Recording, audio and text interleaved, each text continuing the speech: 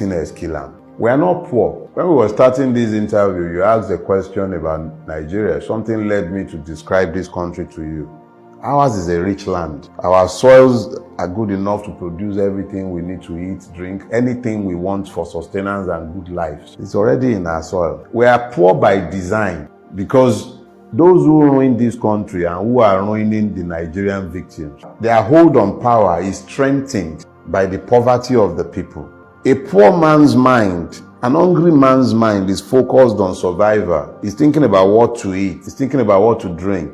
He's thinking about how to pay his house rent if he has a house. He's thinking of where to sleep if he's only walking the streets. He's thinking about his security.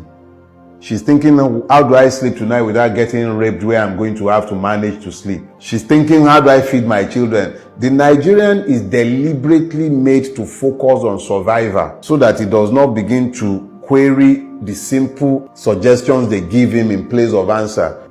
A man who is dependent on the grace of his political master to eat is not likely to query the wisdom of the political master who tells him that his neighbor and best friend is his enemy. So, you find that the Nigerian state deliberately weaponized poverty against its people. Even if you look at the palliative system, it gives you an idea of the weaponization of poverty that is endemic in Nigeria. You're going around, you'll be seeing several videos of palliatives being shared. Nigerians reduced to animals.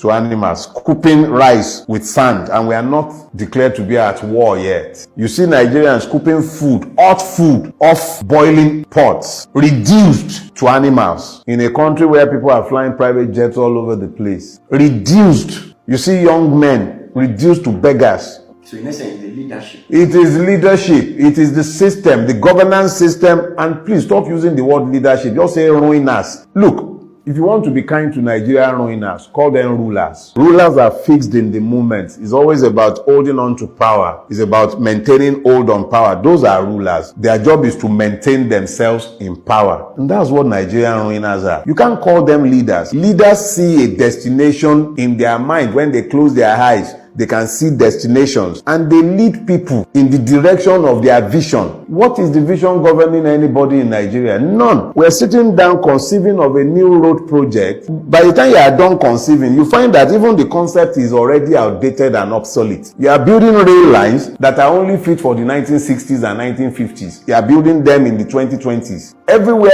else in the world, when they are conceiving rail lines, they are thinking of something futuristic that will take you from point A to point B in record time, and then they crow about it. The complete lack of vision, the lack of ambition that governs Nigeria is there for everybody to see. In fact, it's even a good thing that you mentioned it. In Do Not Die in Their War, there is a chapter there, I Remove the Lion Cub. If you read that chapter, you will find the story I told of Obasanjo Presidential Library, where Obasanjo was gifted a lion cub and he built an enclosure for the lion. So a lion is being kept in an enclosure that cannot or should not even be the space to hold a dog. And that lion cannot even be taken for walks. It looked like an emaciated boar bull the first sight I had of it. That is the kind of vision governing Nigeria. They can't see beyond the minute. And that's the man, give it to him. Obasanjo remains the best of the lot that has governed this country. And yet, the very best of the lot that has governed Nigeria, the extent of his vision when he was given a lion cub was to build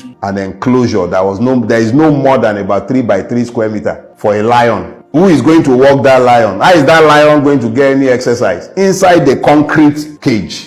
That is the vision governing Nigeria. They cannot see beyond the moment. Pimpish imagination, all of them. What have they built? What do you see in Nigeria that is futuristic outside of their greed? But the realness doesn't stop you from use your words. The realness doesn't stop you from opening business, getting clients, getting customers, or doing what you need to do as an entrepreneur to build it. You see, that is the error right there. Let me take on the toga of the entrepreneur now. Sometimes you don't even have power for days at a time. You're running a business and it is your job to provide energy, power supply to your own business. Are you a power company or a tailor? Are you an hairdresser or a power company? And then you have to go and buy petrol at that outrageous amount to fuel your generator. Am I a power company? Is that not part of what the government should do? I have Megad permanently. Look, The failure of governance, when I tell you that the poverty is systemic and is deliberate, it sounds highfalutin. We're supposed to be a capitalist country, are we? Or are we communist? We're capitalists. What is the meaning of capitalism? It means that capital is present in the place. You have access to credit. Where is the access to credit in Nigeria? There is no Nigerian bank today that can offer you a loan for less than 20-something%. What business are you going to do at 20-something% that you can pay the bank? What business? What are you going to do unless you are trading? Since when did trading become a productive part of our economy? How many people can you employ in a trading business? Manufacturing is the backbone of any economy. You have to have a manufacturing base. Even if it's an agric economy base, you will still have to find a way to work in there. Where is the capital? Where is power? Where are the infrastructures? Where are they? But in the same system, we have those that made it, that created wealth. What kind of wealth are they creating? Gambling, Bet Naija, Screw Naija, Gamble Naija. Successful entrepreneurs. Like which one? Like Dangote, monopolists. Who create monopolists like the one that they were busy? Oh, okay, yes, with his new refinery, have you? Very beautiful refinery, churning out millions of barrels of petrol every day. Buhari went and commissioned it, and we were afflicted by life proceedings for hours on end on the day in question. We are a nation of liars. They have created rent seekers who make money from the putrefied system. They erect toll gates based on monopolies. So they make money, and then you're pointing at them as though that is available to everybody else. Look, young people have been reduced to gamblers, prostitutes, Uber drivers. You know how many graduates are driving Uber in Lagos and everywhere else? Because it's about the only way they can become self-employed without being dependent on the system for their livelihood. The easiest way to become self-employed in Lagos is to be able to buy a Corolla. So you buy a Corolla, you become a Uber driver. And then you have to start dealing with the madness of the Nigerian police and all the multiple checkpoints that the state has created to fleece you even more. If it was so nice, if the opportunities were so available, why would everybody be running away? The best and brightest of this country are running every day. They are not migrating, they are fleeing. That was a Governor Sanwo-Olu, the executive governor of Lagos State. You are across some Okada riders that go through the wrong way. What the Okada rider did is say, good, no. It's not good. They are passing the wrong way. And as a governor, what he did is right. But see a serving military officer that introduced himself to you, a lance corporal, a young soldier that was sent on an errand. And he was unfortunately, he climbed that Okada. And he was begging you, Mr. Governor, he was begging you that I'm sorry, sir. I'm a soldier. I'm sorry. What do you expect that young guy to say? But because you're an arrogant governor, this ain't one way you passed 2 days earlier. You have been passing wrong way. You have been passing one way in Lagos State. So are you above the law now? The last corporal guy that you arrest there, he has been shot in Bronu.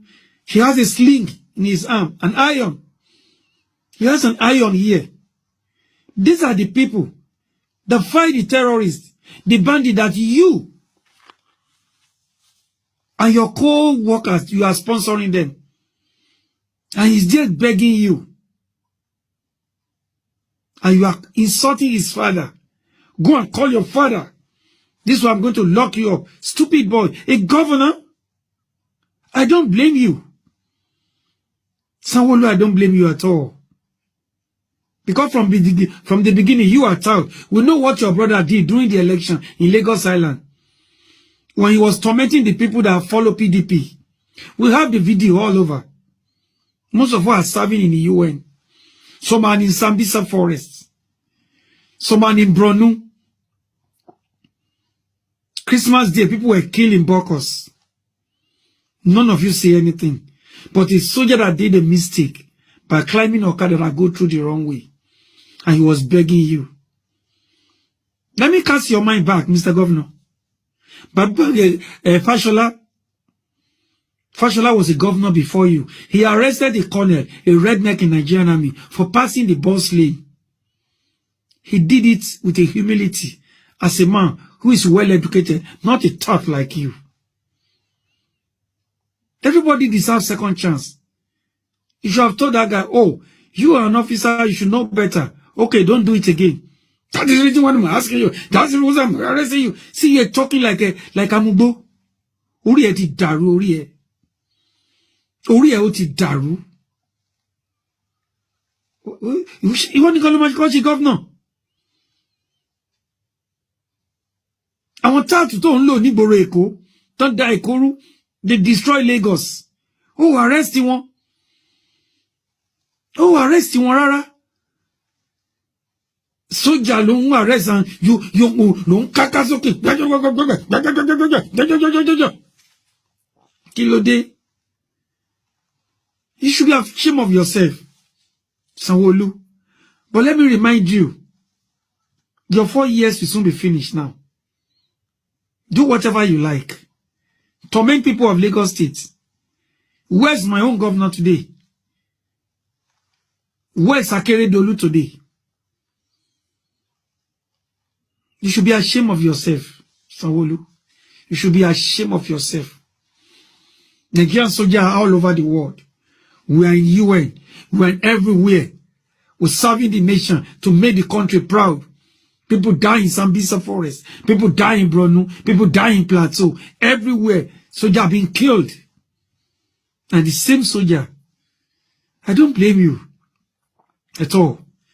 If a dirty, bloody civilian like you, because you are chief executive of a state, you are above the law yourself. How many times have you gone through the wrong way? How many times have you gone through the wrong way in Lagos? So you are above the law, right? A young soldier. Check him. He has been shot here. He has an iron.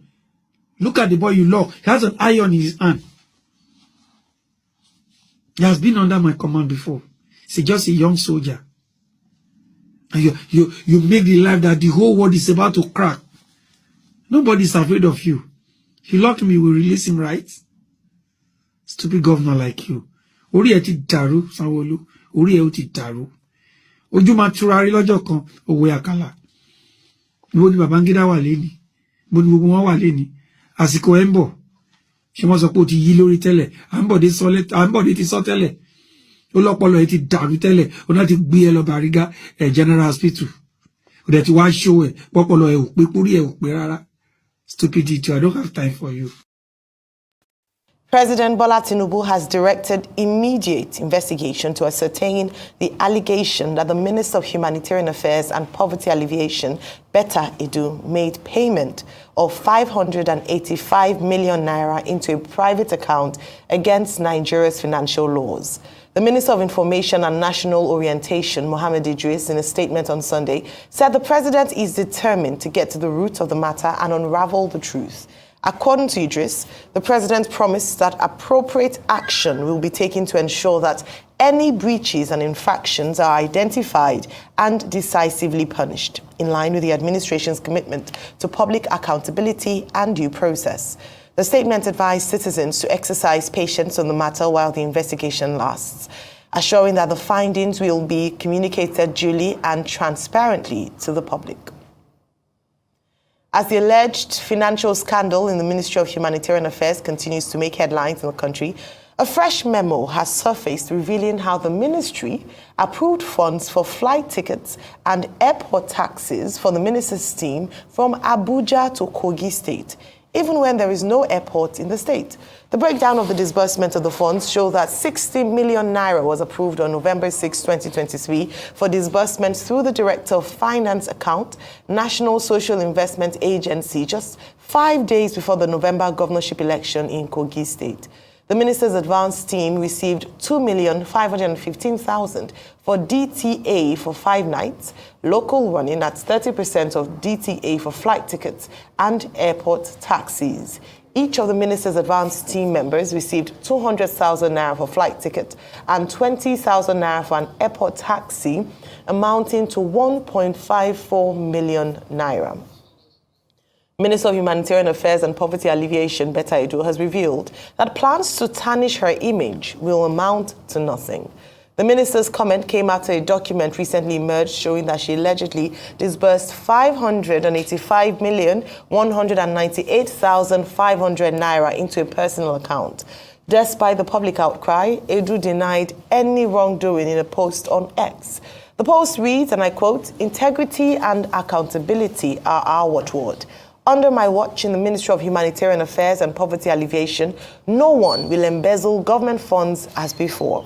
The plans to tarnish the image of this administration, my person, or the ministry will amount to nothing," end of quote, she stated.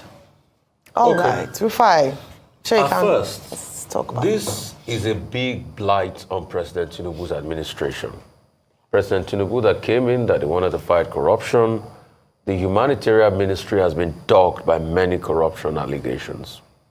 Don't forget the former minister of this ministry is supposed to see the EFCC. She said she was unwell. We're still talking about that last week. Somebody also in the parastatal in the ministry in NCIPA was also suspended. Now we're having the case of Betta Edu.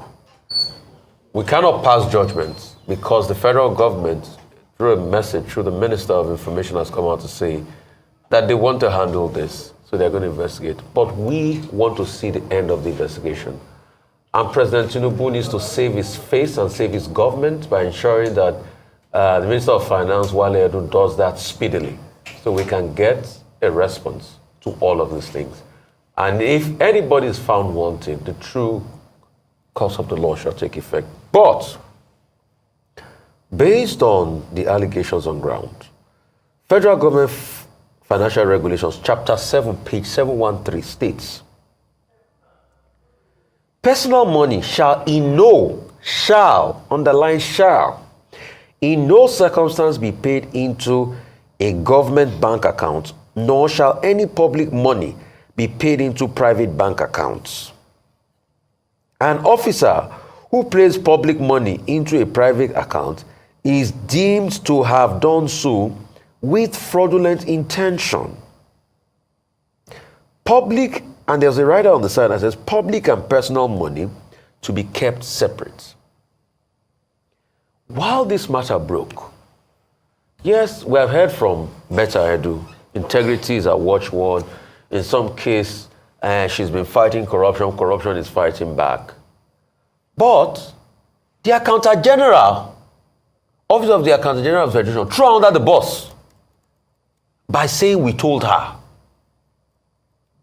that we're not going to honor such payments. So when the Office of the Accountant General threw under the bus, it speaks volumes. And that's why I say this is a blight on President Tinubu's administration. This will dog President Tinubu's administration. It will be a focal point in President Tinubu's administration. If President Tinubu really wants to redeem this administration image, he must have a complete probe. Because this is the only one that the document leaked. How about the other one she signed for? Just like another one that leaked over the weekend about traveling to Kogi with an airplane where there's no airport there. Or maybe there's an airport there, we don't know. Maybe there's an airstrip there, we don't know. So that has also come out. How about the other ones? And more documents are going to come out. What about the ones that are happening that we don't get to see? Probably this one, somebody leaked it because they had interest in it and they wanted to make it public. So there must be an holistic review. We can't be complaining that Nigeria does not have money and we hear money is being filtered away and paid into people's accounts. Anyway, it's just subject to the investigation that the government will do and they will give us a report on it. But my problem with government, but I will give President Tinubu's administration a benefit of doubt, is that hitherto we have reviews and investigation. They write white paper and they throw it under the carpet. Just like I'm asking government, the white paper on the NDDC that ought to have been issued, where is it? Are the recommendations followed? I've been asking that question for 2 days now, nobody's answering me. So we'd like to see the end of this. Also, I'd like to enjoin all of us Let us wait till the investigation before we say a lot. Betta has said our enemies are against her. Yes, but I have pointed according to the law that you cannot pay public money into private accounts. It is not done. So we even like in this audit to know all of these transactions. Okay, so somebody is telling me here that please, Kogi has an airport at Adago near Ajaokuta. Also, Obajana Cement has for Dangote. Maybe they landed there. Okay. It's a caveat. We need to get more rounded facts. So maybe that was where they landed. But all that documents needs to be thoroughly probed. And we need to see the end of this matter. And justice has to be done. If after all the investigation, Betta is exonerated, Betta is exonerated. If after the investigation she's not. But I don't believe in us slandering people in the court of public opinion. Since the government has said they're going to investigate, yes. But the optics tarnishes the image of this government. Church, praise the Lord. Praise the Lord. My name is Dr. Betta Edu, and I came to thank God. Last year at Shiloh 2022, I prayed and told God that by the next time I come for the next year's Shiloh. Your name and your testimony. Church, praise the Lord. Praise the Lord. My name is Dr. Betta Edu, and I came to thank God. Last year at Shiloh 2022, I prayed and told God that by the next time I come for the next year's Shiloh, I want to be a minister of the Federal Republic of Nigeria. On the last day of Shiloh, just as I was working out, I saw Papa, Bishop David Oyedepo, and I went to greet him and meet him as usual. And I whispered to him, I said, Papa, I need you to pray for me. I have just one prayer request now. And he said, what is it? I said, I want to come back to Shiloh 2023 as a minister of the Federal Republic of Nigeria. He put his hand on my head and he said, it is done. I stood up and I left. I came today to return all glory to God, that in spite of all odds, today I'm a minister of the Federal Republic of Nigeria, one of the youngest in the Fourth Republic. People my age are not at the Federal Executive Council of Nigeria in this Fourth Republic, but today I can boldly stand here to say God did it. I came to return all glory to God. Miss Dr. Abati, I wish she was here today. Yeah. Well, let's begin what's trending. With reactions trailing the leaked memo from the Ministry of Humanitarian Affairs instructing the Accountant General of the Federation to transfer the sum of 585 million naira from the National Social Investment Program bank account to the bank account of a private individual. The memo, which was signed by the Minister of Humanitarian Affairs, Betta Edu, was titled Mandate for Payment of Grant for Vulnerable Groups in Akwa Ibom, Cross River, Lagos, and Ogun states, respectively. In a statement on Friday, January 5th, the minister's aide claimed that the transfer followed due process and that the private account belonged to Bridget Mojisola, the project accountant for the Grants for Vulnerable Groups scheme, adding that it is legal in the civil service for a project accountant to receive payments, use funds legally, and retire all receipts as evidence of the project. Well, the Accountant General of the Federation, Oluwatoyin Madeyin, however, denied approving the minister's request, stating that no bulk money is supposed to be made to an individual's account in the name of project accountant, eliciting varied reactions on social media. Let's take this tweet from Omotaya, who posted a video of the minister when she assured Nigerians of transparency within her ministry. This is a tweet. Well, he wrote, Betta Edu assured Nigerians that the money will be transferred directly from CBN to beneficiaries. However, she took a U-turn, transferring more than ₦500 million to a single private account. Oniyelu Bridget Mojisola. Let's take a look at that video before we take more reactions. What we can assure Nigerians is the fact that this is a very transparent system that is traceable from the CBN account directly to the account of the beneficiaries. For Nigerians who do not have accounts and do not have the NIN, we are actually working to open accounts and money wallets for all of these persons so that they can have their money sent directly to them. We would equally be pasting out the list of beneficiaries at the different communities, which would carry the vulnerable pensioners, the vulnerable veterans, and the wives of fallen heroes, as well as other areas of concern where they were not fully captured. All right, this is what we're asking for, transparency, and she did promise. This was back in October.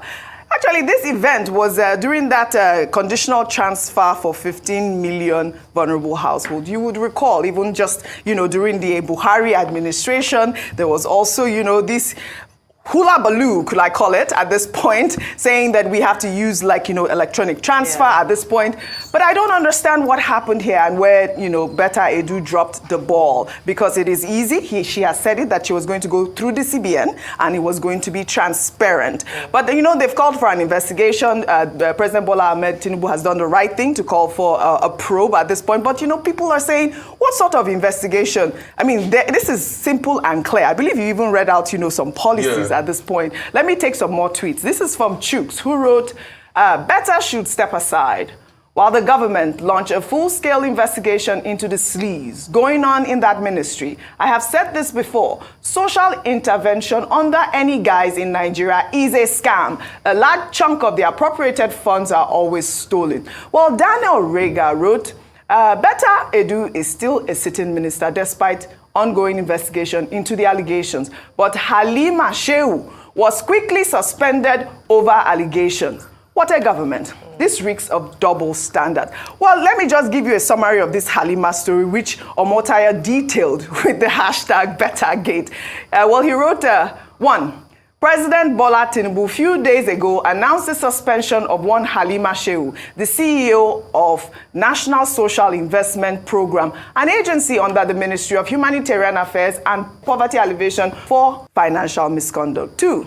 EFCC operatives subsequently arrested Halima Shehu. During interrogation, it was discovered that she moved a whopping 40 billion naira belonging to NSIPA to personal and corporate bank accounts linked to her. 3.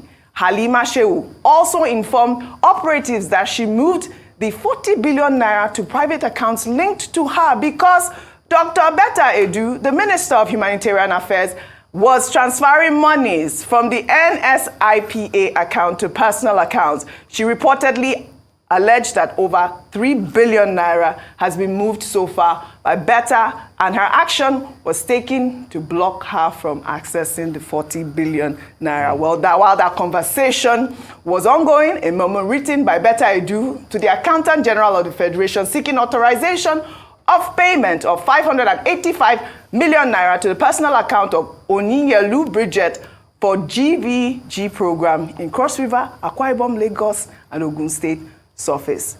By the way, Rufai, we've got some, information that this Bridget is still untraceable. We're still waiting to find out who this Bridget is at this point. They are going to trace anybody traceable. The Bridget can remain untraceable. Yes. This is a real national matter. And please, I would like to, call for a forensic audit across all the ministries and people that might be involved in the matter. We'd like to call for a forensic audit, 1. Number 2, we'd like to see a quickened investigation. Before you talk, because so that we can put everything together. Let me take another conversation that has been circulating. In the meantime, the minister is said to have approved funds for flight tickets and airport taxis for the ministry staff to Kogi, a state with no commercial airport. The approval was contained in another leaked internal memo dated November 6, 2023. The memo was titled The Disbursement under the 2023 Grant for Vulnerable Groups Program in Kogi State 2023, signed by Betta Edu. In the memo, the sum of over 72 million naira was appropriated for the minister's advance team to travel by air for an event in Kogi. Each of the minister's advance team members, including aides, received the sum of 200,000 naira for flight tickets, 20,000 naira for airport taxi and local running expenses. The sum of 300,000 naira was earmarked for the minister's air ticket. I mean, Rufai, I know that you earlier said that there is no, airport in Kogi State. There are two airports. They're not commercial airports. You cannot land in Kogi State with a commercial flight. So we need more details as to what airline took them to that particular event. 72 million naira is a lot of money. So that's why we say a forensic audit should suffice. A very holistic forensic audit. I think the audit should go back to any, disbursement made since Betta got into the office. Any memo signed, all of them should be scanned through. And it should be double scrutinized as we speak. And also, the auxiliary companies that disbursements were made to should also be vetted. Because I'm seeing many stories, although not verified, of some key companies that monies and disbursements were made to.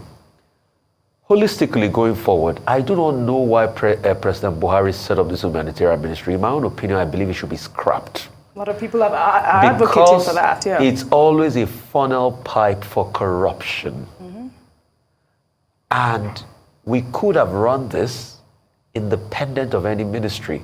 Once you set a bureaucratic framework in place, then you open the doors to huge corruption. So going forward, I think an impact assessment should be done on the humanitarian ministry. Absolutely. And probably scrapped. Nigeria does not need things like this at this point in time. Yes. Anyway, it's not today we'll be doing humanitarian interventions, and we didn't need a ministry for it.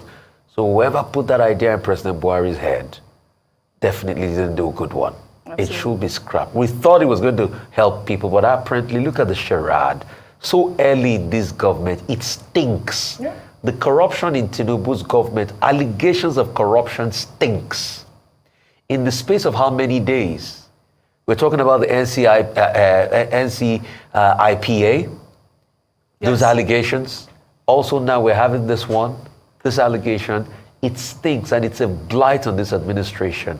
And they should wash themselves off of this excreta of corruption allegation.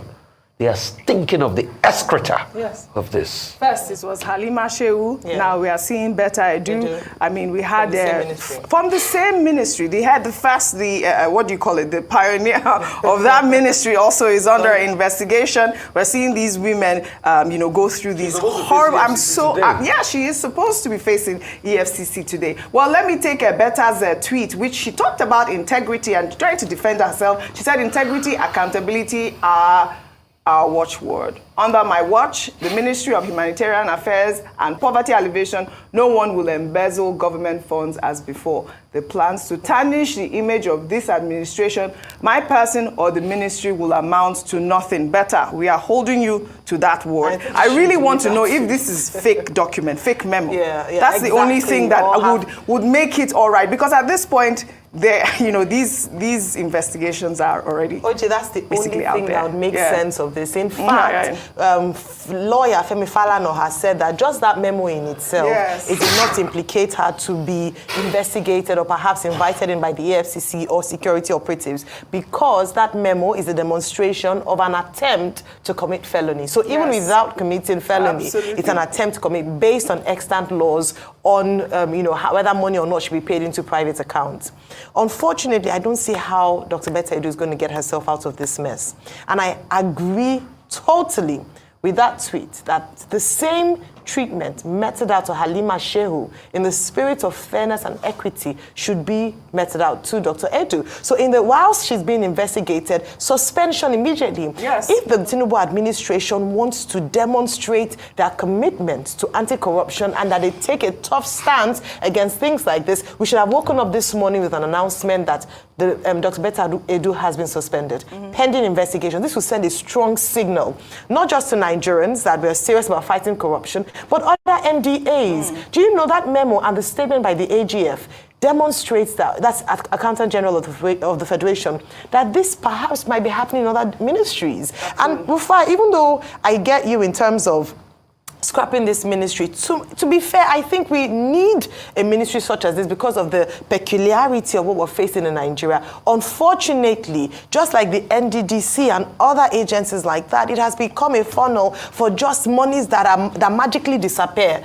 or come under spurious claims and projects where we cannot trace monies. You're saying that it is okay, and thank you for bringing that video out where she assured Nigerians that under her own tenure, in the spirit of transparency, the monies will go directly to the beneficiaries. Yes. What happened to that plan? What is that excuse for not transferring the monies directly? Then one final thing, a question for the Accountant General of the Federation.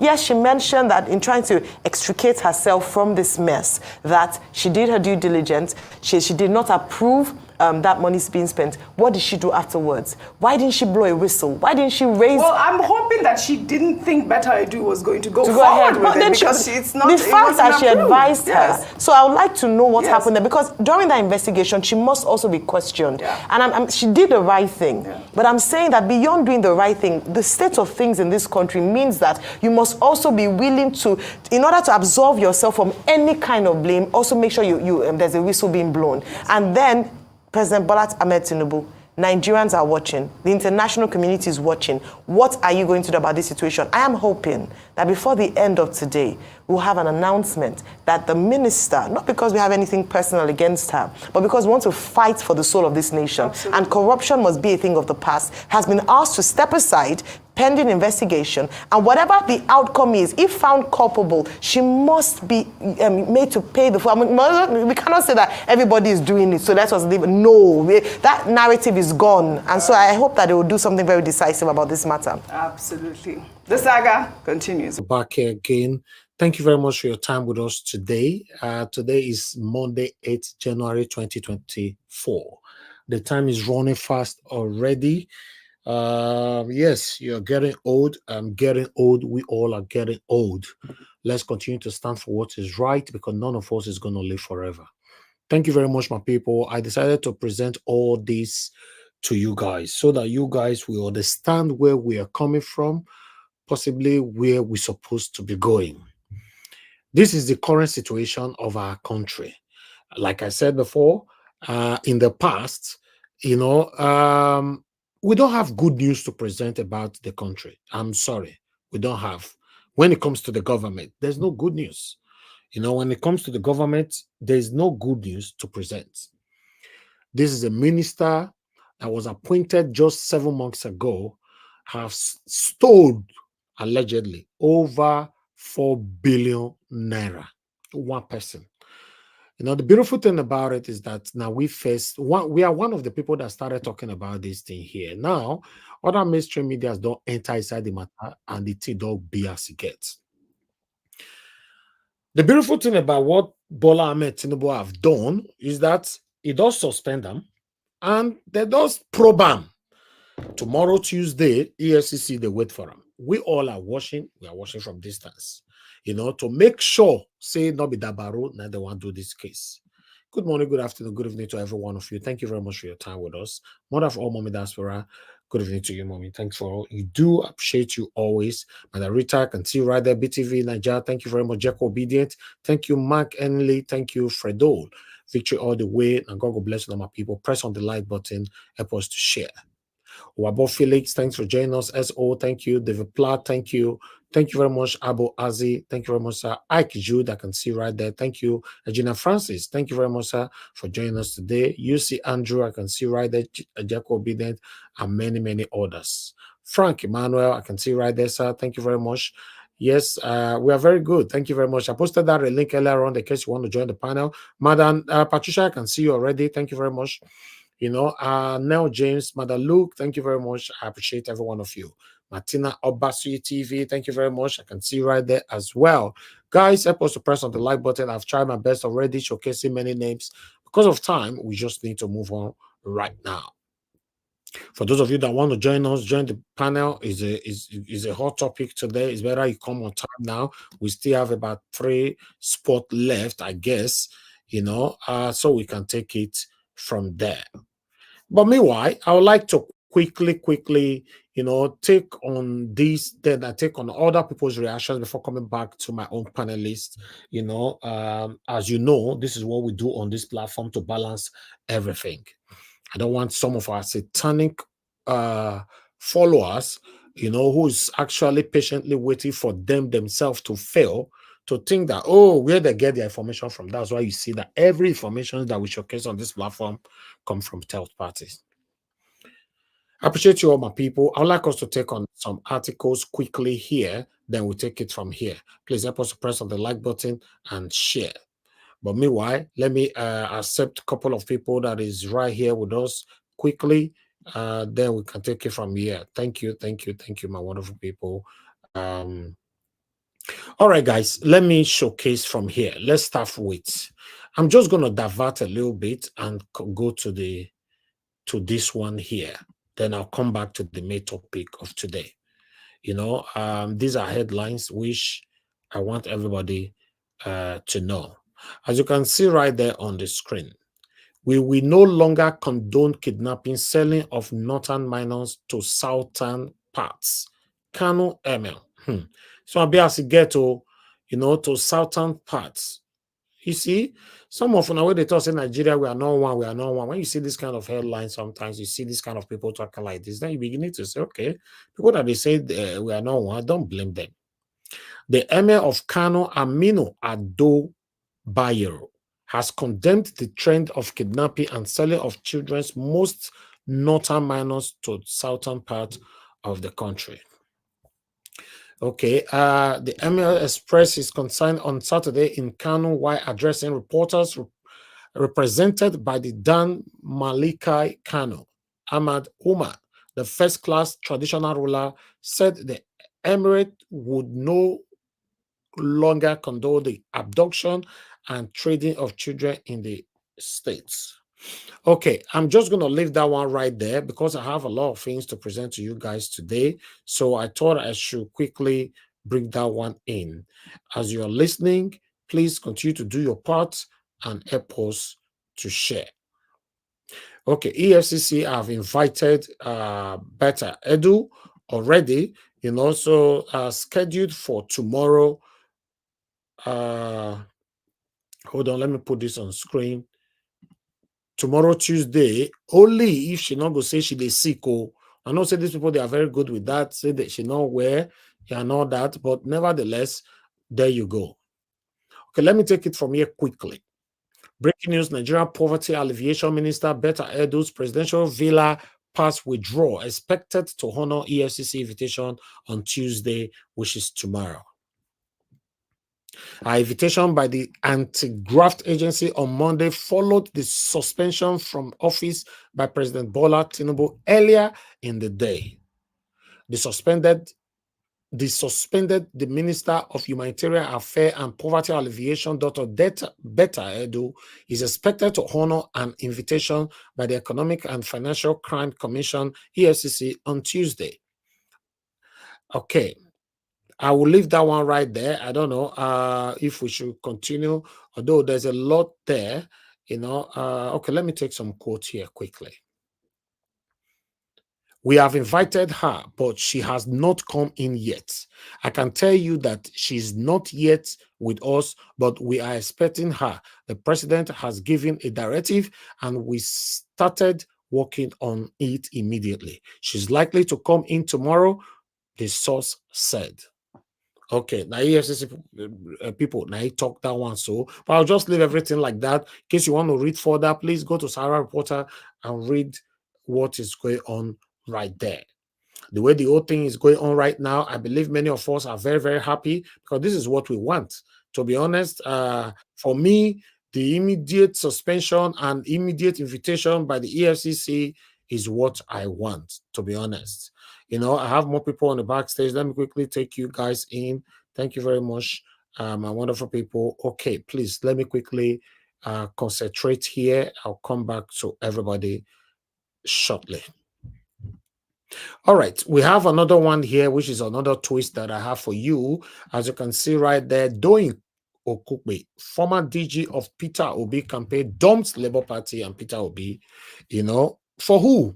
Let's see. Or maybe he just dump, he just want to stay home and spend time with his children or grandchildren. We don't know. He was jailed for 2 years, but the judge placed an option of a fine of 13 million naira, which he took and avoided time in prison. A former director general of Peter Obi Dati presidential campaign organization, Doyin Okupe, has dumped the Labour Party. Okupe shared his resignation letter with newsmen in Abuja on Monday today, adding that ideological differences in the post-2023 elections were the basis for his departure from the party. The former DG was in December 2023 convicted by the Federal High Court in Abuja after being prosecuted by the Economic and Financial Crime Commission for money laundering to the tune of 700 million naira. He was accused of illegal received money from former National Security Advisor Sambo Dasuki from the fund meant for arms procurement. So I'm just going to leave that right there. Is history is what they were reading there. So I'll leave that one for now. Then we move on to another one. Like I said, we have a couple of presentation here. I just need to take them quickly. Please bear with me. Bear with me, my people. I appreciate you all for your time. Please press on that like. It's very, very important. Let all our voices go far. All right. I would like to quickly okay, we're already aware of this suspension and everything. Okay, let's take on Bayo Ananuga. Let me bring this one on screen. Over this Betta Edu. Betta Edu, now you're the trend everywhere. So I'm not sure if some of you can read this from there, but don't worry, I will read from here. It's a bit tiny, but let me just read it from here quickly. You can see Bayo Ananuga, and I talk this one. Breaking. No sacred cow as President Bola Ahmed Tinubu suspend Humanitarian Affairs Minister Betta Edu and ask EFCC to handle investigation, read official statements. In line with his avoid commitment to uphold the highest standard of integrity, transparency, and accountability in the management of the Commonwealth of Nigerians, President Bola Tinubu suspended the Minister of Humanitarian Affairs and Poverty Alleviation, Dr. Betta Edu, from office with immediate effect. The president further directed the executive chairman of the Economic and Financial Crimes Commission, EFCC, to conduct a thorough investigation into all aspects of the financial transactions involved in the Federal Ministry of Humanitarian Affairs and Poverty Alleviation, as well as one or more agencies thereunder. The suspended minister is hereby directed to hand over to the permanent secretary of the Federal Ministry of Humanitarian Affairs and Poverty Alleviation, and she is further directed by the president to fully cooperate with the investigating authorities as they conduct their investigation. Furthermore, the president has tasked a panel that is headed by the coordinating minister of the Economic and Minister of Finance to, among other functions, conduct a comprehensive diagnostic on the financial architecture and framework of the social investment programs with a view to conclusively reforming the relevant institutions and programs in a determined bid to eliminate all institutional fractures for the exclusive benefit of disadvantaged household and win back lost public confidence in the initiative. These directives of the president takes immediate effect January 8, 2024. Now, first be that. And the face down like how they look so. Okay, meanwhile, I'd like us to move on now to other people's reaction quickly. Then we start talking here. Thank you very much, my people, for your time with us. Thanks for your patience with us. Please do your part. I'm doing my part. Press on that like button and let's take it from here. Okay, in terms of reactions from people, but let me come to this one quickly. As you can see, breaking, former Minister of Humanitarian Affairs, Sadiru Umar Farouk, has arrived at the EFCC to meet with interrogators over an ongoing probe into the 37.170855 million, let me just say billion, almost 40 billion, allegedly laundered during a tenure in office through a contractor, James Okupe. One thing that you guys must understand, my people, this same woman wanna say the EFCC sit hand so. Now this woman come up for seat. Now I better I do sit down for there, in case you are not aware. Now he get up, come out, say I don't finish. Bless Asoba Seki one come out so that's what they be. So now he come out, better I do take over. So this one thief. He be like on fool. So he can come out. As Obasaki talk that they say, I have all the money in the world, I've made it, I've done this. When the interview, BBC the interview on that day.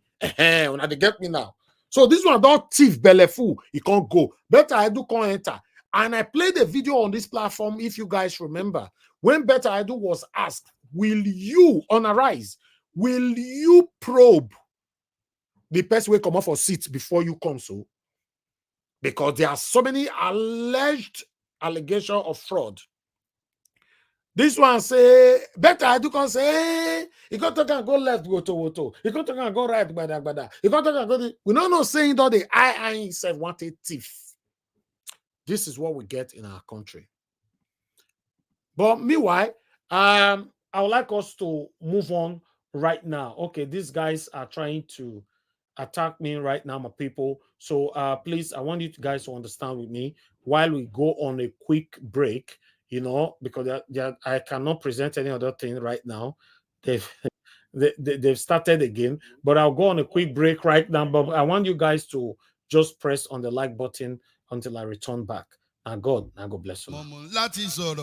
I know they do competition with anybody. If I offend you, forgive me. Show me love, go to biza. Kama bara walo ninu ife kan akanbi. I know they do competition with anybody. If I offend you, forgive me. Show me love, I go show you love. Kama bara walo ninu they do competition with anybody. If I offend you, forgive me. Show me love, I go show you love. Kama bara walo ninu ife kan.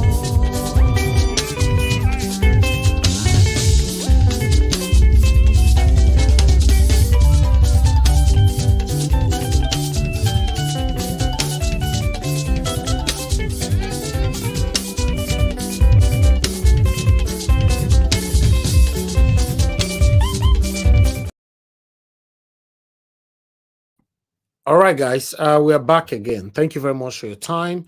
Thank you very much. I appreciate you all. This is what we pass through every day here. But meanwhile, we are good to go. Let's take this one here on screen. Better I do that. This one I had to talk for Arise earlier on, but I just thought I should bring it back here again. In response, this one was 3 days ago where the just new start to the trend where we don't talk about them. You can't saying go feel right this kind of team ain't deceive the people. Can't talk and say integrity and accountability are our watchword. Under my watch in the Ministry of Humanitarian Affairs and Poverty Alleviation, no one will embezzle government funds as before. The plans to tarnish the image of this administration, my person, or the ministry will amount to nothing. You can't say a joke, say maybe that they play for that. You don't know, say a serious matter. But meanwhile, people have already started responding. Let me take this one. We have my dean, my swag.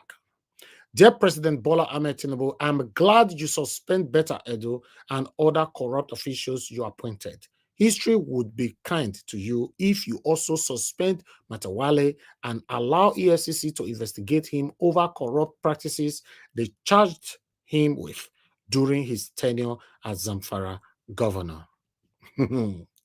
Everybody, they talk their own. But meanwhile, we have Agnes James. What do you expect when you have a slave queen as minister? When I see this comment, the person who I first think about was Madam Nena. Because Madam Nena don't call this woman slave queen. When I see this comment, I was like, okay, I quick go look in there. I got to say, you know, Madam Nena, and I comment for Twitter. But meanwhile, let's move on. I have another person here, Amy. From Chilo to suspension, God cannot be mocked. Hadi Siriki is still working freely, and also Bola Tinubu, the career criminal and corrupt Nigeria ever in history. Until Tinubu suspend himself, just like he suspend Betta Edu, he wouldn't be taken seriously. How Tinubu want to suspend himself now? Kai, wow.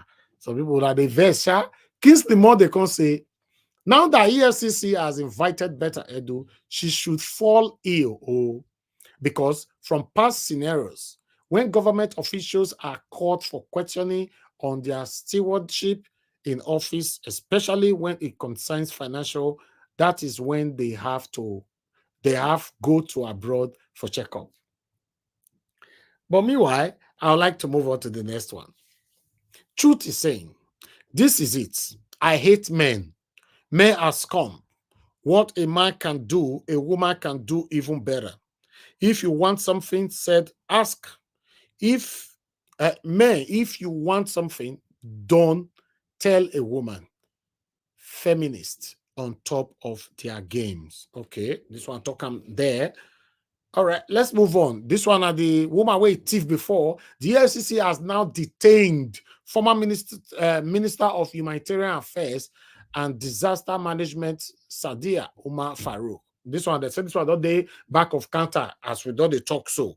That's what they talk. I'm not saying if I talk before, say he never know when one come to the office, they say deal with them right now. But meanwhile, I like us to move on. I have nothing. The same should go for the others now. Other ministers should also be assessed and evaluated for what they have done so far before they go far, because they are all not to be trusted.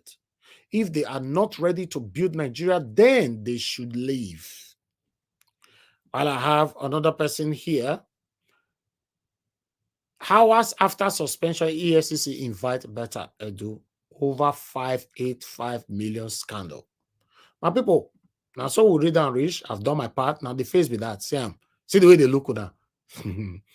Now wow, the wahala for our country not too much. So anyway, I've done my part. Good morning, good afternoon, good evening to every one of you, my people. I appreciate every one of you right there. We have other articles right here for you, but as we goes on, I'll be presenting the rest for you later on, my people. But meanwhile, I'd like us to start talking right now. Guys, please press on that like button. Help us to share. Currently, how many likes do we have? Let me just quickly check on that. It's very, very important for us to be sure how many people have hit on the like button. We have 135 and we have about 500 people watching us. So 135 is not good enough. What's happening with the rest people? And I've been talking about this like since. Are you telling me that there are many people out of that, after that 135, all of them are satanic? No, it's not possible. Please press on that like button, remove it out of that 135. At least we should be staggering of 300 likes if we have about 500 people watching us. You know, Nigeria watch alone, we have 400 or something people right there. Please do this for us and let's take it from here. Now, God bless our people. Press on the dollar sign as well. Support what we are doing. Encourage our work. But meanwhile, I would like to start taking calls first. Then before I come back to the panel, a lot of people are calling in already right now. Thank you very much, Madam Origin. Good evening to you, man. Please, I would like you to talk to us. Thank you. Good. I greet everyone. Mr. Niger Watch, God bless you. God bless you. God bless you. It has become, my brain can't take it off. It's there. First thing, God bless you. God bless you. God bless you. I appreciate you. Thank you for your resilience. Thank you for your tenacity. Thank you for keeping these candle lights on. It is working. It is this is very insignificant, but if we were not pushing, I keep saying when we push the pin, it's forward. We refuse to keep silent. We refuse to let these people continue to get away with what they are doing. Madam Origin, thank you all Nigerians. Madam Origin, I'm sorry to stop you because I don't want to forget this. You see, what Madam Origin is saying now, I received a call today, this morning. Somebody was telling me that Naija Wash, all those people where they call our platform, they say, we they talk. Say, remember that our platform is one of the first platform that started circulating this Betta Edu issue. Now the government have taken it very seriously. Say, but when you don't talk, the government don't do anything. The same thing with the protests, where they asking people to go peacefully occupy the street. They don't do them, and the government will not take you serious. So with coming here to talk every day, don't look down on it. Thank you very much, madam. Go ahead. Thank you. Yes, so that's small. That's small. You see, they were Nigerians. Let me not move away from the trail of my thoughts. I greet everyone, our panelists. You will never lose your reward. Thank you for this voice. Thank you for using your intellectuals, everything you have, to put on this microphone and helping humanity, helping Nigerians, helping the voiceless, helping the widows that have no one they can cry on to, helping those whose lives are wasted by these people that we can call them anything, including megalomaniacs, psychopaths, kleptomaniacs. The only thing they know is, stealing. Look at the whole massive, this is just a tip. I want to go straight to Betta Edu and her testimony. You see, dear pastors and ministers, you are going to be dragged. You will be dragged because we are in a society where the elders, I put all of you in one bucket, you remember, where you are morally paralyzed. You see evil, you sweep it under the rug. You're waving whatever hand, standing on whatever altar, and everything. You will be dragged because you left the business of soul and you're doing the business of building houses instead of building souls. Instead of holding people into account, people bring money to you. You don't ask questions. You will be dragged. They will blackmail you because they know how to do that. Let me just move to the Halima Shehu, Desiani, Betta Edu, Sadia Farouk, Emefiele, which other one? All of them, they are on Abdul Rashid Bawa. All the other SPVs, I want to add INEC to them. All of these psychophants that have been, I don't know how to spell that psycho, but I put it psychophant. Fans, crazy fans, when you guys go and you're promoting, they promote you to SPV level, they will use you to clean their mouths. Or it does not matter which position they give you. All of these ones that Wike paid for you, all this thing. See how he just say at the snap of a finger, your people jumped into hot fire. Inside the sung becomes sungu fish, inside the frying pan.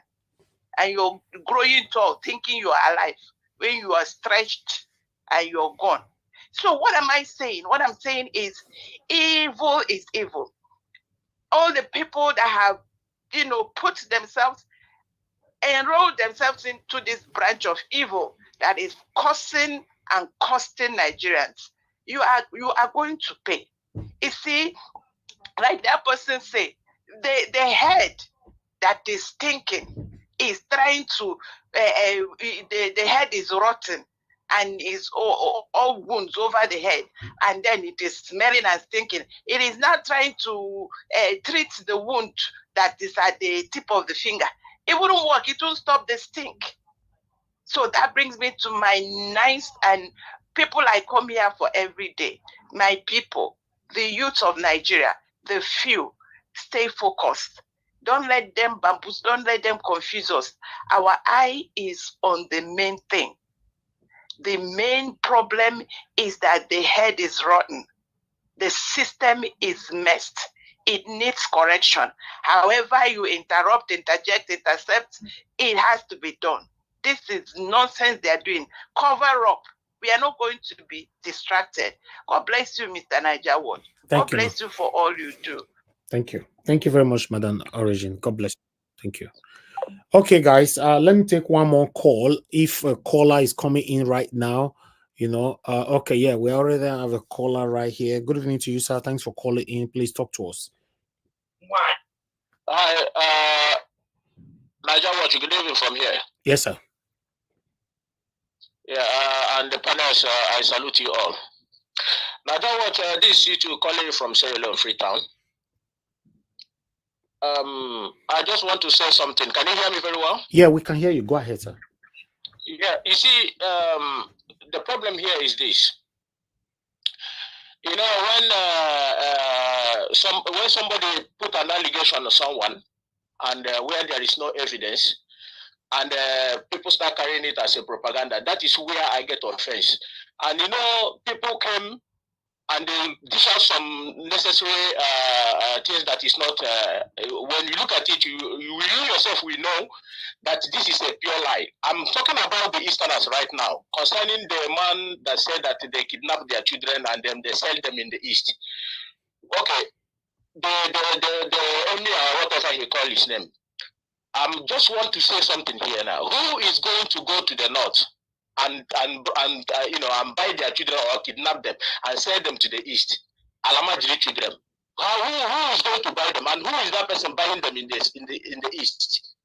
Because it's our duty to tell those people. I think this is exactly what they are doing. They are trying to, maybe they have been caught and they're trying to frame it to the east.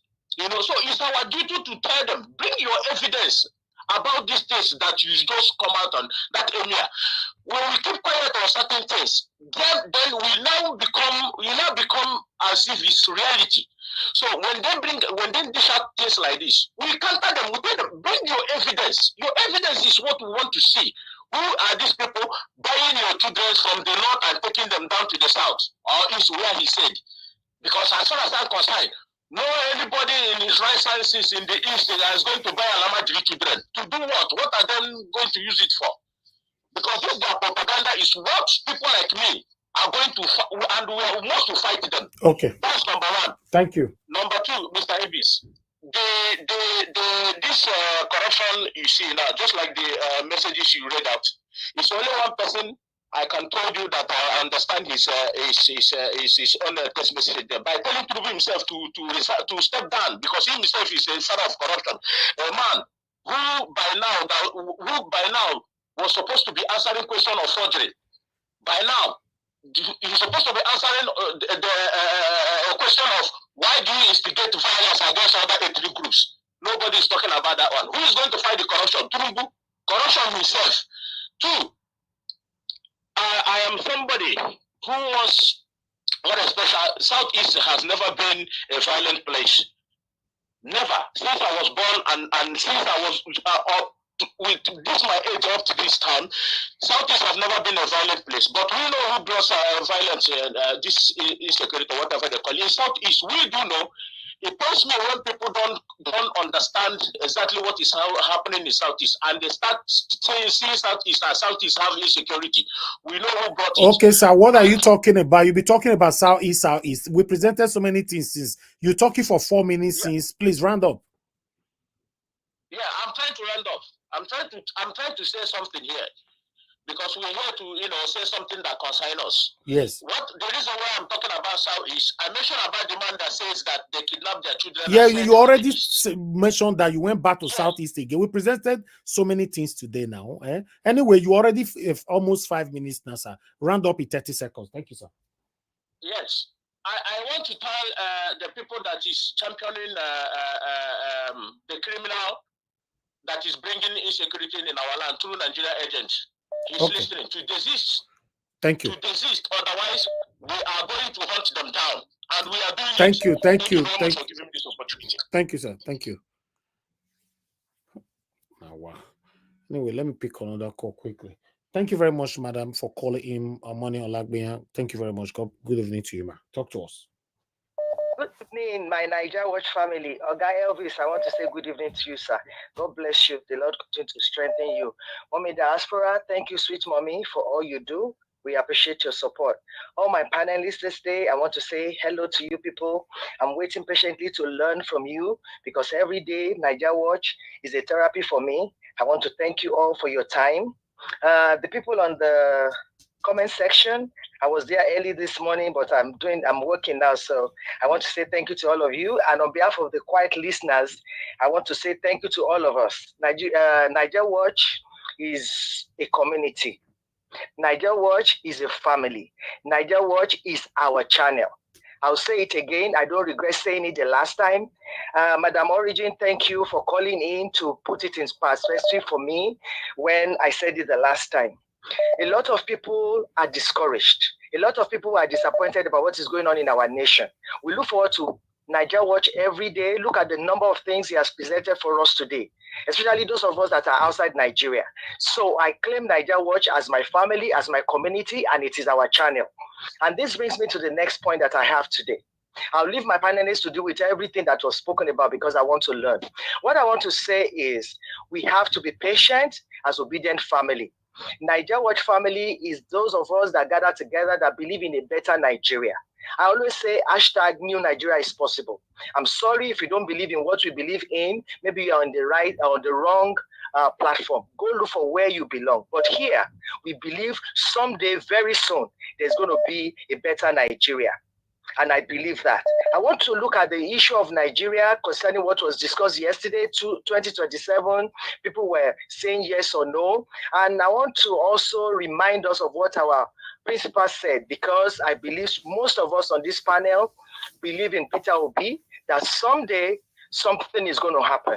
I've said before that something is going on. People are planning that I know a bit of, but we cannot say it online. Something is going on. But I don't want us to be caught unawares. We have to prepare. We're intelligent people, so we need to go back to the grassroots, talk to our people. I've said it before, I'll say it again. Nigeria is bad, yes. For 63 years, going to 64, we need to start working on it. Nigeria is like an old building that you want to move into. There's some things that you have to renovate. There's some things that you have to throw out. There's some reconstruction that needs to go on. And that is exactly what we see that is going on in Nigeria now. I mean, I'd sit down, I can't wait, I chop my popcorn, they just watch this movie. This thriller that we are seeing in Nigeria, a lot will come. Every day, I thank God that they stole the mandate from us. Because if they did not steal it, the kind of rust that we see now, nobody knew was this bad. We know it was bad, but nobody knew was this bad. But every day, it's another news in Nigeria, and they shall continue to be exposed. So my people, let us calm down. What I want us to do now, so that we don't get caught unawares, when the time comes, that we are nowhere to be found. Okupe has left us now. Every chameleon will be exposed in this year. We're going to see it. Let us start to have a structure. Boala told us we don't have a structure. Everything he said, the summary is that Labour does not have a structure. Structure or no structure, we won the election. But I want the good people to go and register in Labour Party. There will be a time that the shaft will be taken away. What are we going to be left with? For instance, if they say they should vote a Papa fraction out of Labour Party, where are the good people that are going to stand behind Peter Obi if we don't register in that party? He cannot register another party by himself. It's so capital intensive. That is why I support what Madam Luke said. Not everything that she said, but I support that one. It's capital intensive that we cannot start our party. Labour Party is what we are now. So we need the number. Let everybody go there. So when we want to vote and say, okay, this fraction, what is going? They don't have people behind them. We are more than them, and we can succeed. And this nation will succeed. So please, I want to encourage us. Let us have this structure. Our structure is not the regular structure. It's not the structure of criminality that they talk about in Nigeria. Our structure is one of the courageous, intelligent people, just like we are in our Nigerian Watch family. My people, that is what I have for us today. I want to say thank you. I appreciate you. It's a therapy for us. Oga Elvis, God bless you. My panelists, I want to appreciate you too. the way you have not interrupted Oga Elvis when he starts his monologue every day, we enjoy it because no interruption. I also want to encourage us to my panelists, when we are talking, we know we want to contribute. Let them finish what they are saying because we are listening. So when there's too much interruption, our program is not smooth, but we want to enjoy you. Please try to limit our interruptions. When it's your time, like Oga Elvis will always tell us, you can now refer to what whoever has said so that we can have a program that is so smooth and entertaining and educative for us. Thank you so very much. I appreciate you. Bless you all. God bless you, very much. Oga Elvis, thank you. Well done. Thank you, man. Thank you. God bless you. All right. Let me quickly let's get Gingerbread Man in. My brother, good evening to you. Thanks for calling in. Please talk to us. Mr. Elvis, good morning, sir. How are you doing? Yeah, good. Thank you very much. Great job. You know, you're always doing a very outstanding work. I hope I get at least 4 to 5 minutes. I might not use them all. But I want to first by saying that that submission from the Emir about the kidnap of northern children and taking them to the south for the purpose of trafficking is we need evidence. Okay, we need proof because this is a propaganda and maybe something big is about to unfold. Honestly, Mr. Elvis, this is not the first time I'm hearing this. I've heard it somewhere else. I think it's on the Nigeria Watch platform. Somebody posted something like that, and I'm hearing it again. So we need evidence because there is something big, you know, that is cooking. With regards to the yesterday submission, I tried calling yesterday. I appreciate you calling me back, Nigeria Watch, but I couldn't. I missed your call. Let me put it that way. But I want to say something with regards to, very importantly, about yesterday's broadcast, talking about Mr. P2B joining Atiku. You see, let us look at it this way. If under a free, fair, and credible election, anytime, any day, Mr. P2B, whether he runs as an individual or under a political party, is going to win. We know that because he won the 2023 presidential election. Now, we obedience, they stole the mandate from us. What did we do? We did jack nothing. Okay? Nothing in the sense that we did not take action, but at least we continued speaking, and we are still speaking. You know, with the current Nigerian environment right now, with the way this current administration has stolen it, you know, they stole it when they were not in power, the person of President Tinubu. How much more when he's now seated as the president? Do you think in 2027, taking that power away from him without a drastic reform of the electoral system, without a drastic change in the electoral umpire, you know, it is unlikely for our president to be declared, except we force a change under that platform. It goes to say that the only way you can take power from APC as it is right now, with the current structure of APC that is clearly a criminal, we must have to do something that is beyond what we have done. And our principal, do we see him as such a man that will go that extra mile in order to take this thing by force? I don't think so. But I know that the obedience, if determined, can do that. But we must do it in collaboration with other political elements in that country who has the propensity to go head on head. And you know what I mean. So, do I subscribe to our principal being the vice of anybody? I say capital no. But do I subscribe our principal merging with those people who have the capacity to go head on head with these criminals in terms of the extra mile? I say yes. So on that premise, I say, if we want to take power away from APC, the same way APC was formed by two political parties to take away power from PDP and became a monster, we have to now come together. Deeper discussions need to be made. We come together with our principal, because we know that his head is a good head. When he sits on that leadership, things will begin to align. Okay. To take this power away from these criminals. We are losing your voice, sir. Your voice is far away. No, no. Can you hear me better now? Yeah, you are better. Please round up 30 seconds. Okay, great. So, with that being said, I say I support the idea of our principal collaborating with whosoever, as long as he steers the ship. Finally, Betta Edu, she's a criminal. We are looking at it. Let us share it of food. And thank you, Nigeria Watch, for being the first person to bring this to limelight. And we'll continue to sit and look and speak to see whether the right things will be done. Thank you. I remain on the Thank you. backstage. God bless you, Ginger Breadman. Okay, callers, I'm done right now. Let me also focus on the people on the panel.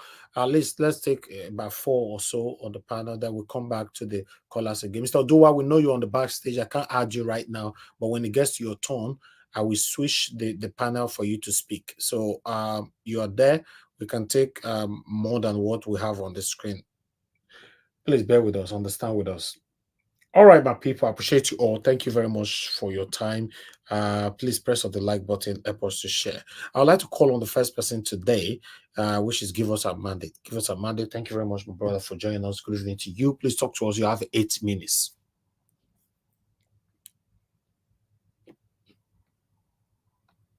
We can't hear you. Can you hear me now? Yeah, go ahead. Thank you very much. 8 minutes. Okay, thank you. Greetings to you and then the panelists and everyone. Greetings to everyone. Good to be here again today. Doing this comment section. Greetings to everyone. Nigerians all over the world. Greetings to everyone. Well, this is like our own little contributions to the development of the country, regardless of where you are as a Nigerian.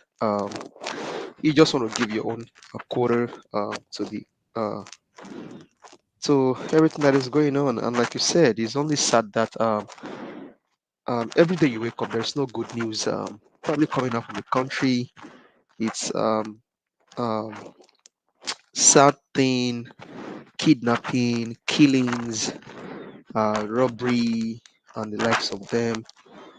But all of these things are actually the effect of a bad governance, the effect of a corrupt society.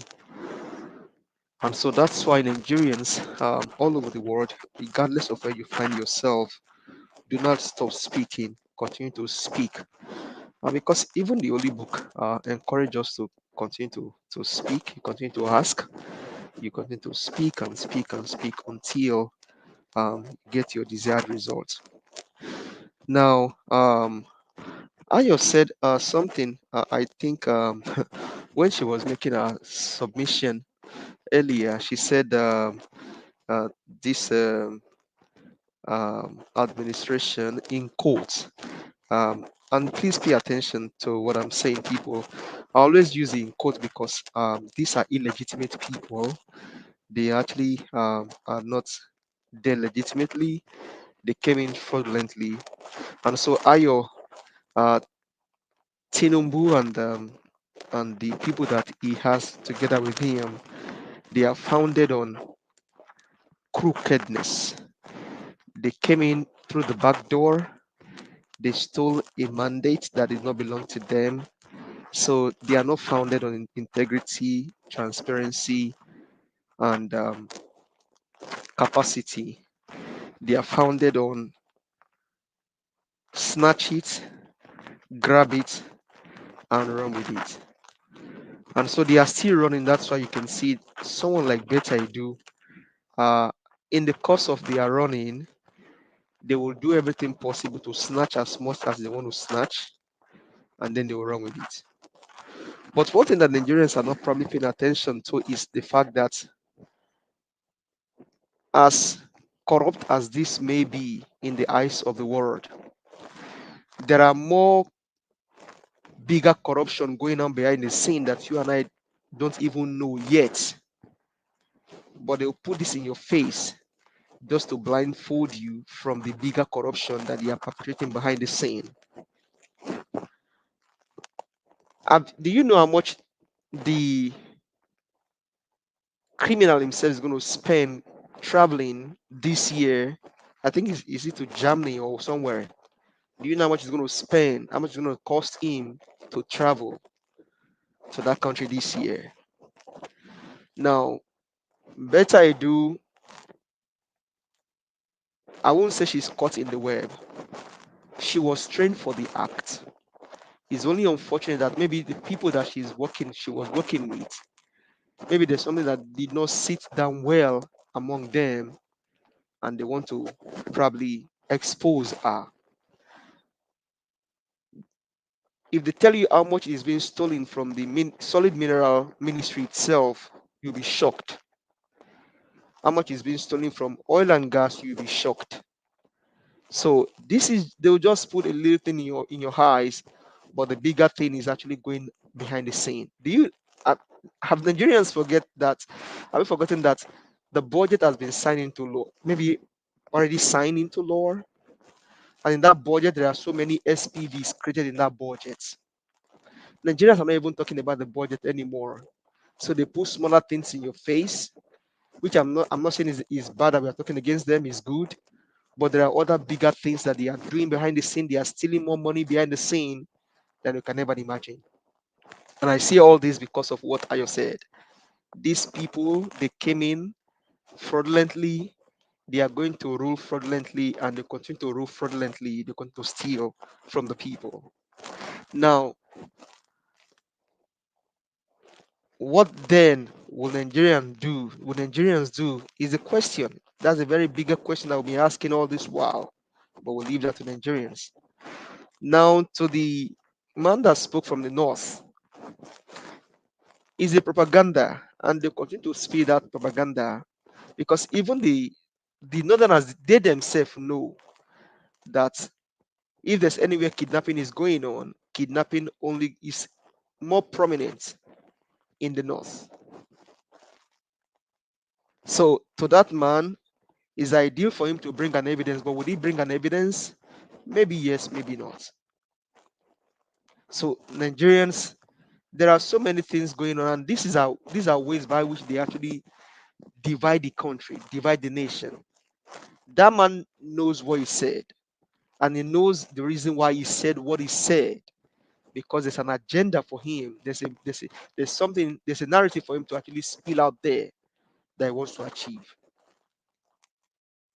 So Nigerians, I don't know how long it's going to take for Nigerians to actually wake up. Then for Doyin Okupe, during the campaign, Doyin Okupe was I think he was probably taken to the court, and they said when there was a minister, then something happened, money changed and all that. Now two things might be involved. It is either he didn't serve the J term, then the money has not been paid. And remember what Adam Oshemola said: if you join APC, your sins are forgiven. So maybe for him, I'm just saying now, is a blanket. Maybe for him to actually get out of this mess, they have told him, you either dump this righteous man, dump this man with capacity, character, and competence and compassion, and join our boss.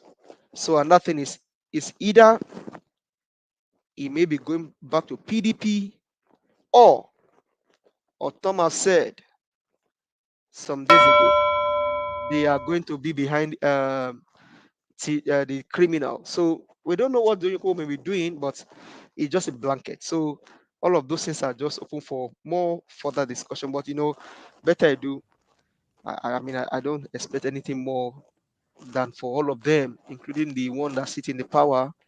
He himself should be suspended in the first place. Thank you very much.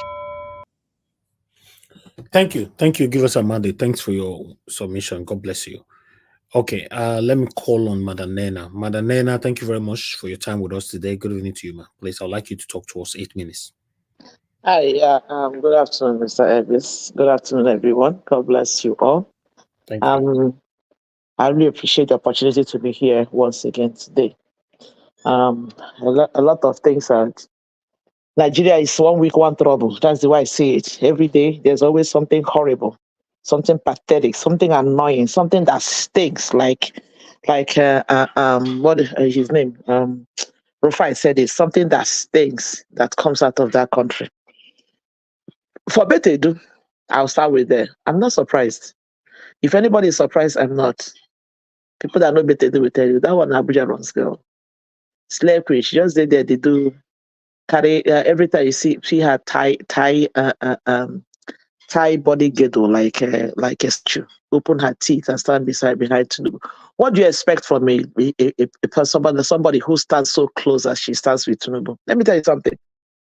I said it over and over again. The day I saw, initially I don't know who this lady was, this Betta Edu of a lady. It was during this campaign that I began to see her. But the day I saw this lady come give testimony, I always say it all the time. I think I said it on this channel, giving testimony of how she was called. That was when they manipulated. Remember when they were trying to manipulate the speaker's position and everything? This lady stood boldly and told gullible people who are not thinking how she joined in the manipulation of installing the Speaker of the House, and then how she was called and was given a gift of $50,000.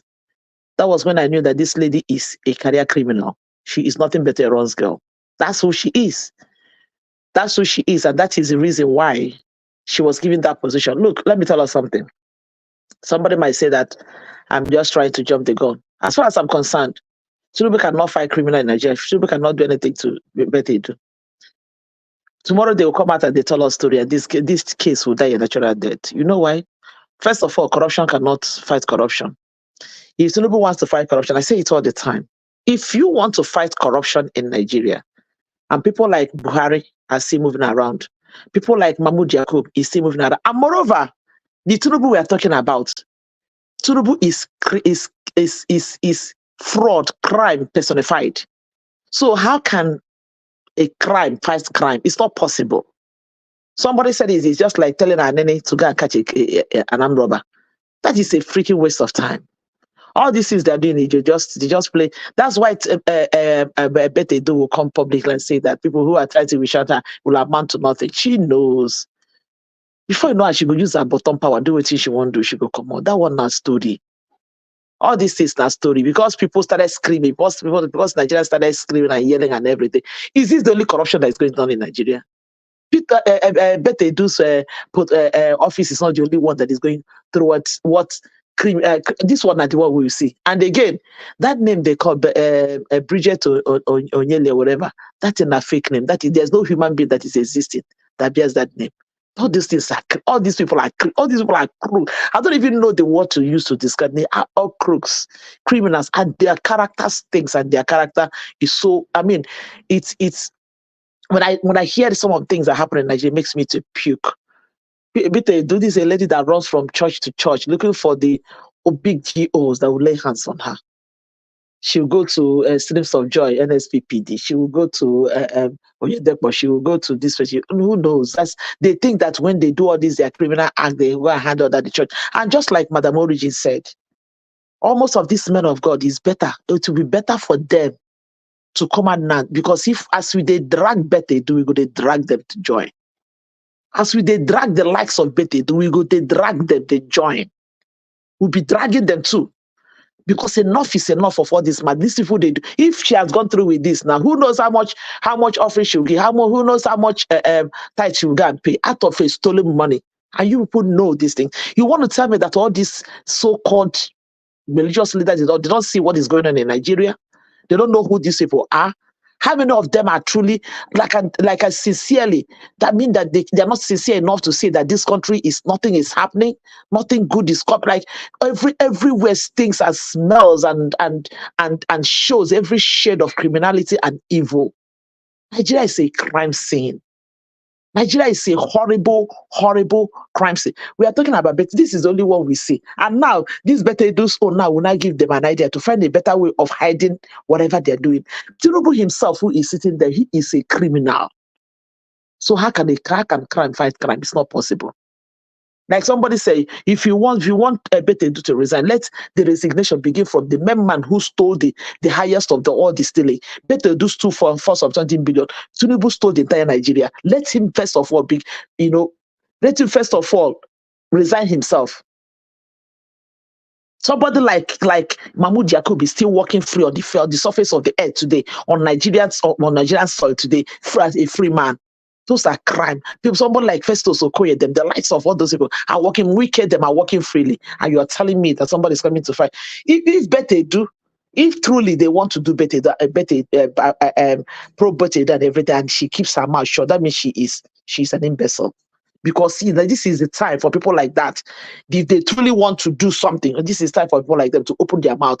But they will be opening themselves, opening their own nyash by themselves. But Nigerians fight. This is a case of hold your peace, I will fight your battle. May they go fight. Let them start opening their own, except they know the games they are playing, which I always believe that they do. That is just my take on the whole thing. I'm not surprised. She's a crook, she's a criminal. And also coming to the issue of Doyin Okupe.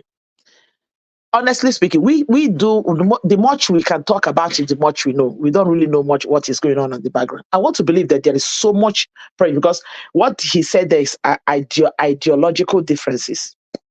Look, Mr. Elvis, and everybody that is hearing me, everywhere, many Nigerians. When situations like the one we face in Nigeria happens, right? The way you know people who sincerely stands for the truth, people who sincerely stands for equity, justice, and fairness, are the people who will stand to the end. There are a lot of people I want to believe, even on P2B's camp, very close to him now, that may be considering compromising.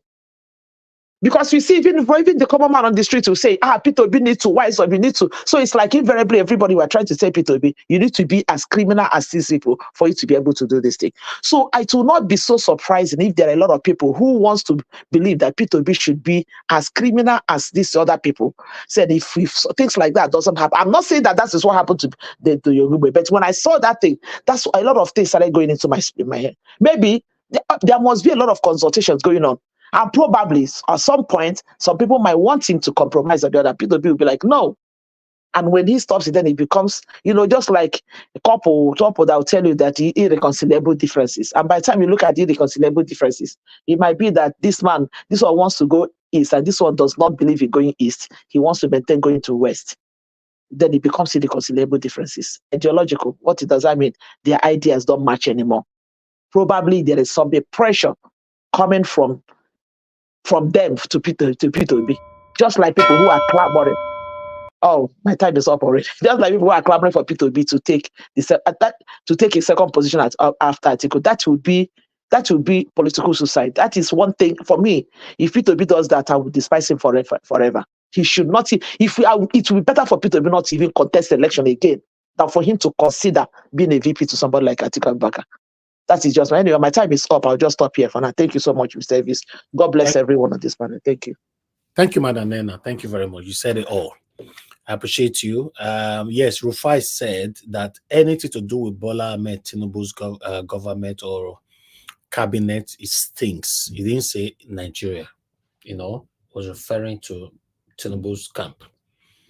But meanwhile, let's move on, my people. Mother Luke, thank you very much, man, for joining us this evening. Good evening to you. Please, I'd like you to talk to us. 8 minutes.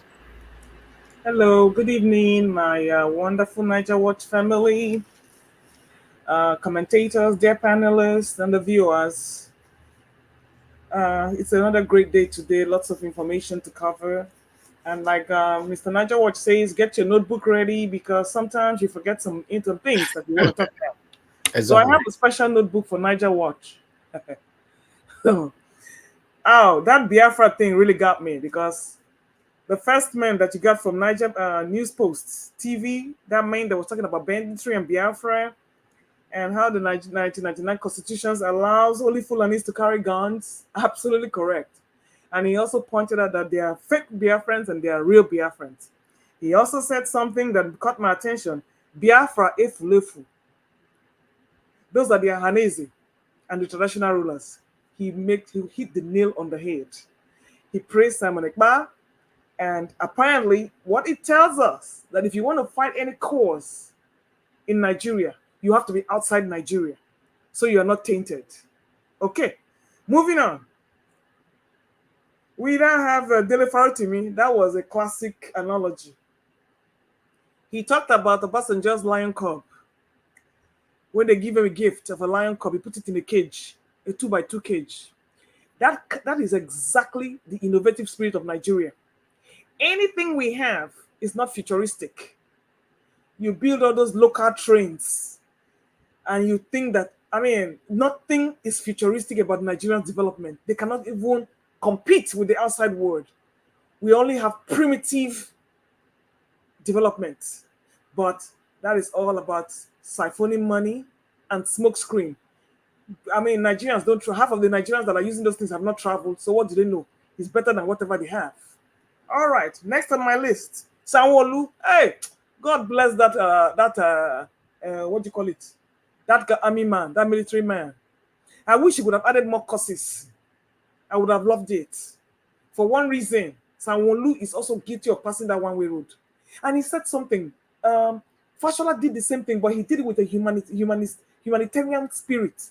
He warned the guy and said, even as a military man, you should know better now, or you turn around and go back. That is what I expect a leader to do. So kudos to that military man that cursed him out. Thank God he's a Yoruba man, and he's not an Igbo man, because they would have gone to burn down the man's house. Moving on. Betta Edu. Yeah. I'm not even going to spend much time because give us a mandate, Madam Origin, Madam Nena, they have all destroyed that topic. Let me tell you, as a woman, I feel disgraced. Look at how beautiful this woman is. She could pass for my daughter. Spent her life, went to, I don't know if it's a native doctor, she went to study in Calabar. I don't know what she went to do there. She never practiced one day. Use herself. As at least when we talked the last time, somebody told me that it's left for the woman to do what she needs to do with her body instead of allowing herself to be used by a platoon. This lady allowed herself to be used herself as a ping pong ball between politicians and religious bodies. When I look at that, her submission that she did at church, I feel like cringing. As a woman myself, why did I live in Nigeria? I couldn't tolerate sexual abuse. The last thing I would do is allow somebody to use my body that I don't have control over. I cannot do it. As they sweet me, he go they sweet you. That's my policy. Money no they change hand. But I had rather use my brain to work for my body, for myself, than allow a man to use me for his plaything. For Betta Edu, she's a big disgrace. But like Madam Nena says, what do you expect? This girl is only 37 years old. And look at the way she's using her life. And you think she's not going to be the last one to be the first one to be canned in that. She's a novice. She should have learned from the best. She should have gone to a Kunche Weller. She would have gone to what's that lady, the former aviation minister, Akunyili. She to make them tell her, making them take their eyes see for Nigerian politics. Which Nigerian woman has not come out disgraced in this as a politician in this Nigeria? Rather than for you to go slow, she won't take poll vote, enter Gawe. So serves her right. Me, I no pity him, but will anything come out of it? Your guess is as good as mine. By the time Ayade comes and enters Tinubu, and they start, because she's Ayade's handbag. So by the time she finishes and they talk to Tinubu, it will all go down. Because like somebody said, you have not probed all those ministries that are looting and siphoning money daily. Bags of rice here, bags of rice there, palliatives there. We've not seen the end of it. And you want to persecute Betta. Of course, she's going to be the first one to be sacrificed. But nothing will come out of it. Because by the time she uses her bottom, now Nigerian politics, if you're not there, you have to use your bottom to scrub from gate man to minister. Then the president will bless you. That's how Nigerian politics work for women. So I know very, very well. So good luck to her. Now, Rufai, saying a witch hunt. I agree. So there's nothing much we can say about that. Before my bell goes up, let me touch on some things people say. Falana, you know what? Anytime I see Falana, I don't know whether to just dive into a hole. This is somebody that what do you say? Represented Tinubu for certificate for, and this man is coming out to criticize Betta Edu. You know what?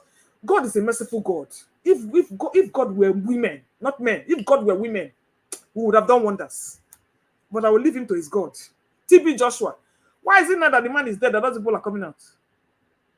So the dead man, they will assume the man to come and defend himself. They should all go and sit down. Were they under a spell? BBC, the one that could not even come out to speak about the corrupt certificate forgery that Tinubu was doing, and they are coming out now to say what? They should all go and sit down. No trial for Miss Faruko. She has given the man 37.1 billion, and she has kept maybe 3 point something billion for herself. They have settled her. EFCC is not going to prosecute that woman. First of all, she's a northerner, and she's going to go scot-free. And so will Betta Edu, because of all the men around her. Your articles, Emmy of Kanu, I don't know since when we started selling northerners to southerners. So that one, maybe somebody can help me with that one. Me, I don't understand that. I didn't understand that article, Mr. Niger Watch.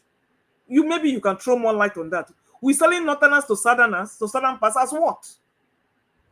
As Boko Haram gun carriers or what? Or Isuya sellers? I couldn't understand the article you were trying to present. So, Doyin Okupe, well, that one has crawled around all parties. I don't know what exactly he is going to do now, except go to APC. Because all these money belly-faced politicians, you can always tell where they're going to be. So they talked as no sacred cow in the Tinubu government, according to what's his name, Bayananuga, foul. Illegality can never fight illegality. Corruption can never fight corruption. We are here for the entertainment, so let's enjoy the ride. Thank you, my people. It's always good being with you. Thank you, Madam Luke. May God bless you. Thank you very much. For a while, this is the first time I'm seeing a panelist taking it one by one as I presented it. The person that normally do that here is Augustine. Thank you very much. I love that. I love because I understand many of our panelists, they are rushing, they want to go straight to the top one. They skip many of those things, but I like when you talk about all of them, because all of them were presented for our people to know what is happening in our country. Thank you very much. In terms of the article from the Northern saying that they're taking it to the East and all that to sell, I will expatiate on that later on. I'll bring the article back again so that we can take it more properly. I appreciate you all, my people. Press on the like button and let's take it from here. Yeah, to Niger, you were on the screen before, but now you are now on the backstage. Unfortunately, I can't put you in, but be there when it gets to your time. I'll swap, then you come in. But let me move on to the next person, which is, according to what I have on the table, is Engineer Francis. Engineer Francis, thank you very much, sir, for joining us today. Good evening to you, sir. Please talk to us. You have 8 minutes. Thank you very much. And thank you, my Niger people. Thank you for reading. Oh, one second.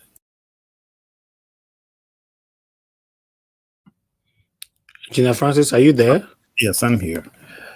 Okay, anyway, I have one thing for Betta Edu. I have one advice for you. Today and tonight, make a videotape. Bring out all those monies, because we know definitely that it's not only you. From what we learned from Atiku, you guys must have some SPVs. So some of this money will be going to even the APC political party.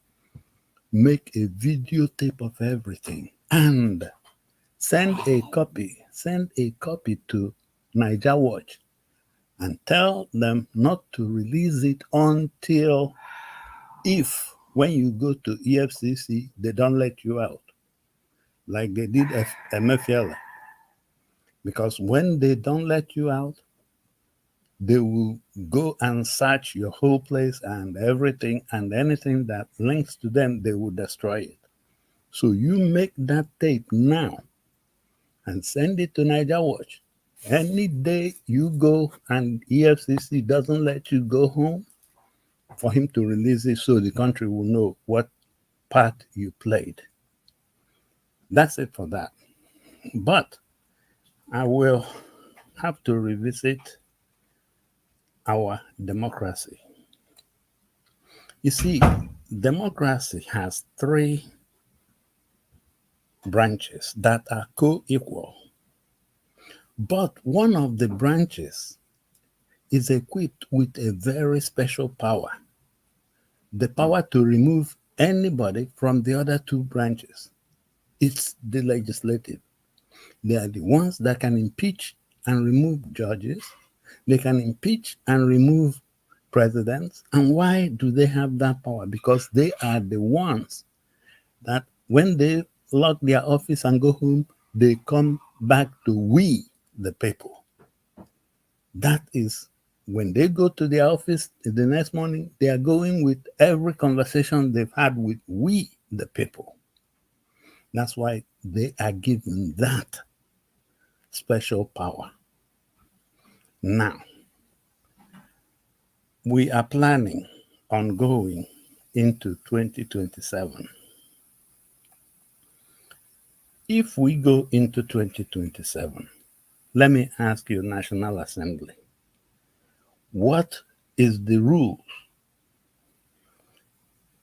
And I am not talking about all the nonsenses. I'm particularizing on one thing. And I will keep hammering on this one thing like Carol Mosley Brown until you guys hear it. And that is Abuja's 25%. You guys know that that is existing. In 2008, the Nigerian Supreme Court ruled that that 25% of Abuja is conjunctive, meaning in addition to. So you will get the other 25%, but you will have to add Abuja to it. That was 2008. So that became the precedent or the ruling case law. Now, in 2023, the same Supreme Court ruled that no, it's not, I think they use the word mandatory, that is not mandatory. And you guys are going into 2027. Which one of these two is what we will be looking as the goalpost? Because it's like telling your son, go, come. Which one are you? Which one do you want that son to do, to go or to come? So, also, you guys in the National Assembly have been equipped democratically with that particular power also to censure that judiciary or whatever decision they did or made. In this case, if you guys are standing by the 2008 interpretation of that law, that means what they did in 2023 is wrong. It demands and is screaming for you guys, the National Assembly or senatorial censure. You guys need to censure that. But if you decide that this one that they made in 2023 is the end thing, you have to censure that one of 2008. Yes, it's gone. It's many years gone, but you guys have to do something to say that this is the position of the law. In fact, I come back to Kingibe. Your district, I remember there was a group from Abuja FCT that filed a lawsuit as far as that 25%. The judge that was going to decide on it on the 26th of May ran away, simply put. And on the 29th, Tinubu was sworn in. Now, that is your district. That is completely ignored. Whatever votes you guys made did not count. So, King Gibe, please, I'm glad when I was reading up about you to find out that you stayed in the Twin Cities. In fact, I have some friends that are still out there in St. Paul and even in Minneapolis. So I know very well that you know what I'm talking about now.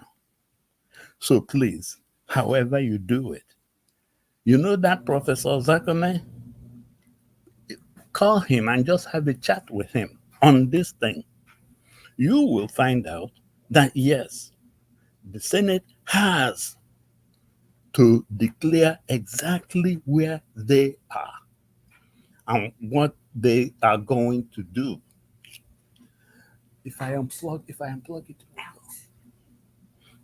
So you have to do that. And that is exactly the main point.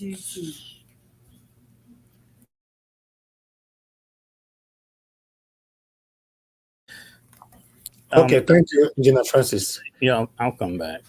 Okay, thank you. Thank you, sir. All right, my people, I appreciate every one of you right there. Thank you very much for your time. Please help us to press on the like button. Currently, let me see how many we have here. Before I call on the next person, we have 191 likes. Thank you very much, every one of you that is part of that. Please, for those of you that is still watching us, if you know, say you never press that like, help us to press on it. Take it further so that our voice can go far. Okay, let me call on Mr. Ike. Thank you very much, sir, for joining us today. Good evening to you, sir. Please talk to us. 8 minutes. Then after you, I'll come to Mr. Jonathan before Mr. Odua. Go ahead, Mr. Ike. Thank you, sir. Good evening, Oga Elvis. Good evening, everybody. Can you hear me? Yes, sir. You're very good. Okay. In fact, after listening to Madam Luke, I felt like we're holding up the panel for 30 minutes and clapping for her. She dissected everything. Everything was touched. That's why I was saying that is long that I do that one for me. Wow. I won't be able to go through all of them. At least you speak to the ones you know. Starting from the emir of Kano. I think that thing is called dog whistle. He is just trying to, blow that whistle just to dilute the kind of crime against humanity that we're finding from the north. So you see saying, oh, we won't tolerate the abduction of our northern youth to the southern part of Nigeria. There's nothing like that happening. There's nothing. Somebody made a case before to say, oh, why are we saying that Fulani herdsmen kill people in Plateau? After all, there were some Muslims that also died. Hey, there are some Muslims that also died. Who killed them? Who killed them? There's no way you will not have Muslims in a community. Maybe you have 2 or 3 people in a community, and their bomb will not be able to select because it is something they are doing overnight. So, is it justified, or is it saying, oh, that's democracy, since Muslims died too, so don't come out to shout about it? Death is death. Who caused it? We're after those that caused it, not the people that died. So when people come to blow such dog whistle, we've seen it before and we've heard it before. So that's what that emir of Kano is doing. It's just dog whistle. It's just dog whistle. We are not in the practice of kidnapping girls. Not even anybody, whether girl, boy, adult, youth, we don't. So the Southerners don't do that. We don't have it. You saw the one that happened in Taraba, where they kidnapped people and they took time to ask them, what's your religion? And when you say, they either release you if you are a favorable religion to them, the other ones they kill. There are some they'll kidnap, collect ransom, and still kill them. All these things that you see that are happening in the country is because we have an illegitimate leadership. That's how it happens. Because what will happen is, why are you talking about my own? Your own uncle. That's what will happen. You're talking about Betta. Betta followed Tinubu, in all the campaigns, you will see her in every trend holding up that broom. I kept asking, who is this woman? Who is this woman? And after the election, I heard about when they shared $1,000 to some women and so on. I said, oh, of course, there's no way whatever snake produced will not be long. That's how it's going to be. This one was blown out of proportion because of social media. If there were no social media, we wouldn't have heard about this one. And I think what happened in her own case is she came in and she became so critical about the past person, forgetting that there are still some staff of Sadia, the former humanitarian minister, that are still in that ministry. So maybe she tongue-lashed the woman, or maybe she said so many things, and they decided to set a trap for her. And being somebody that feels that her father is the president and nothing can happen to her. You know those kind of confidence that you have when they say your dad sent you to a robbery and then you break the door with your leg because your dad sent you. That's the kind of thing, that's the kind of confidence she had to say, whatever happens, it won't work. But I think this one became so loud that the president will say, instead of the whole boat to capsize, let's throw away the journal. Let's throw away the journal into the water instead of this whole boat to capsize. You know, and that's why they threw her like that. But I tell you, we might still see them bring her back from the back door, even if they don't restore her in that ministry. But she will never be starved because she was part of that criminal gang that brought this administration. They won't starve her, but they will take her away. Let it look like the president is genuinely fighting against corruption. No way. Because like Peter B said, if you are not corrupt and your immediate family and caucus are not corrupt, then you would have solved it by about 60-70%. But just taking out one of the leaves of the tree will never solve this problem. It will never solve this problem. And of course, there is no day that Rivers State is not in the news. But there is something I want to just say about Wike. The way, the kind of confidence that is assuming, that's coming out from his mouth, it takes a little thing to diffuse such balloon. This is the kind of, in the biblical story of David and Goliath, he said so many things. He said he's going to just cut out David and throw it to the birds of the air and so on. The kind of things that are coming out from his mouth, you know, when he comes down to River State, because he has a section of the people in River State, he does whatever he likes. He says whatever he likes. This week, if Nigeria doesn't break this week because of all this number of Supreme Court judgments, if it doesn't break, then we'll know that God has given us another chance to see whether we can turn things around. But the government, the direction of the government is so that is senseless. You don't even know where they're going to. You know, a group of monkeys comes and say, oh, I need this car, I need this car. If you don't give them the car, they will kill. Then you give them the car key. But because the monkey cannot drive a car, he will be jumping around. They'll be jumping from the trunk to the hood, from there into the back of the seat and front. But they won't start the car to move it. So that's what we are seeing. Thank you, my brother. At least, I don't even know I was ever going to get up to the 8 minutes. I'll be here to contribute later. Thank you. Thank you. Thank you, Mr. Ike. Thanks for your submission. God bless you, sir. Thank you. Engineer Francis, I'm aware you're on the backstage, but I can't add you now. We have a full screen. So when it gets to your turn again, I will swap you in. Thank you, sir. But meanwhile, let me quickly move on to the next person to speak to us, which is we have, I think it was, okay, Mr. Jonathan Kingsley. Mr. Jonathan Kingsley, it's good to have you here again today. Good evening to you, sir. Please talk to us. Thank you very much, Mr. Elvis. Thanks to everyone there, and all the submissions made so far.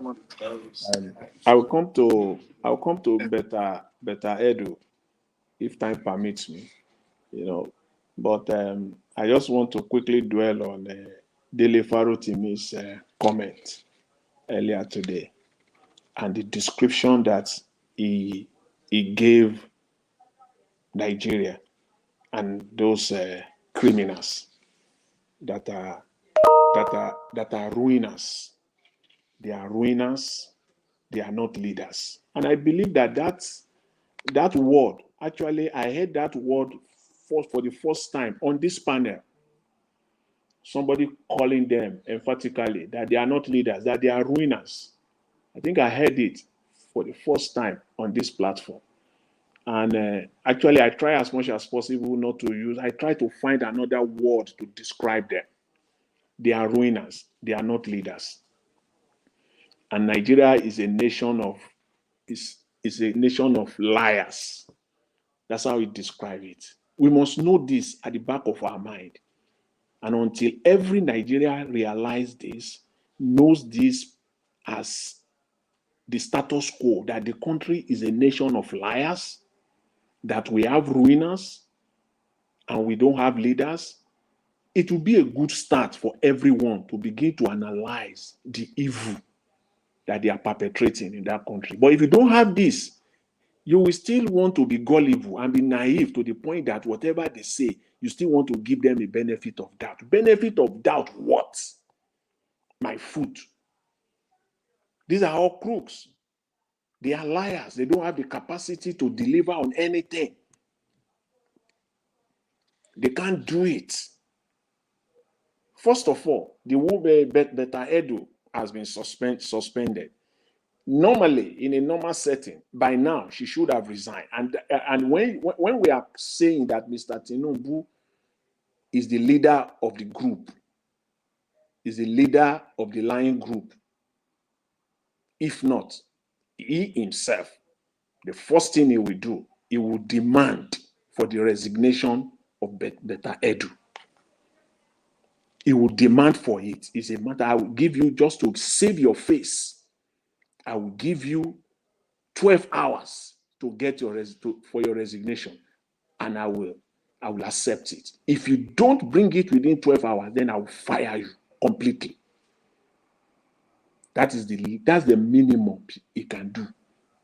Suspending her is what I call painting. You are just painting the wall. The problem is still at the back. When you take the paint away carefully, you will still see all the mess at the back of the wall. This is just painting. This is just painting. And I'm very sure that other ministers are they are in the same situation. All of them, without exception, all of them are involved in this thing. All of them. In fact, you know what? Most of all these appointees, ministers, advisors, politicians, most of them don't even have a clue how broke Nigeria is. They don't have a clue how broke that country is. That's why they are embarking on this mission of looting, relentless, unparalleled looting. They don't have a clue, because I know if they have a clue, they will still even be careful, because they have blood flowing in their veins. They don't have a clue.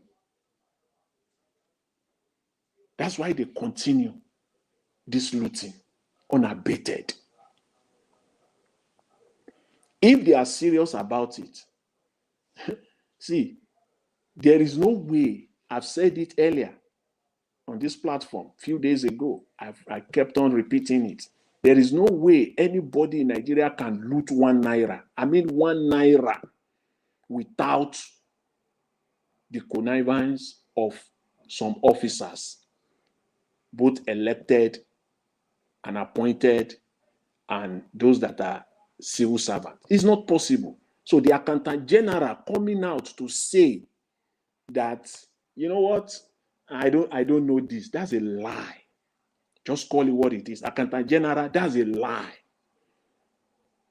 The more we look, the more we see. We know. It doesn't mean Nigeria knows, but we have not been talking. But now it's different. It's a different ball game. Now we are talking. We know. You cannot say that. That's why, see, if Betta Edu goes down, in fact, the only person that will be left standing will be Mr. Tinubu himself. Everybody will have to go. Just within this, if you probe the last 7 months, just these first 7 months alone, the entire appointees, all of them, including the ministers, they will have to resign by today. Not tomorrow, by tonight. All of them. The only thing is that Betta Edu is still a baby here. She's not well trained in this act of looting. And I know by now all of them will be inside one room and they'll be so mad at her. How could you have done this? You shouldn't have done this. This is the way you should have done it. You shouldn't have. What the heck? Well, don't you know what is going on? Don't you know how to do this? This is how you should have done it. I know this is the kind of conversation they will be having now. The likes of Wike and them. This is the kind of conversation they will be having now. That Betta Edu is she's just a baby here. She acted foolishly.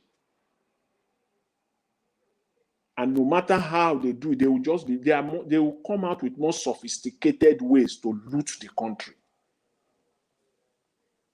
They will come up with more sophisticated ways to loot the country. Because our predecessor, Shadira Farouk, by now should be in jail. The former aviation minister, by now, should be in jail. What are we talking about? That's why I said they are just painting the wall. They are not cleaning the mess. That's what we're seeing here. These people don't have a clue at all that that country is broke. Nigeria is broke. There's no money. I'm telling you. If you are in Nigeria and you are listening, Nigeria is broke. Nigeria don't have money. Nigeria, as we speak right now, Nigeria don't have $200 million. Take it. That's why Mr. Tinubu was mad with Emefiele. He was mad with because the money they thought they would meet when they get there was not there. That's why they kept him in now. They want to get as much as possible back. Mr. Jonathan, if Nigeria is broke and we don't have 200 million, how are they going to be able to sort out their trillions of budget then? They are borrowing. They are selling the crude oil.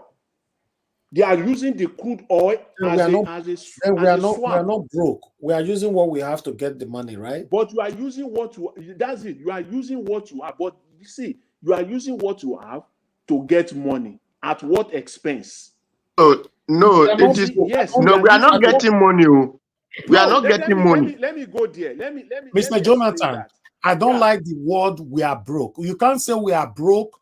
And I've been hearing this now for decades. Then at the end of the day, the same time, we are hearing one politician stick 50 billion, 100 billion, and we are still broke. Where are they stealing it from? Mr. Davis, now, currently now, in the last 2 years, is different from the last 10 years.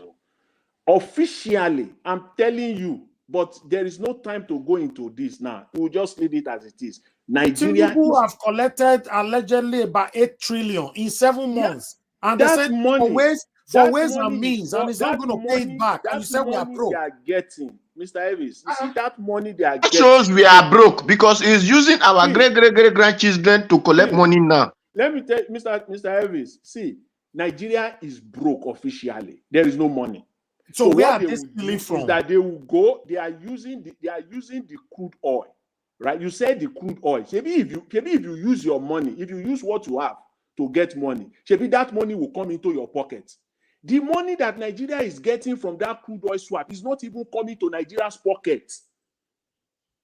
You see the devastation. So if now they say, okay, fine, we have crude oil, go and use the crude oil to borrow.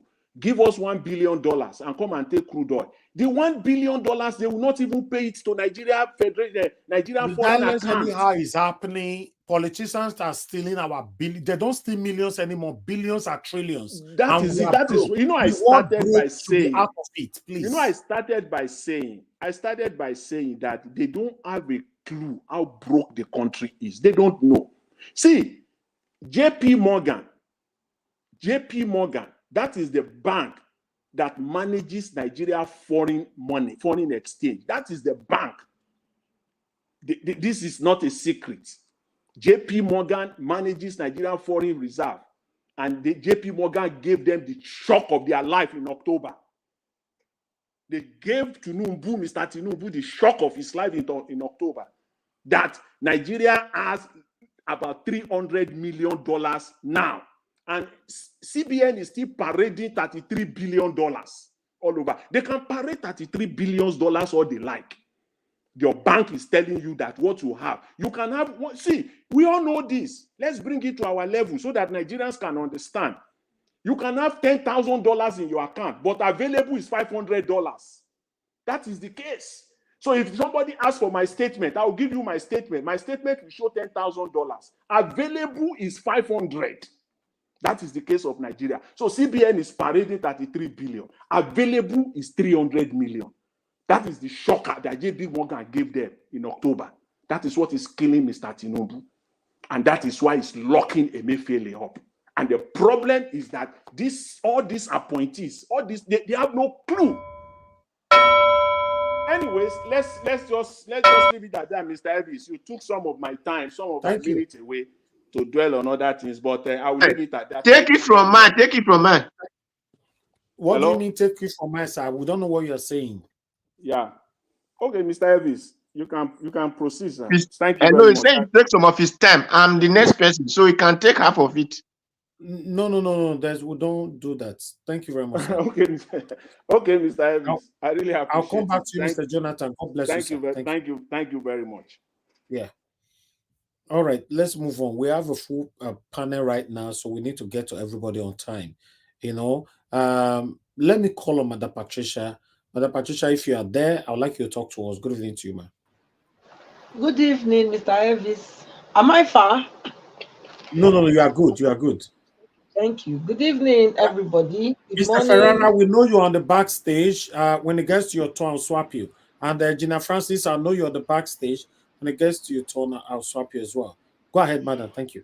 Give my turn. You can put me on the backstage. You can put me on the backstage and give my turn to one of them. Who is talking? Ike Jude. Okay, sir. Okay, let me bring Mr. Ferrara backstage. I'm bringing somebody. Okay, God bless you, sir. Thank you. And I will not be long as well. So when I finish my submission, I can get out so somebody else can take take as well. Yes. So thank you. Go ahead, ma'am. Thank you. Happy New Year again. Verbally to everybody. I know I sent my New Year wishes. Greetings to the platform, but here I am. I've not said anything since the New Year. So happy New Year to every one of you out there. I wish you all the best for 2024. And of course, Mommy Diaspora, thank you so much for all that you do, and all the panelists that are doing great work. Your great labor for Nigeria will never be in vain. Thank you so much for keeping the platform alive, speaking truth to power, and educating people. We really do appreciate you all. And of course, those that are supporting the channel with finances, thank you. Your pocket will never run dry. We are all doing this thing because we love our country and we want to see a better Nigeria for all. So, yes, thank you again, Mr. Elvis, for the opportunity to give my submission today. A lot of things have happened, so I think I will be going back a little bit. I've not been able to hear my own opinion. Like I said, like I want to say, Mr. Obi, please, anywhere you are, this is my own advice to you personally. It's better you either just pull out from being not, you cannot pull out of me a politician, but you know, contesting for the president of Nigeria anymore than you going to take a second place, being a vice. You know, so please, I will not subscribe to that. I will not subscribe. You can be like a father, you can be like a guide. I think I don't even know what it takes to form a political party, because I heard people talking about the money, the money, the money. It's not the party that sets how much people have to pay to enroll or to be a member.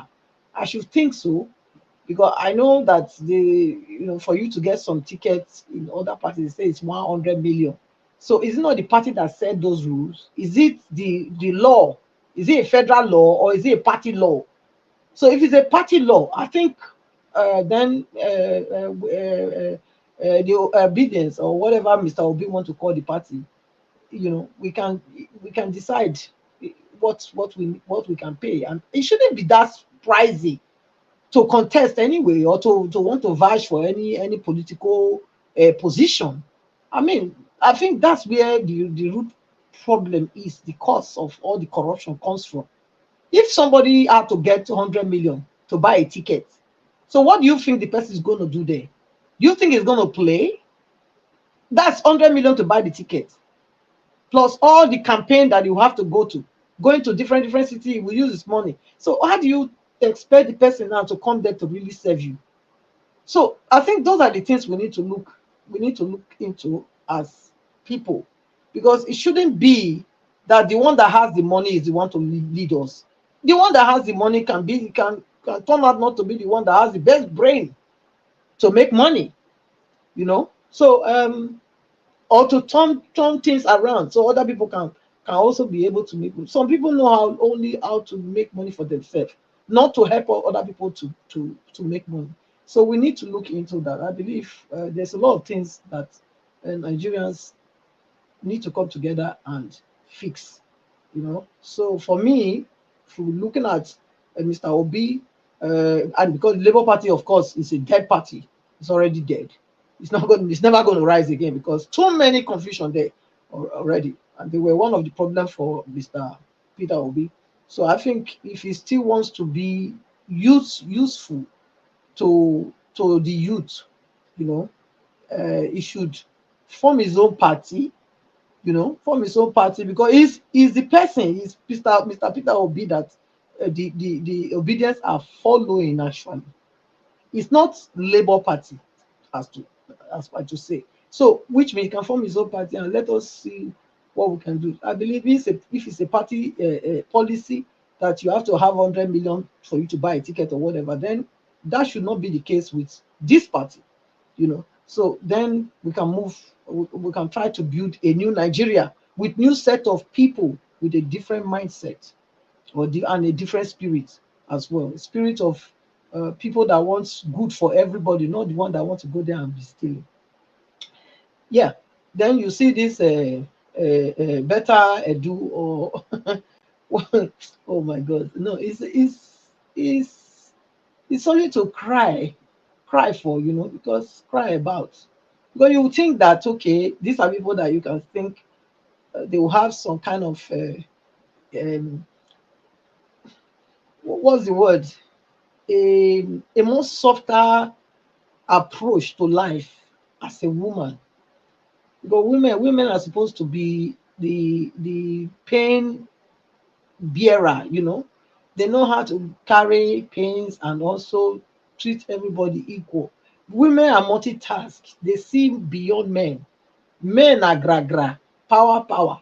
But women are more tactical. They are more into, more sensitive, and more deeper in everything. Men are surface now on a day. Yeah, we know so now be the Edu, but na surface on a day. Now they deep too much. Women, they are, that's why you say woman, she's multitask.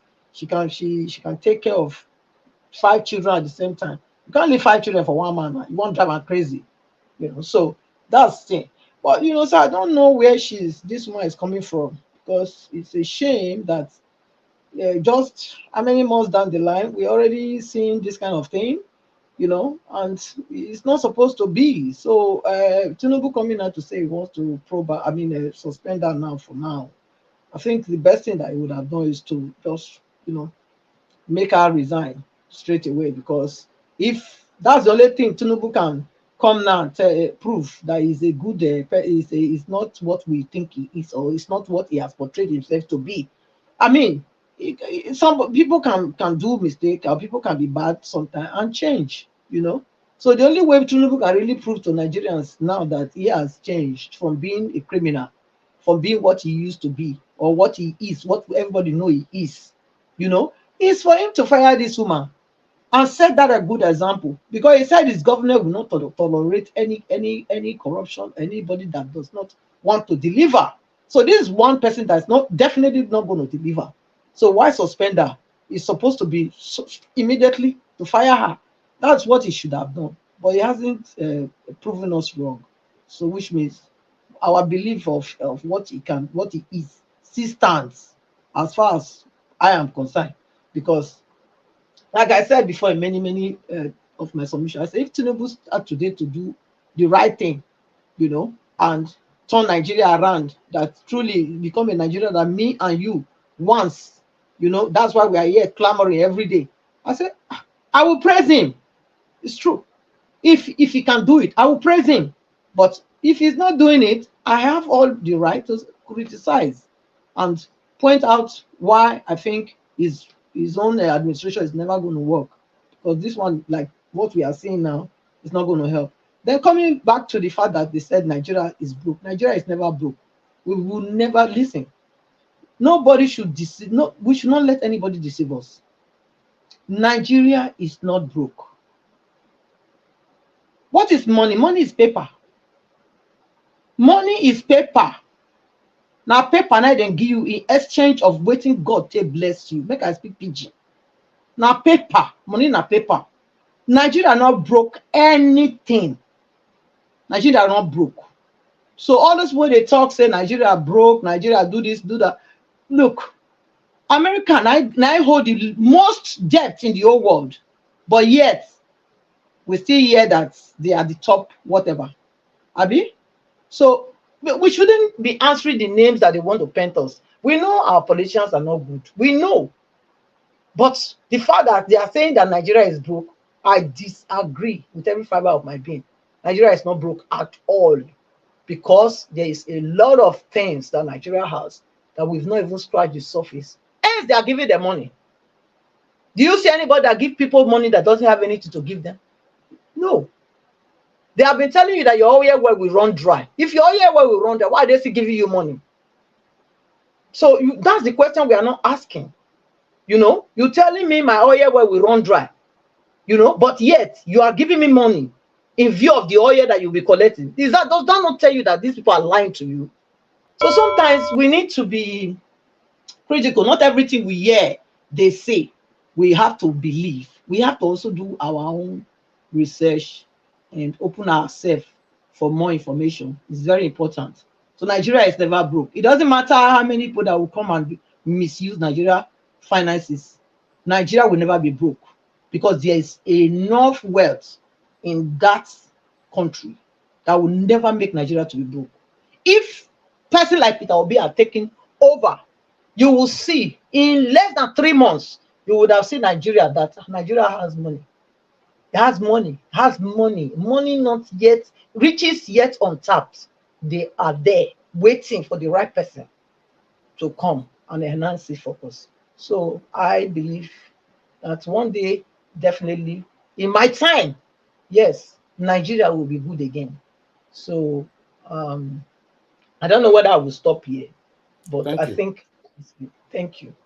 Thank you, ma. Thank you very much. I appreciate you, Madam Patricia. Thanks for your submission, and Happy New Year to you once again. All right, guys. Let me call on Conscience. Conscience, if you're there, I'd like you to talk to us. Thank you, Mr. Elvis. Thank you, sir. Good evening to you, sir. Good day, good evening. And thank you all the whole panelists. I want to also congratulate Mr. Ferrari. He's a very good guy. He's a honest person, and some of you there. Also, the person that spoke first today, I like your submission. You almost spoke all that you were supposed to say. Jonathan also tried. The other woman also did a good job. You see, for me, they were delegated to me. If you want to know truth about Nigeria, and somebody who's passionate about Nigeria, who loves Nigeria very, very well, is that man. Dele to me love Nigeria very well, and I know that. And he always speak the truth. For Mrs. Edu, well, right from the time of the campaign, if you see that woman following Tinubu, you will when you see her face, you don't need to be a psychologist to know what she's going to do. Because any campaign, you see her there, and even Tinubu say Bala Blue, hey, she's laughing, happy that Tinubu say Bala Blue. Just watch all those things, you will see her. Anything Tinubu says, she's happy with it. So when you see somebody like that, what do you think that person is coming to do? You think that somebody who supports evil will come to do good to you? She knows her game plan that time. Whatever Tinubu said, even Tinubu say, hey, destroy that person. Hey, she's happy. Hey, she laughs. So such people are very dangerous. But from what she did, we don't know other things that are happening behind the scene.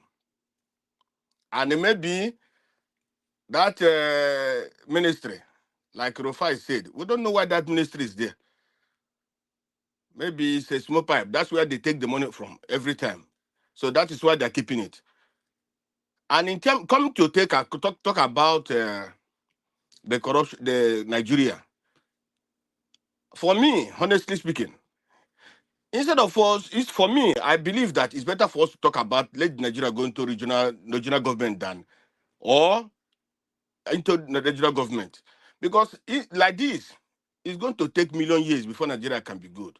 In the sense that if we want to stop corruption today in Nigeria, we have to probe more than 1 million people. We have to start from to probe them.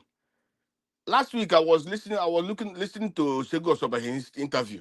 He said he have many houses in London. He have this in where, and I look at him. I said, a former, it was once a what they call it, a journalist, and the journalist having houses in London. Even those working in London, many of them don't have houses in London. Then a journalist in Nigeria have some houses in London, in Nigeria, in this and that, and then talk of other governors, others aides, other commissioners. You know, there are many. So if a minister comes in today, what do you expect that minister to do? You want her to go empty-handed? Will in the Nigeria way that people, if you go there and you don't get anything, your people will be against you. So whoever goes there will like to steal like others. Even they do today, she steal and she's captured, and tomorrow, even as we're talking now, more people are still stealing. Because the people maybe she didn't play ball, or everybody knows that the way she's doing it now, it will boomerang. That's why they reported her. If not, they couldn't have reported her, because it is a game plan. For regime, the regime itself, the people there in that regime, all of them are criminals, intercontinental ballistic criminals.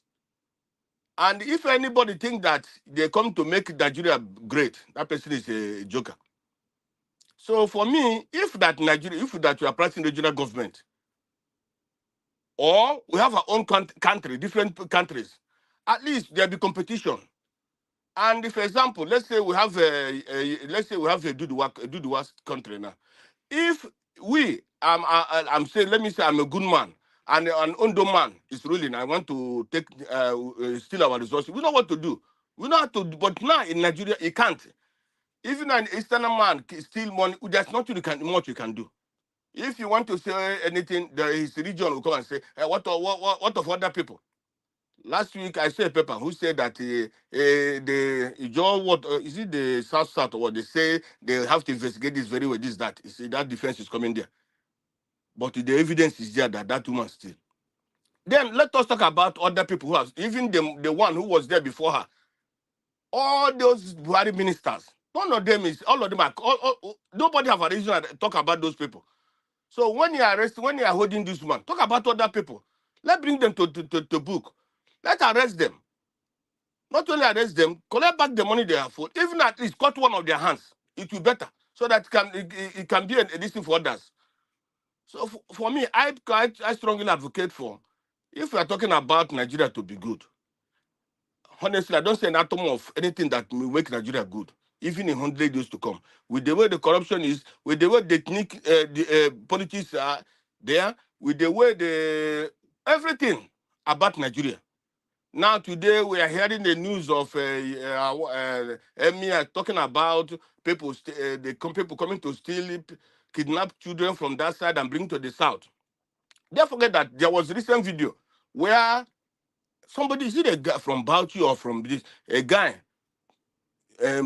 with some children in one room, and they arrested that guy, and that guy was taking those children to the north, and they arrested the guy. I saw that video. So how can people from the south come to kidnap people from the north to bring them there? Because they want to divert attention of people. That's why he bring that that kind of this thing. If there's evidence or anything that shows that yes, such a thing happened, well, I don't think it happened. Even if it happened, those people should be arrested and prosecuted. But I don't think anything like that happened. They just all of them, whenever they are killing people, they're doing whatever they're doing, they want to come and bring one story against the east or against the south. That's what they do to divert attention. Because when people are talking about the killing of what the Fulanis are doing. Now that's why in the east is not peaceful. That's it. Even no region is very peaceful. But when we talk about the only tribe that is going up everywhere, if you go to Ondo will tell you this tribe is the one killing them. If you go to east, these people tell you these are the people preventing from going to the farm. You go to the north, some people they tell you this is the tribe that is preventing from going to the farm. You go to Edo will tell you these are the only tribe that's going telling you not to making or not to go to the farm. So when we don't tackle that issue, that problem, when that people that is doing that, sometimes they come and they bring problem to others. They come and say something that divert attention of others to start looking at so that people cannot be looking at what they're doing. And this is the problem Nigeria have. You see, one person steal from the south, when you call the south, they will tell you even the man from the north to steal. When somebody steals from the east, when you hold up, he said these people steal. So that's a problem. And when you come to talk about what this man that is leaving the Labour Party now, talking about ideology. Who has ideology in Nigeria? Who? The man maybe because he has not paid the money that he has supposed to pay, or maybe he's hungry. Now he want to go to APC or want to go. I think he can't go to PDP. He want to go to APC where they know that the things happen, where the money is being shared. And because he knows that's where he's going to get something. If not, if not, I don't think there's any need. If that man is really a man who want to help Nigeria, want to make Nigeria better, who want to help his community, he cannot resign from the LP. We know that this government, APC, is trying to destroy LP. But they forget that when they are destroying AP, they are destroying the future of the youth. Because they know that the youth are the one supporting that LP. That they know that the LP stands for change of the how Nigeria can change, become a better country. That is why they're doing everything to destroy that LP, and they are succeeding because they're using a masquerade, a big masquerade. That's what they're doing. So I submit. I rest for now. Thank you, sir. Mr. Davis. Thank you very much, sir. I appreciate you. Thanks for your submission. God bless you. Okay, let me come to Tunaja. Tunaja, thank you very much for joining us today. Good evening to you, sir. Please talk to us. You have 8 minutes.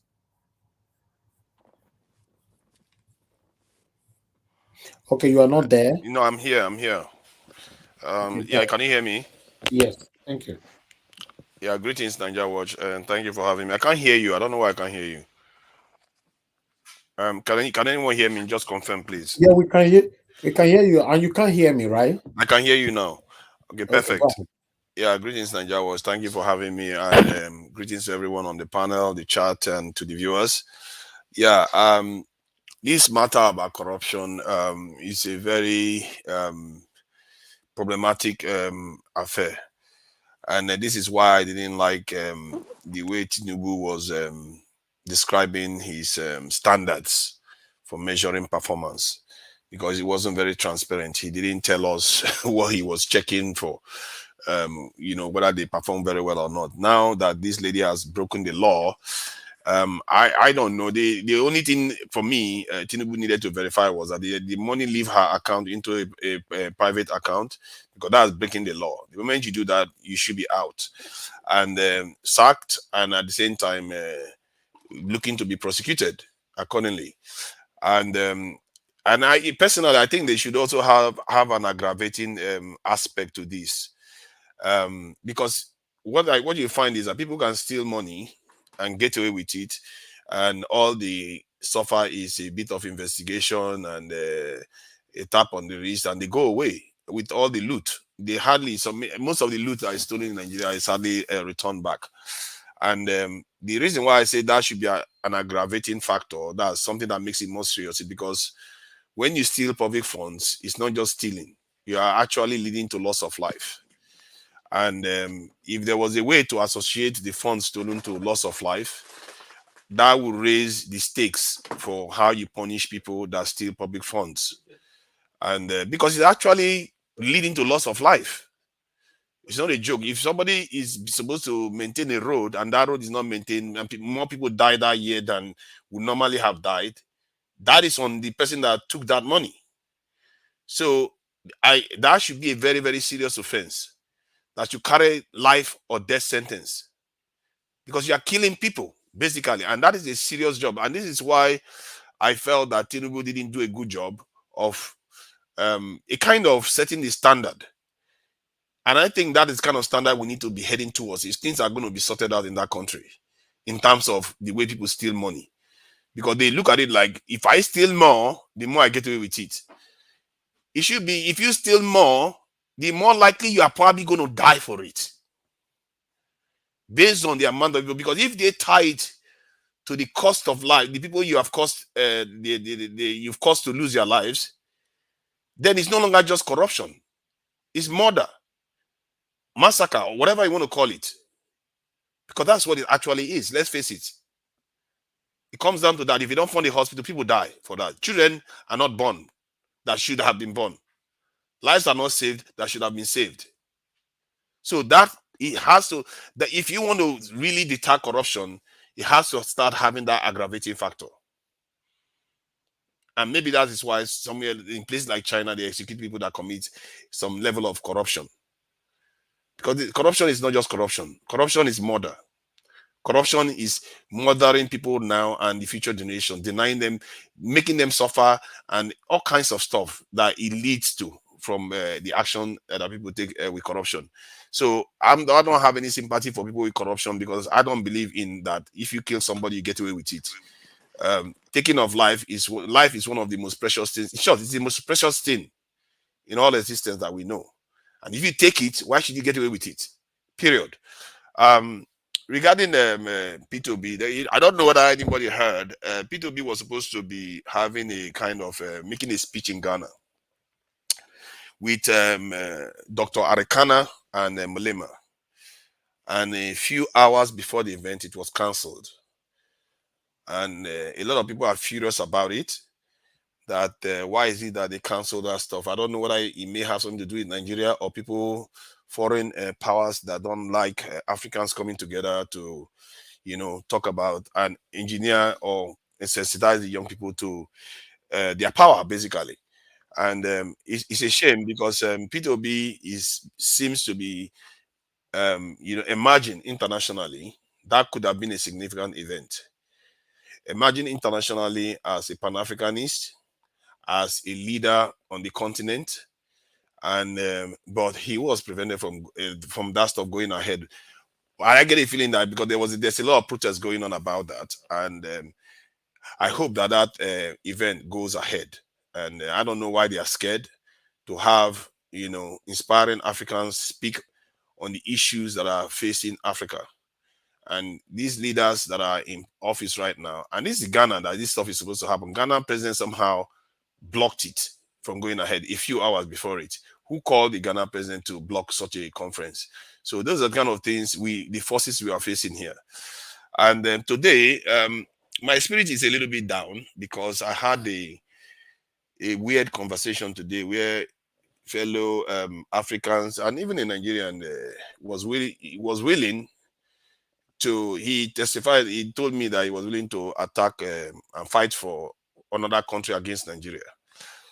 And I felt like, you know, how did he come to this, that our people are like this? And what makes it more depressing is that fellow Nigerians were there, they were fine with it. Like, no, you can't judge him. It's okay. If he wants to attack your country, it's all right.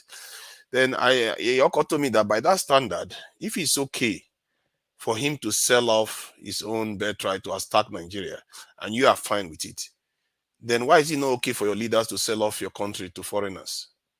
What makes it different? What is the difference there? And that led to some interesting conversations. And our people, we don't ask ourselves deeply why certain things are done. And the man asked me why he shouldn't, you know, be loyal to a foreign country to attack Nigeria. Or like, because that foreign country that you're serving is not where your bloodline is from. It's not where your father is born. It's not the land that gave your father and your father's father and your father's father's land. You are going to fight for that country to attack your own bloodline. What you are doing, you don't know how offensive it is to your ancestral bloodline. That is the kind of stuff that leads to a natural cause. And he didn't fully understand it. Maybe someday he will grasp it. Because there are certain things you don't just do in life. There are certain things you don't just do. Anybody knows that. Even in the UK here, there are Asians that are Middle Eastern people that left the UK. They are British citizens. They were born here. They left the UK because the UK was attacking the Middle East to go and fight against the UK.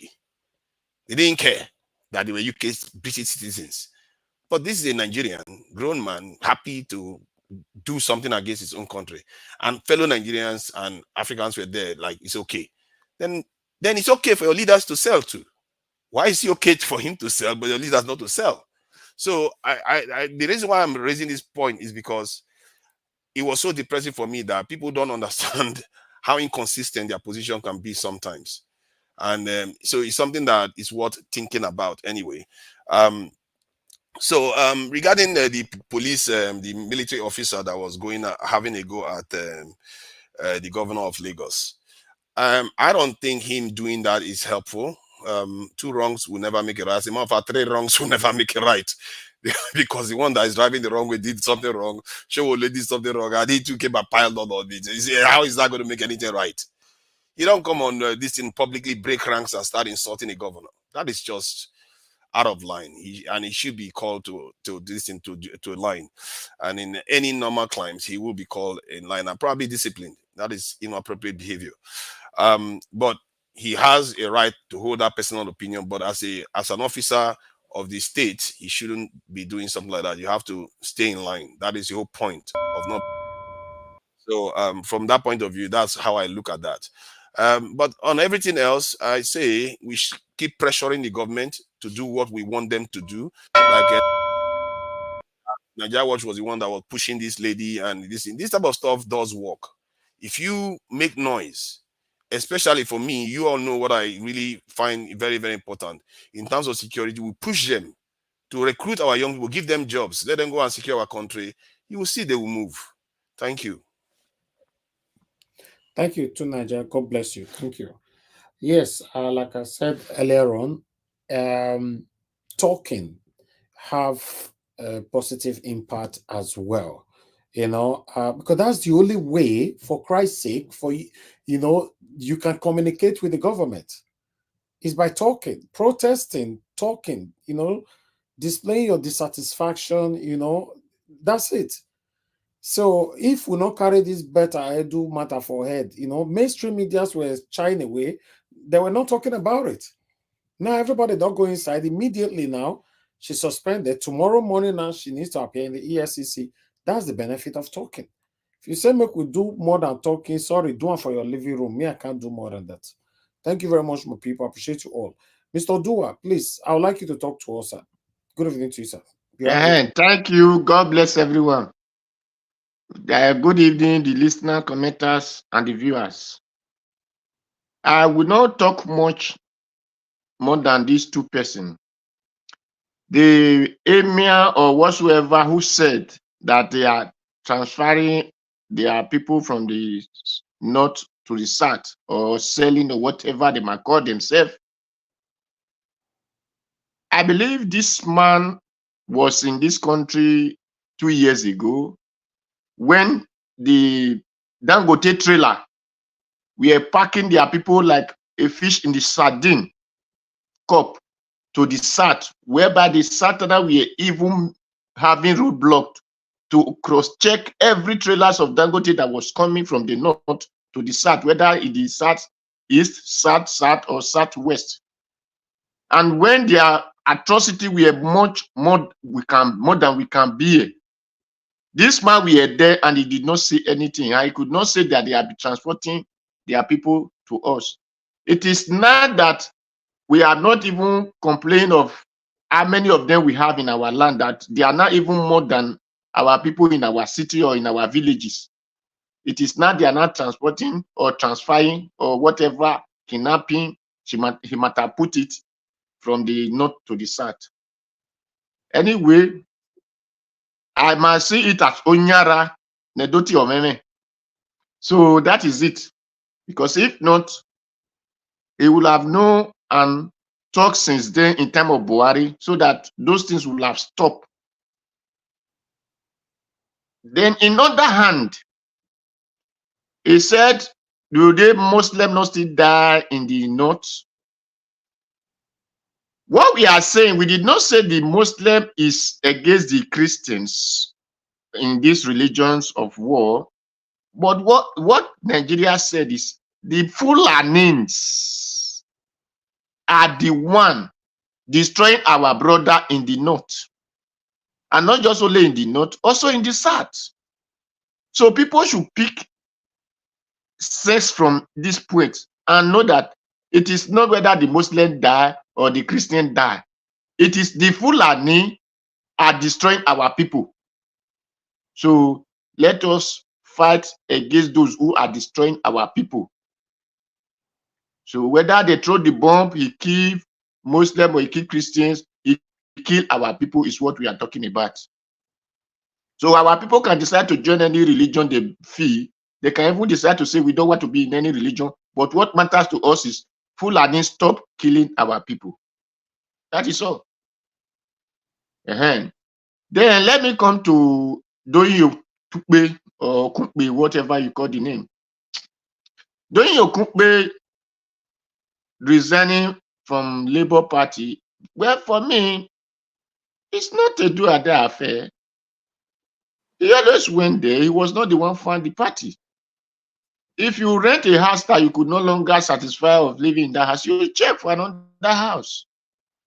So Doyin Okupe might now go to APC, a place that your sin is forgiven. Because when you are, the Christian said, when you now give your life to Christ, that your sin has been forgiven. That all things have passed away. So our brother Oshemole said it to us that when you steal all the money you can steal from Nigeria, just come to APC, that nobody will talk to you. So that is what I see there. So because the reason that he resigned from Peter Obi campaign, it was because they accused him of stealing. Because let me not use corruption, of stealing. So that is the reason. And since he's going out of that rope, so he need to go to a place where his sin will be forgiven, so that the EFCC or whatever called another criminal gang will not be chasing him. So that is for that. So people should not blame him much, because we know that he has to go to a place where his sin will be forgiven. For those who said Nigeria is not poor, my brother, let me not talk in a British language. You have to come to our own dialect. Nigeria, they poor where person when papa get house and the day said that house rain, they beat them. They be like person when not get house. So If we say Nigeria not poor, we not get good road. That should say Nigeria poor for brain. And they say they have engineers. They have those who read whatsoever you call them. We don't have refinery. And we have those who are chemical engineer, who are this and that. We don't have electricity. And we have those who claim to be professors of different schools, polytechnic, federal, state, and whatsoever you might call them, even in local workshop.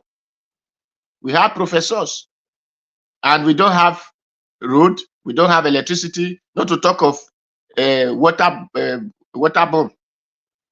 So nothing you want to say that Nigeria is rich. They are very poor in everything. Whether in the only thing I will see Nigeria is rich now is how to talk another man language and write another man language. Then they will give them one paper and said you are well educated. So that is all. Then why so we come out and be speaking, he enter into Ogbemu Aqua. Aqua is a Latin language. So anyway, let me know koto to the aboho. Despite we concur in some areas and did not koto to the aboho. Well, let me quit for this time because I don't want to take much time. Thank you. Thank you. Thank you very much, Mr. Dua. Thanks for your submission. All right, we've come to Mr. Ferreira now. Mr. Ferreira, it's good to have you on the show today. Good evening to you. Yeah, thank you very much, Mr. Elvis, all the panelists. Thank you all very much. And God continue to bless you, Mr. Elvis, and all the panelists that are speaking truth to power. Today, I purposely wanted to come on because of some basic reason. When I know these people keeping us down, they are sending their agents out, their people out. Before, they used to be in the chat column cursing us, but they're getting bold now. They're coming on to come talk and push their paymaster's position. And I think is my God-given mission to counteract them at every stop. And I will not stop. First, these are the things I want to talk about. I think all the panelists, except a few, has made a very good submission on all the subject presented by Mr. Elvis. And I just want to touch on Mr. Dele's comments. We should always call them ruiners. Let's not sugarcoat it. I love Dele. I know him. We went to school together. We were both in LASU together. When Dele was in LASU, they call him the Black Moses because he is a very dark-skinned man. That man is a Moses. Now, they are ruiners. They are not rulers, leaders, as some people want you to believe. Now, I want you all to be very attentive to what is going on.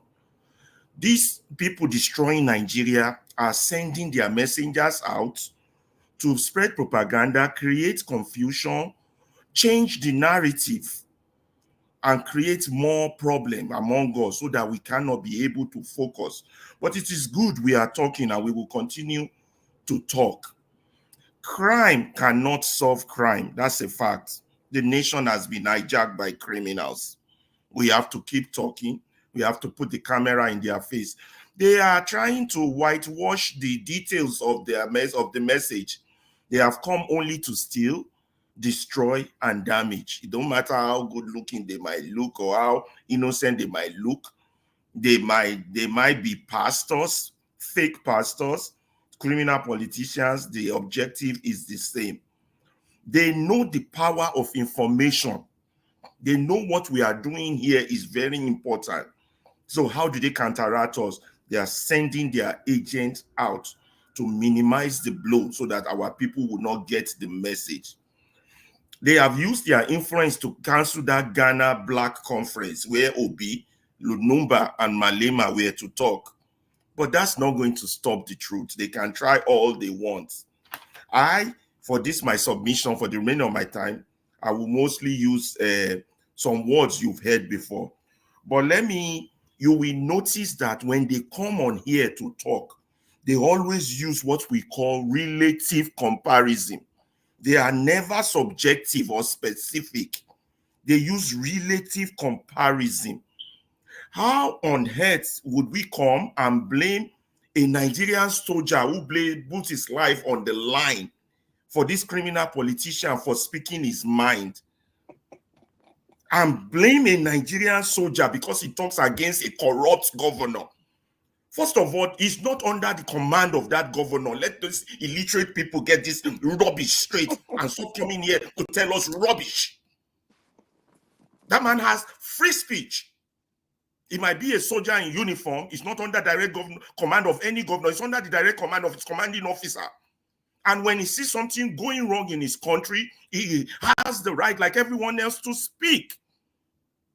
Let them not come here and use their relative comparison. That's why I came on, to counteract every angle they come at us. They come here and talk about it is relatively okay because some people want to fight for another country.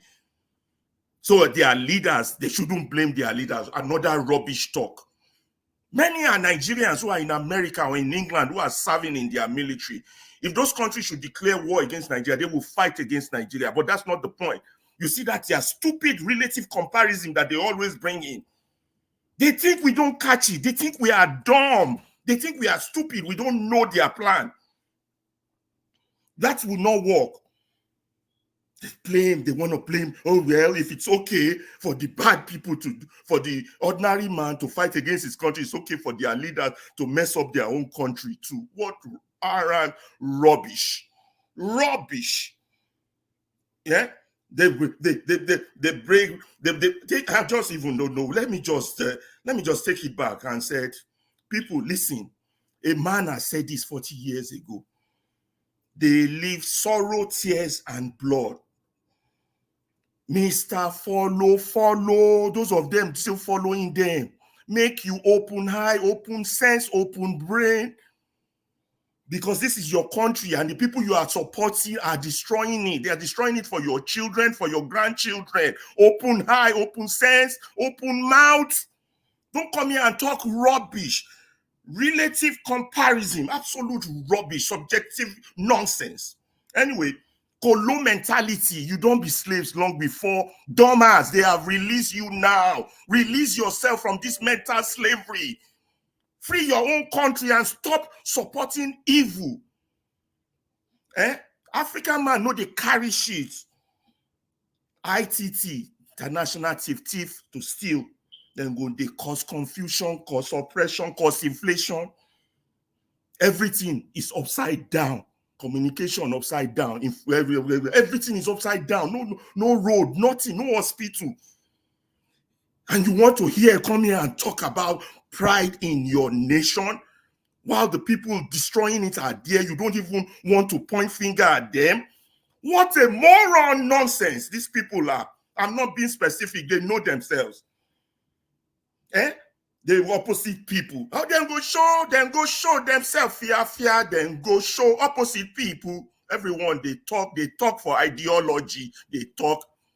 Then go come here upon the yarn rubbish. Yarn rubbish. Teacher, don't teach me nonsense. We know where you are coming from. Animals in human skin. Authority still live. He pass arm robbery. You no go hear them say thief. You no go hear them say robber. But now the common man we still orange. Now then go they shout, catch him. He be thief. Catch him. Dummies, fools, educated fools with money on their mind. Those are our real problem. Those are the enemy. That is my submission for now. Thank you very much.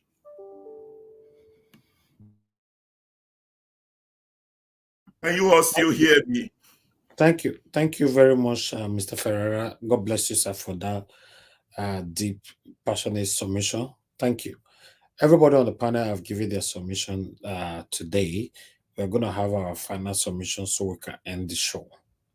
but I'll go back to give us a mandate again. Is the first person today. We're going to do for 5 minutes on this final submission. Give us a mandate. Please give us your final submission. Thank you very much. Thank you very much. Hopefully I'm coming out clearly and you guys can hear me okay. Yeah. Thank you very much. Mr. Ferreira, thank you very much. Other speakers, thank you very much. You know, one thing we've come to realize is the fact that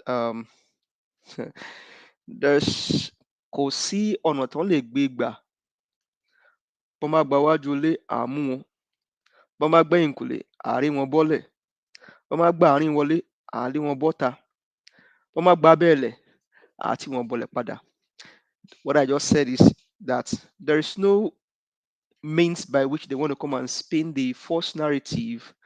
If they come through the front door, we did there. They come through the back door, we did there. They come through the ground, we go match them, enter the ground back. And just to clear these Nigerians, Peter Obi and Lumumba and others actually spoke to Nigerians and the world yesterday. Although Ghanaian government did not allow them to use the venue they were going to use earlier, but that didn't stop them from speaking to the world. So that's to clear some relative narrative that went out earlier. So Mr. Peter Gregory Obi and others did spoke to Nigerians and the world yesterday. The Ghanaians are protesting, the youths they are protesting, but regardless, that did not stop people from saying what they have to say to the world. Mr. Ferreira, he basically just showed that you know so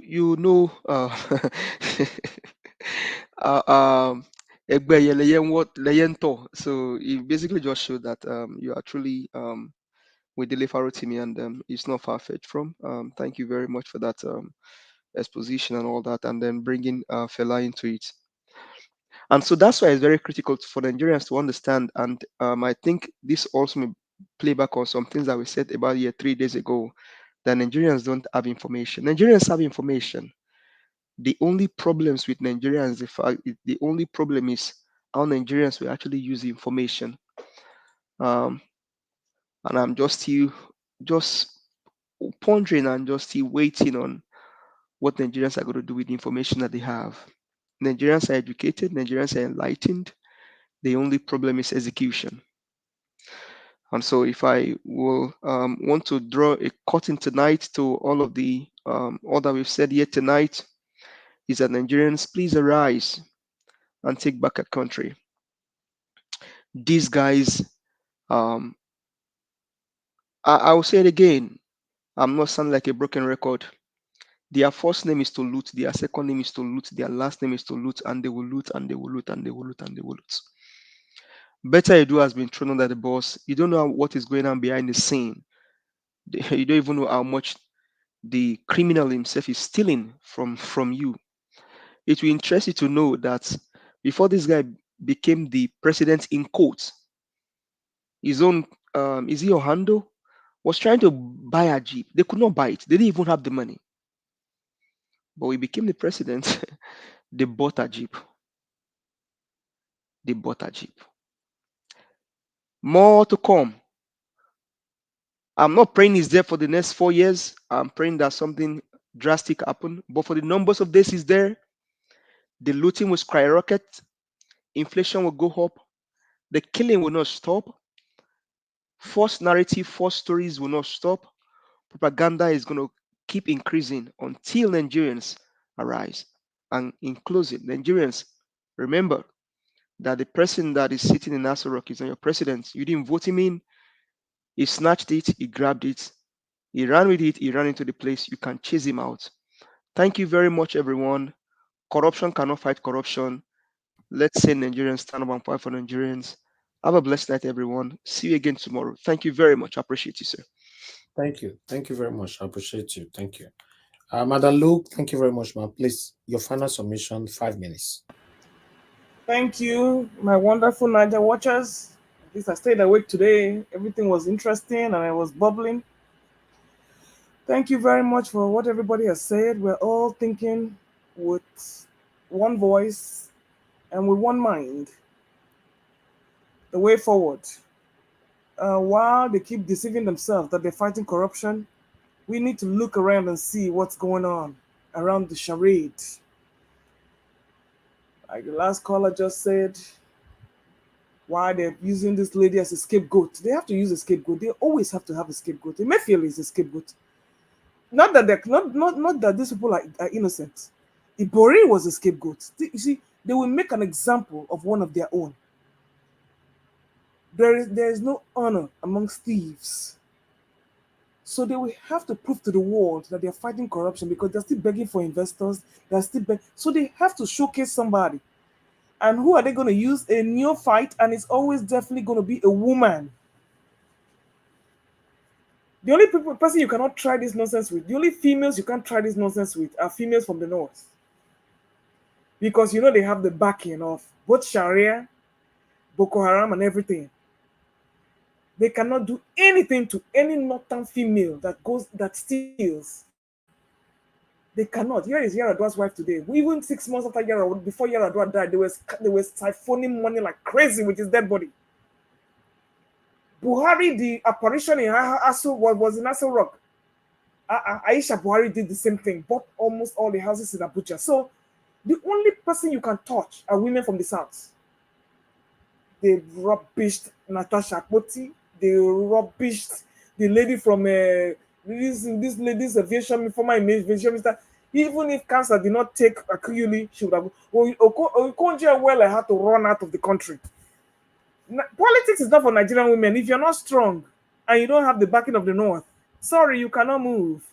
And the younger you are, I'm sorry, you are toast, because that godfather that put you there, you're not the only one that you are not. He's not going to be your only master. He's not going to be your only master, and he cannot protect you. You say you are a Mrs. We've never heard about your husband and your children. Miss Betta Free, what do they call her? Betta Fresh Fish. And then you are jumping from church to church. I would have expected you want to be, the first thing you do when you go to a church to give submission is that you want God to bless you with the labor of your hands as a doctor to heal. But you carried your mouth and you're rolling it to want to be a minister or want to be a. I was just looking at her mouth. Anyway, a doctor from Calabar. What can you expect? I'm sure she bought her degree too with her assets or her other assets. Do I feel sorry for her? No, I do not. She spoke quiz English. Yes, of course. We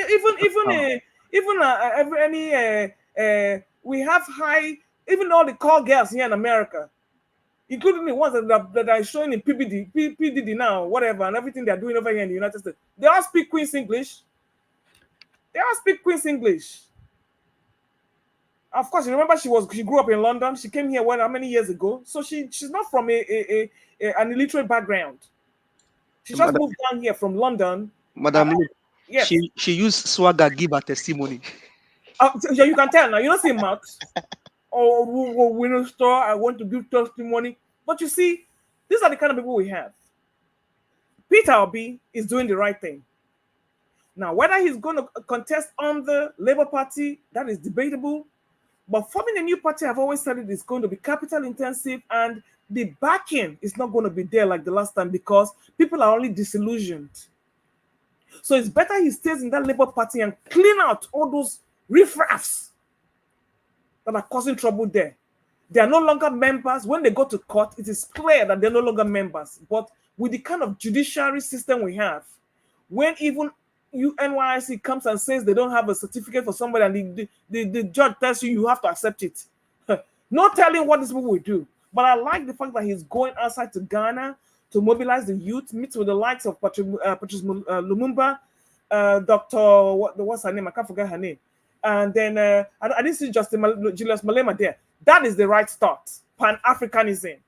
Hopefully our youth will look forward. But will they grant that any venue to meet anywhere in Africa? Mark you, anytime Pan-Africanists want to meet, the governors will shut it down. And that is what they're all working together. That's what these Western puppets will do. Thank you very much and have a good night. Thank you, Mother Luke. God bless you, ma'am. Thank you for coming in today. All right, let's quickly move on to the next person, Mr. Okay, I will just keep Mr. Jonathan for now. I'll come back to you later, Mr. Jonathan. Let me go to Mr. Consign. Please give us your final submission. 5 minutes, sir. Thank you once more again, Mr. Elvis. God will continue to bless you. I also want to thank Ferrari again. I like him because he's always outspoken. Now, I want to thank Mrs. Luke, Miss Luke or Mrs. Luke. And I want to emphasize on what he said. The only people they can do this is people from the south. Because you can't do this to the people of the north. And when you can't do this to the people of the north, then do we have a country? That's the question. Because this has been going on a long time. The people that are looting this country, I didn't say other regions don't loot, but the most people that have been looting this country that are not accountable are the northerners. Take it anywhere. They are the people that have been looting this country for long, but none of them can be held accountable. You can't. When you try, they use other, their Boko Haram, they use other, they use other this. And that is why I continue to say, do we have a country? Everybody knows that this country started on a wrong foundation. When you have a child, your child started from 10 years or 12 years, start stealing, buying, sleeping with different women, taking different drugs. Now, when you should reaching about 20, 30 years, he say you have a child that you don't have because what you control that you control to do what nonsense is doing. You understand? So that's the problem. That's why we have to look at ourselves and say, because all these things are for this regime. Even another regime comes in, it's the same thing. It's what you are going to be seeing. Because everybody will have to look at others, what others have done before. And even if with this, without no restructure, the same, even if the INEC, the another people are put today, other people put again there today, my brother will still see the same result. Because when the judiciary had been captured, what do you have again? Nothing. Also, that's leading to the issue of when do we become slave to the Senate, to the legislators? It's definitely Nigerians have become slave to them. We have completely become slave to these legislators who are supposed to make law, who's supposed to direct us, who's supposed to hold the executive accountable, but now become slave to them. How can you be talking about building a car park and building nonsense library? And people are suffering.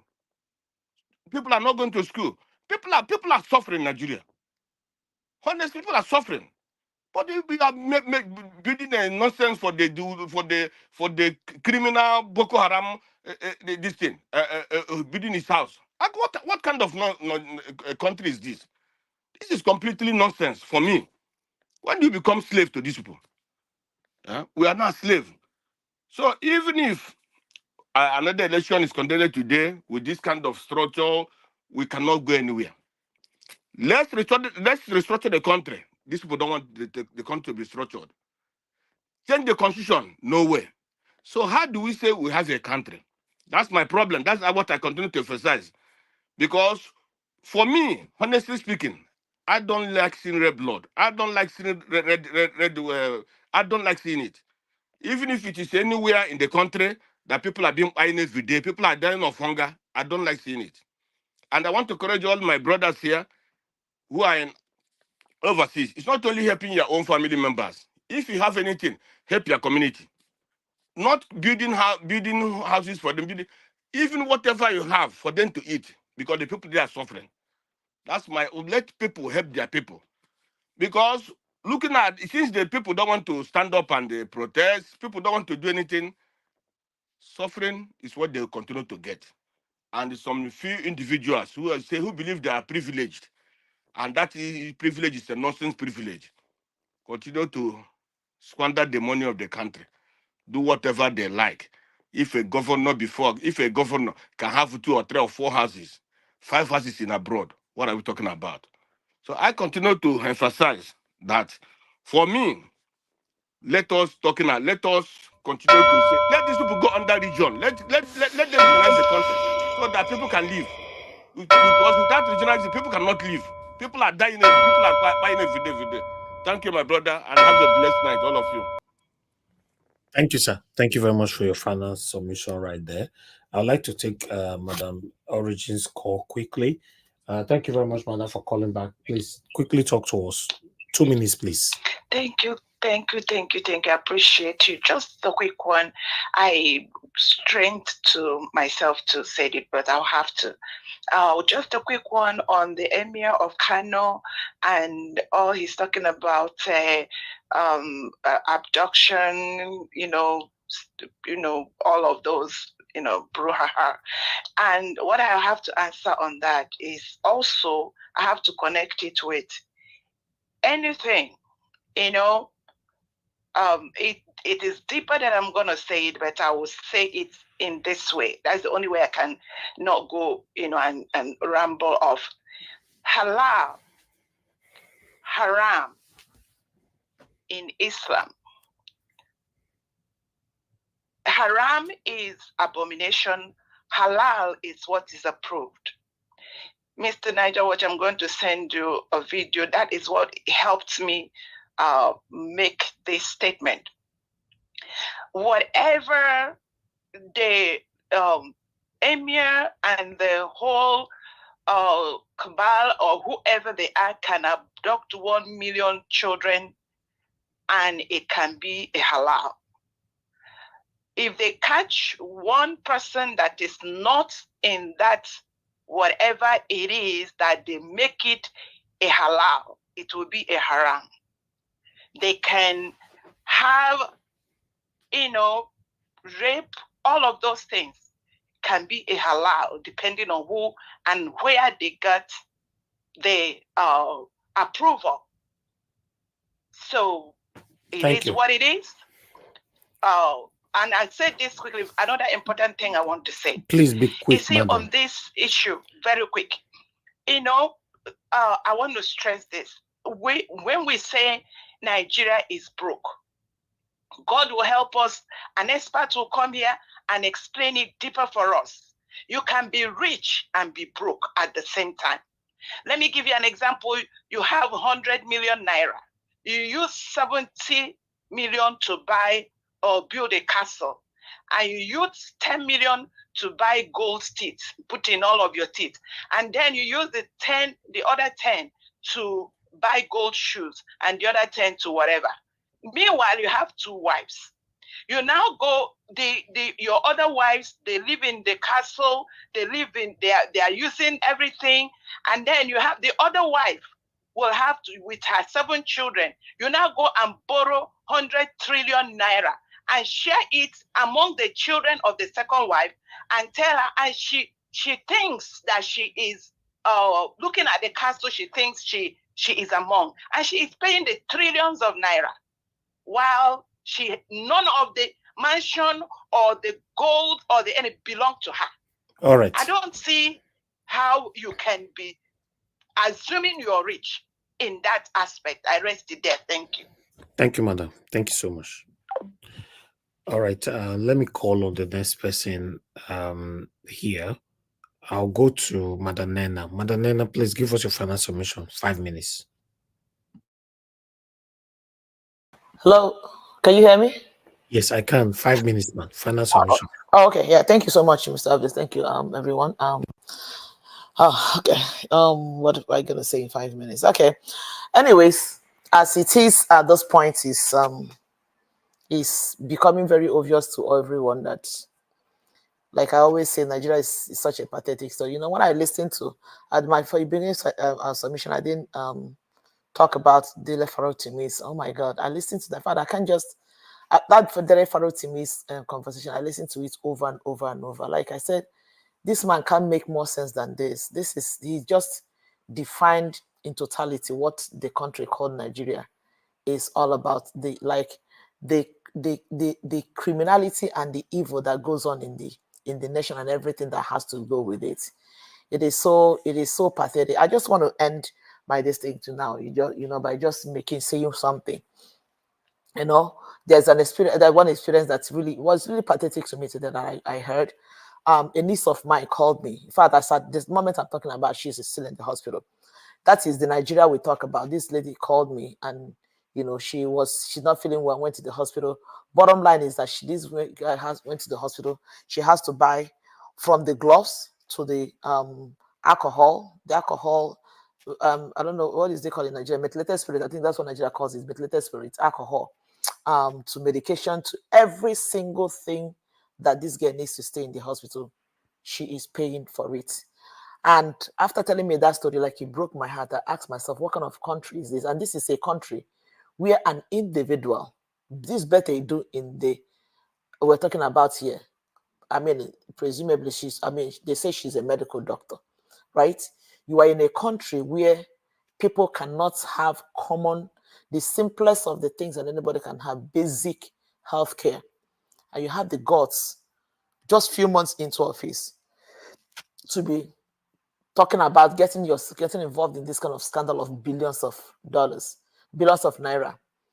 Imagine allocating money to people to go to a state where there is a flight ticket to this tells us how the way these people steal money, like so shamelessly, so carelessly, and I don't know, allocating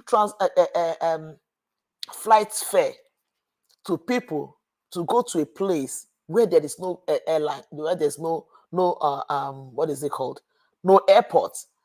And that means that, and that is why you see in Nigerian situation where there's possibility that people who are not even among the people who even made that trip, there will still be money allocated to them.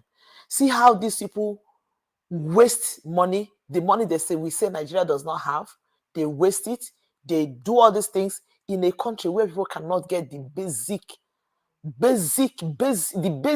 the things that people are supposed to get. Nigeria is a place where you build your house. You use your money to build your house. You use your money to provide security. You use your money to provide light. You use your money to provide a road. You use your money to provide water. You use your money to provide everything for yourself in Nigeria. Yet, people are busy, like Delefaro to me said, flying private jet left, right, and center. You spending money left, wasting billions. And I was even reading something about some of this money that was discovered, and I saw that I think one of them, they said in a 10-year-old boy's account that billions of naira was found in a 10-year-old, one of the children of one of these people that are involved in this fraud. I can't remember the name. One of the accounts that they open with names of people. They use a 10-year-old. Use the name of a 10-year-old with billions of, and it tells me that the level of wickedness in the heart of these people that we call the leaders in Nigeria. And that's why I still maintain that, you see this thing they're doing with Betta Edu. Betta Edu is their girl. Betta Edu is what is it called? It's Tinubu's girl. She is their girl to most of these ministers. She is their girl. Nothing will come out of this thing. Also, they'll just want to use Betta Edu to make it look as if something is happening. Nothing will come out of it at the end of the day.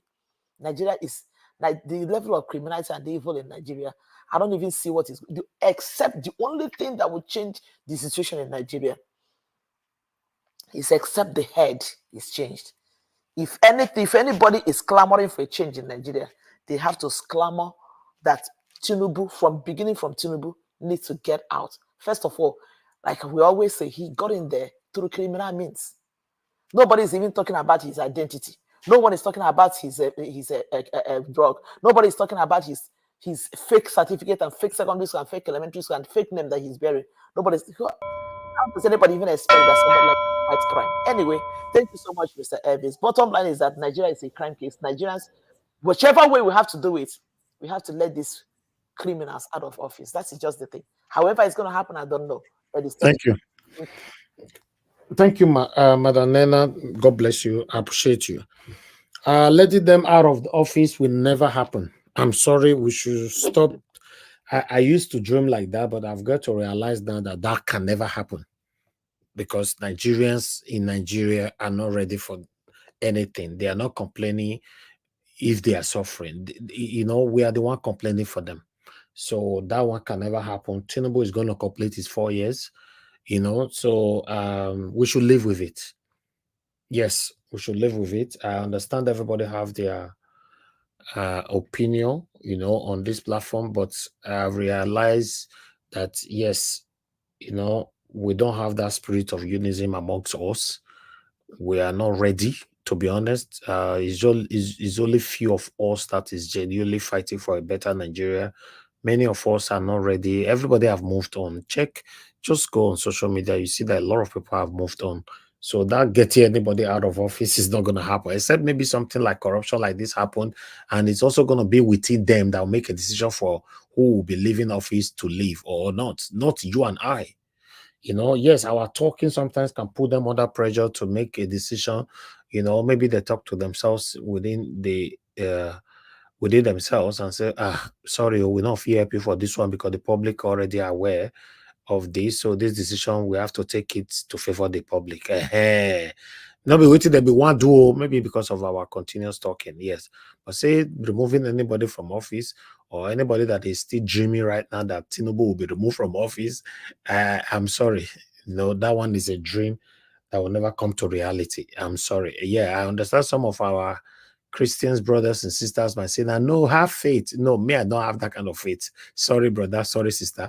And I'm not the kind of person that have that kind of faith that Tinubu will be removed. Who is going to remove him from office? He's the president of the Federal Republic of Nigeria as we speak. Yes, many of us don't like it. We don't like how it sounds because on how he got there. But yes, he's the president of the Federal Republic of Nigeria. You cannot remove him.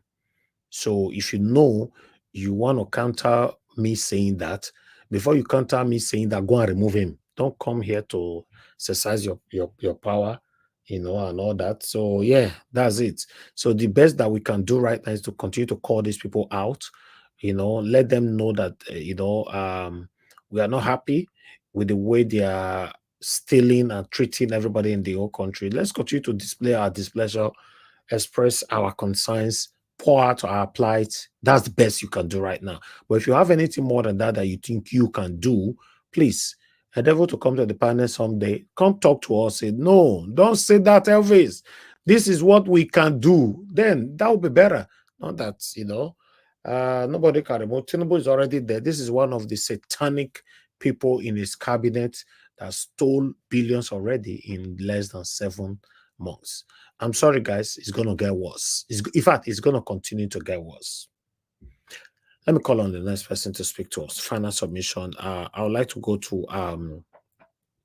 let me go to Mr. Oduwa. Mr. Oduwa, please give us your final submission, sir. Thank you. 5 minutes. Thank you. Thank everyone. Yes, let me say something of this military. A military man that was pouring an insult on or speaking whatever jargons on Sanwo-Olu, where birds with feather flew together. The reason is that they are illegal government, irresponsible government, and irresponsible military. The law enforcement agents who did not even know what they call law is what we have as military, police, and whatsoever you call them. Who think when you put on uniform, you now become second God. Whereas you put on uniform to keep rules. The only people that beat traffic here in Europe is ambulance. And it is when it is emergency, not just he want to drive. When it blow that alarm, it's right to drive one way, it's right to beat red light, and no vehicle has to park for him to, whenever he blows siren. Even though you are the commissioner, you are this, you are that, you have to keep to the rules. Drive one way, you keep one way. Attend to the other road user, you have to attend to the other road user. Stop for person to cross, you have to stop. Whether you are police, you are questura, you are immigration, whatsoever, you keep to the road. But what we have in that animalistic country, which is a jungle, where the wild animal ate their prey, is that once they give you uniform, you cannot do any nonsense and believe that you are right. That soldier man is supposed to show a good example for others to follow, but he is the one showing bad example. Automatically, he did not even know what is called government, not to talk of the work he's doing. And person we say doesn't answer to anybody. He answered to body because he volunteered to take the job from Nigeria. He did not volunteer to come and oppress Nigeria. So nobody forced him from the house to come and take that job. He left his home to take the job. But because we thought they are second God, that is why they misbehave whenever in any position. It's not only that soldier man, any position at all, give it to a person. On this Betta, what do you call her? Because you call it is educated, is not, he speak Queen's English. Queen's English, is it not a language of people? When you are born and raised up there, you learn it. Or even if you were not born and raised up there, you are opportunity to hear the language, you learn it. It's a language. That is not education. Education is you know what is good.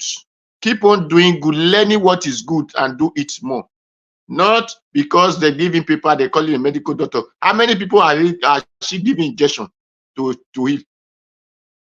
So, and that shows her character have shown you that the what they teach in Nigeria as doctors, they don't know what is called human on the neteria inside.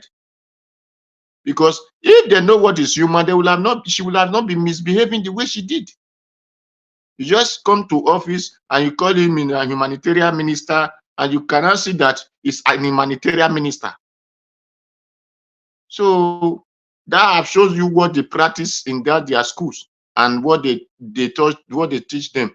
Because before she even get to this position, I know she might have spent a lot, so she want to recover it on time. The office that they just suspend the first person before you, then they automatically have told you that all of them were eating and stealing, and so it was my turn to take. And is it not this country that whether a central bank, whatever, or financial minister stole 109 million or something like that billion? They're now giving chief titles in the north. All these people, they're supposed to be in prison. Thank you. Thank you, sir. Thank you very much. Fortunately, nobody's going to prison. Nobody's putting anybody in prison. When the head is corrupt, you know what that means. So fortunately, if it was you or people like you or the right people were there on the top seats, yes. But let's continue to talk. But I want us to reduce our hope. That all those hope, Tinubu can never be my president, or Tinubu will be removed. Tinubu must be out of there, or this people must be out of there. The only reason why you see that Betta Edu was suspended today and invited by the EFCC tomorrow morning is because of the result of our talking. Yes, things like that. When they see that people are really, really aware and they can't hide away from it, yes, they try to take action sometimes. But listen, they take this action sometimes just to please the surface, but they are not actually going to do the right thing. Have that in mind. Remember when Mohbad, everybody were crying for the death of Mohbad. You know, the streets were occupied and all that. So what did they do? They have to remove Mohbad and went for autopsy and all that to calm everybody down.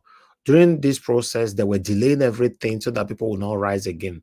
They now get to realize that, or rather, put something else that will distract Nigerians, because we are easily distracted, you know, to distract Nigerians out of what, you know, what is happening. Then they came back later on, after they already know that we're already distracted. They now came back on to say, oh, yeah, after the investigation and everything, blah, blah, blah. This, till tomorrow, that's what they're doing, bagaru. We don't know what happened from Mohbad's death. So on this one as well, you know, yes, the reason why Betta Edu is facing this, because normally Betta Edu is not the only one that organized this crime. This money that you people are talking about now is not a single-handed act. You know, it was a group of people that worked together to transfer all those money and all that. But at the moment, because she's the minister, you know, she's the one that everybody is with drag. You know, that's why she's there. So yeah, she might probably be removed totally and all that, but still, let's continue to talk. That's what I'm saying. Nigerians, we are not ready. We are not ready. Let's say it how it is, man. We are not ready. That's just the fact. Nigerians, we are not ready. 1% of the kind of things Nigerians are taking, other countries will not take it. 1%. I'm not even saying all of them. 1% of what Nigerians take, other countries will take it. But it's very unfortunate. We are not ready. Anything, we just take it as normal, embrace it, use it as a duvet to cover ourselves and move on. You know? So it's very sad. If you check the people that is talking about this Betta Edu now, you know, it's not even much. You know, our platform is one of the 10 platforms that is talking about it right now. Do we only have 10 platforms in the whole Nigeria? People moved on. Thank you, Oga Chris, for calling in. Please talk to us. Good evening to you, sir. Good evening, Mr. Niger Watch, and good evening, everybody in the panel and the people in the comment section. My name is Chris. I'm calling from Dublin. Can you hear me? Yes, sir. Go ahead. Okay. Thank you very much for the opportunity to contribute. I've listened keenly to everybody's contribution. It has been brilliant. But I want to particularly pick out two people, and that's Mr. Ferrari for the brilliant contribution. Like somebody said, you truly spoke like a person that has actually been close to Dele Farotimi. Well done for your boldness. Thank you for your direct approach and your scruples in depositing your submission. And also I want to thank Madam Luke for the wonderful submission she presented earlier in our first section. You know, she said everything the way it should be said, and this time around she placed the blame squarely on the lap of Betta Edu. But having said that, I would just like to say that this Betta Edu thing, I'm not really. It's not really moving me per se, because it's just like a small screen. Just like Mr. Nangawa is saying, we are easily distracted. There are thousands of Betta Edu that is working freely in this Tinubu's administration. Even if we want to talk about anything, the Tinubu himself should be in jail. He should be investigated now. Somebody that's full of forgery, nobody knows where he comes from. Is it the one that will be probing other people for that amount of money? And we all should know that it is because Betta Edu is from a particular part of the country, no matter how you look at it. Just look at from the history, who are the people that they usually use to act as their anti-corruption, what's it called, poster people. Just look at them. Is it Ibori? Or is it Bizani? Is it this Betta Edu? They are always from one part of the country. There are people they can never touch. There's this Erika man who spent over $400,000 just to print the logo of Air Nigeria, and that man is working a free man. He even went to Channels TV and TVC, and he was still boasting there. Look at Mago. Look at Sadia Umar. Nobody. The woman that spent about 5 billion naira during the COVID to feed children, while children were at home. All right. And what happened to that woman? So in summary, I just want to say that we should try to be focused and face whatever we are doing to. It's just a small screen. Thank you very much for the opportunity to contribute. I'm very grateful. Thank you so much. God bless you, Mr. Chris. Thank you, sir. All right, I'll call on the next person. Let me quickly move on now to okay, I'll give let me go to Niger. Okay, before to Niger, please hold on. We have Black Panther on the phone. Black Panther, thanks for calling in. Good evening to you, sir. Please talk to us. You have 2 minutes. Sorry for calling me too.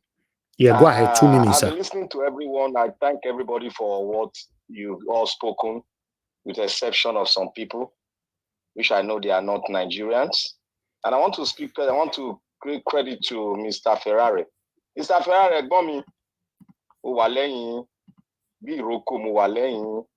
I'm following you every day. I know what is happening.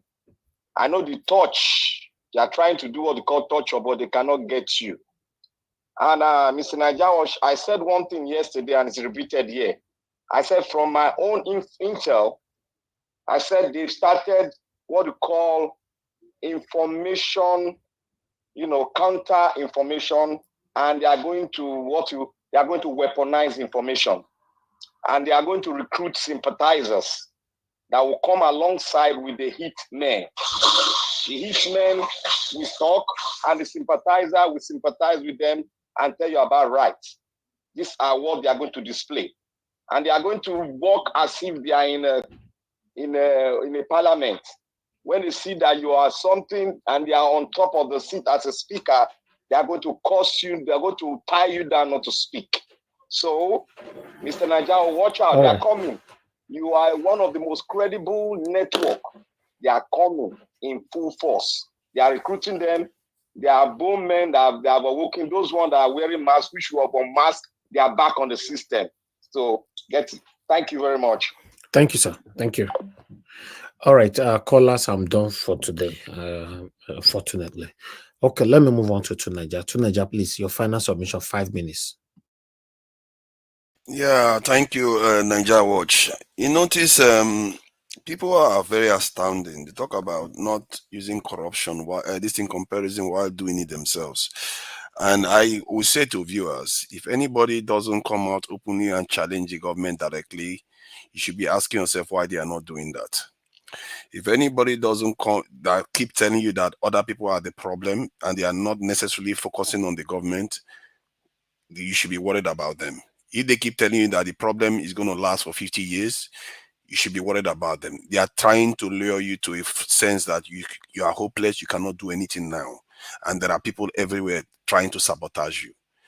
And I've seen people that pretend as if they are actually at the forefront of our struggle to make the country better, but they never directly call out the government. They just call out everybody else around them and try to push our affairs into the long grass. They will say, you are not talking about so and so and so because they are like this, they are like this, they are like this. But the person actually did. I literally talked about corruption just now. And I also literally talked about even it being tied to death penalty. Something I believe is actually merited because people are dying in Nigeria every day. But all that is ignored. And they will tell you that there are conspiracies everywhere. I've seen this happen in many places. You see these people that call themselves believers. If you say something, if you literally repeat the word that P2B says word for word, they will still attack you. Like word for word. That should tell you something. Like I said, these people that are corrupt, they are killing our people daily. It's not, you don't have to be passionate. You don't have to make it up. It's just a fact of life. If you deny hospitals the necessary resources that they need, more women are going to die during childbirth. Operations are going to fail. Doctors are not going to get paid and get tired, are not going to prescribe medicine properly. Even the chemist is not going to be very objective because they are just going to over-prescribe for Nigerians. I've seen it happen myself. When I went to hospital for the first time after many years in Nigeria, the medication I was prescribed was so many that I'm not even a doctor. I knew that was not right. And I rejected most of it and just took the essential one. And that was the end of that illness. And this is what our people are going through. A lot of young people have got ulcers all over the place. Where do you think all these problems come from? I've seen people that have had operation and the problem still remains. This is my own direct experience. I've seen people have, young people have, under 20s, this in their 20s, late 20s, having problems. We are storing up health issues in Nigeria. That's why I consider corruption a very deadly thing, and that's why I never liked the way, Tinubu had this conference where all his ministers came together. He was saying that they are going to hold them accountable. I didn't like that because he was just saying you're going to hold them accountable, but without any consequence. If they steal billions, they are going to kill people. Why should there not be a serious consequence for such a behavior? It should be really serious, and people should take what I'm saying very seriously. Because if you truly want to deal with corruption in Nigeria, you have to make it correlate to the lives that they are costing people. Lives matter to me a lot. This is why security matters to me a lot. People that are killing our people deserve to face the consequences. And the other day, I saw a pastor making our fellow Nigerians walk under his leg. and they are harvesting human organs in some parts of Nigeria. Even the dead is not even given a chance to be buried in some parts of Nigeria now. Some of the things that are going on there is just not. There are sins. There are original sins that are being committed in Nigeria, and our people commit it all the time. If we don't value our own life, who is going to value it anymore? We should take it seriously, and we should take corruption seriously, because it's actually killing people. If you don't fix the roads, there's likely to be accidents on that road. It kills people. Thank you. All right, thank you, Tonaja. Thank you very much for your submission. Okay, let me go to Mr. I'll go to Mr. Jonathan. I want Mr. Ferreira to be the last person. Mr. Jonathan, please give us your final 5 minutes, sir. Thank you very much, Mr. Elvis. Thanks to everyone. It was just this past weekend, that Mr. Wike was running his mouth that social media does not matter, that what is happening there does not matter. It was just this weekend. Social media is their albatross, and there is nothing they can do with that. If you take social media out of the scheme of things right now, Betta Edu will be running. Mr. Jonathan, you are cooking the water everywhere, pots, everything. Now we are the year for you. Sorry about that. Sorry about that. You see, if you take social media out of the scheme of things in Nigeria, the likes of Betta Edu today will still be running all over Nigeria as if everything is normal. And again, Mr. Elvis, you just as you believe that the presence of social media, can bring them down, that talking can bring them down. What we're doing, what we're talking can bring them, can bring these people down. It is the same way. You see, this talking also can bring the government down. This talking can also bring them down. At the least, they will pretend that they are doing something. It is this talking that can get Mr. Tinubu himself calling for electoral reform. It is this talking that can get Mr. Tinubu himself coming out and say, now, Nigeria has to be reorganized. This talking can do it. Nigeria is a country of lies, as stated by Mr. Faroutin. I know also it's not just a country of lies, it's a country of greed and sycophancy. That's why we can see someone like Doyin Okupe coming out saying that he has abandoned Peter Obi on ideological lines. You don't have ideology in the first place. You don't even have it in the first place, because if you do, you cannot come out now and say you are abandoning Mr. Peter Obi. Again, Nigeria, notice, no facts, no nothing. Vague. What are your ideologies? What are those ideologies that you stand for, Mr. Okupe? Bring them out. Let us see them, whether they are still in line. Is it the ideology that you stood for as of February 2023 and late 2022? That ideology has changed now. So that ideology as at that time, fairly with that of Mr. Obi, but as of now, it is no longer the same. That's not ideology. That is sycophancy. You are looking right now, that's what you are looking for. You want to also eat from the system. I dare Mr. Tinubu, if he really wants to fight corruption, if he really wants to even save his name, I dare him. Let him call all his ministers today. This is a fantastic opportunity in light of Betta Edu saga. Let him call all his ministers today and tell them to come out, each and every one of them, especially education, works and housing, and health, including agriculture. Let them come out today and state that the money allocated to their ministries in this budget, all the programs that they highlighted that money are allocated for, let them come out and give us the timeline for each and every of those programs. That is what killed Betta Edu. She set parameters for herself indirectly, and that is what is being used now to trap her. She said the money will be transferred directly from CBN to beneficiaries. Let your ministers come out and do the same, each and every one of them, line by line. Let the works minister comes out and say the road, the 100-kilometer road that will be built from point A to point B, that 5 billion naira has been allocated for in 2024 budget, will be completed at this time. Let him come out and let him come and say that. Can I Let the minister of education come out and tell us that the 500 million that they got in 2023, 500 million US dollars for procurement of computers for JSS students, especially in northern Nigeria, let the education minister come out and tell us this is the timeline. This is how far they have gone. Can I Let your yes.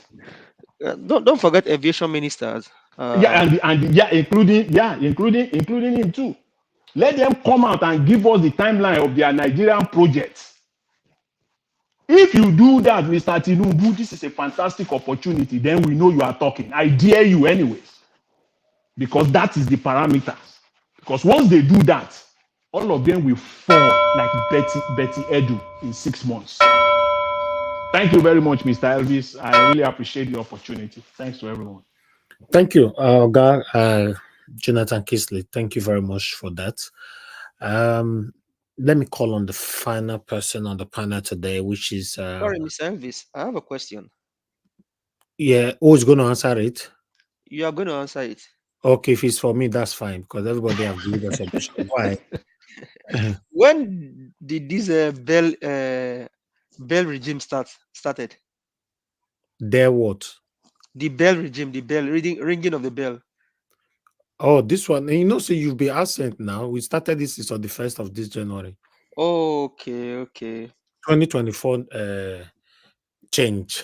So that's the timeline and the yardstick that Mr. Jonathan was talking about. Okay, this is how we are doing our own now. Good to know.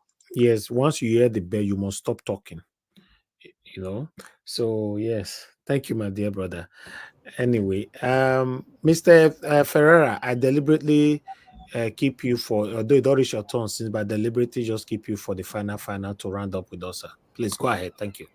Yeah, Mr. Elvis and fellow panelists and the people listening to us, I have 3 things to say in this final submission.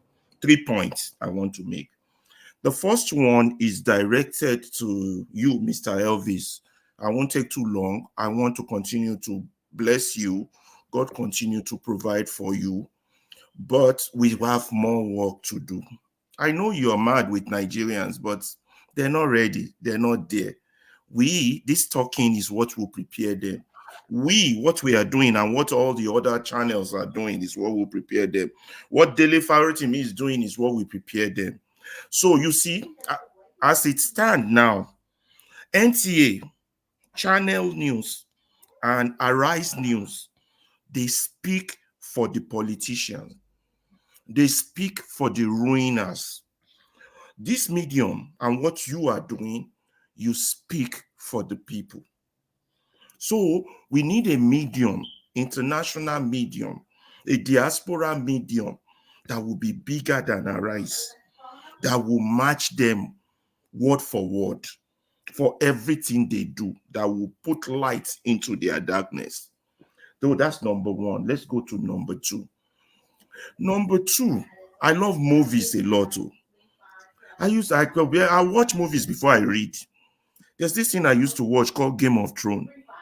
There was this beautiful girl called Sacha Stark, and there was this cuckoo bird called Littlefinger.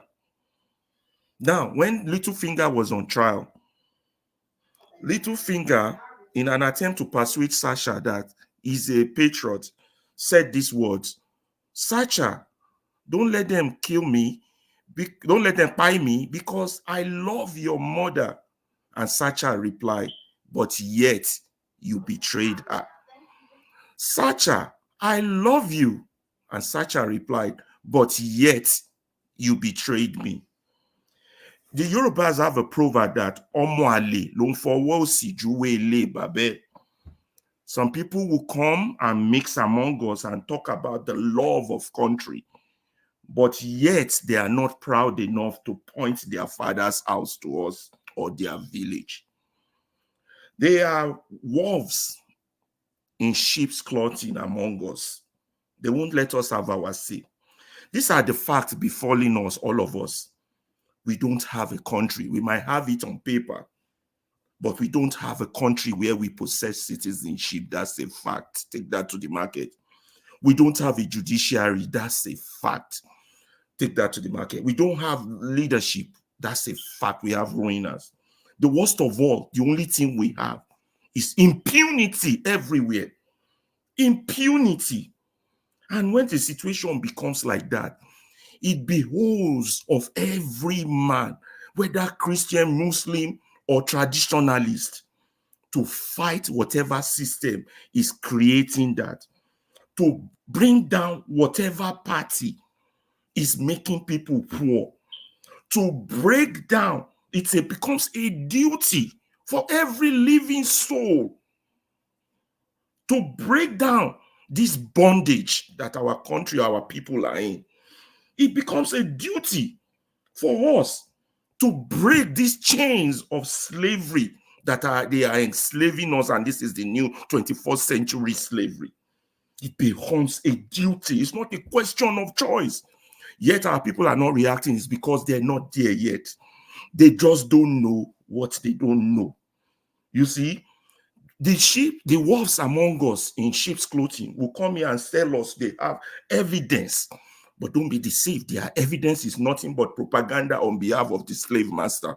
We know. So that's number two. Number three is this. If you have, I'm going underground now. If you have Bedu in your system, just the shake head. If you can tap the drums, if you get guitar going, put them on. Which condition you dey, I don't know. The condition I know. My condition don't reach, make I act. If your condition today, they make you shake and you still no talk the way you feel, make you open your two ears very well to they hear the truth where I they talk. Listen, make you they agree with me every day and night. You go hear me talk. One day you self, you go agree with me to they act the way as I they feel. Remember, if you know at your own, one day, of course, you must buy. Nigeria gets money, plenty money for overseas. They can't start to, finish. They can't start to, they make announcements, say plenty billion naira easy, missing. They can't start to, they arrest everybody. They can't even go arrest Betta Edu, we use money for bleaching cream. Finish. Making they hear, finish. Very soon, then go release everybody. Then they release them.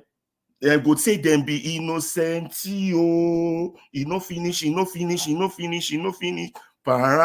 Just they do that bedu with me. And they tell you, this has happened 40, 30 years ago. It's happening now. Don't be fooled. Somebody put it down on it. Right Thank on, you. bro. Thank you. Thank you very much, Mr. Ferreira. May God bless you for bringing that back again. This is one of the things I talk about all the time, that most of the things that you and I are talking about today, our forefathers already talked about it. Sonny Okoso talk about it. Fela, talk about it. And many others. We are still talking about it today. There was a music that I played at the beginning of this broadcast today saying that even though the increased bag of rice to 10,000 naira, God will still help us to to afford it. And that music, you don't tell where they release them. That time, maybe bag of rice was 3,000 naira because according to the music, so even though they increase it to 10,000 naira, today bag of rice is above 60,000 naira, right? So, and that same music also said, you know, even though they increase a bag of cibe to 1,500 naira, you know, we can still afford it. Today, bag of cibe, I know how much that one. So, what I'm trying to talk about today is that Nigerians, we are not ready.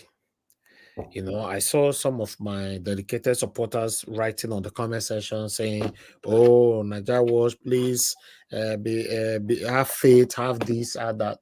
I understand. You know, everybody is different. I'm the one anchoring this show every day. If I don't want a better Nigeria, I will not even put the effort to do this. To be honest, you know, doing this is not easy at all. It's because of few of you that is genuinely appreciating me, you know, your kind words and all that. That's why you see people like us just want to keep that consistency. It's not easy. But another thing that sometimes turns me off. Sometimes I just look at it, I just say, oh, what's the need of all this, man? Please, please, please. Sometimes is when you get to realize that, you know, Nigerians, one person cannot achieve this, for Christ's sake. Nigerians are not interested. I understand some of you have tried to support them by saying, no, they cannot do this, they cannot, but I still don't get it how you cannot complain. Constitutionally, you must complain for government to understand what you are facing. Even in the United Kingdom here, in the village where I live, if I have issue with my community right now here, I'll call the council or I'll call the police, talk to the government directly. But we cannot just be completely saying nothing is working behind our keyboard, within ourselves, in our own home, but we are not letting the government to know what we are facing. Sometimes just look like, oh God, what is all this effort for? It's not easy, man. It's not. I just need a change. I'm grateful to God that I live in one of the best countries in the world. I'm not suffering. And all my panelists you're seeing right now, none of them is suffering. But we put in this effort for Nigeria to change, and we now get to realize that the people in Nigeria are not even talking about it. The big bloggers in Nigeria, they don't talk about this. Their followers don't talk about it. Sometimes when we even go there to comment and say, okay, look what we are facing. Have you guys forgotten so soon? Then you see people come under of your comment and lambast on you. We are in big trouble. I'm telling you. Sometimes just want to, you know, close the media. Don't come out for like 2 weeks. I don't want to come out. My mom is so encouraging. Say no. Even though in 1 hour you do, just come out. Even though in 1 hour. Sometimes I'm tired. Do you know that you get more energy when you are doing something and you are seeing the result? You get more energy. But when you're doing something, you're not seeing the result, it is tiring. What we're doing here is not monetized. We're not doing it because of money. If I want to do it because of money, I know how to do it. But I was not born that way. Edo State governorship election is already coming. We're already getting pressure that we have not brought out. I'm from Edo State, for Christ's sake. I have the biggest media in Edo State. You know what that means? I'm already under pressure. So you want me to just come here now? It's okay, let me monetize this thing.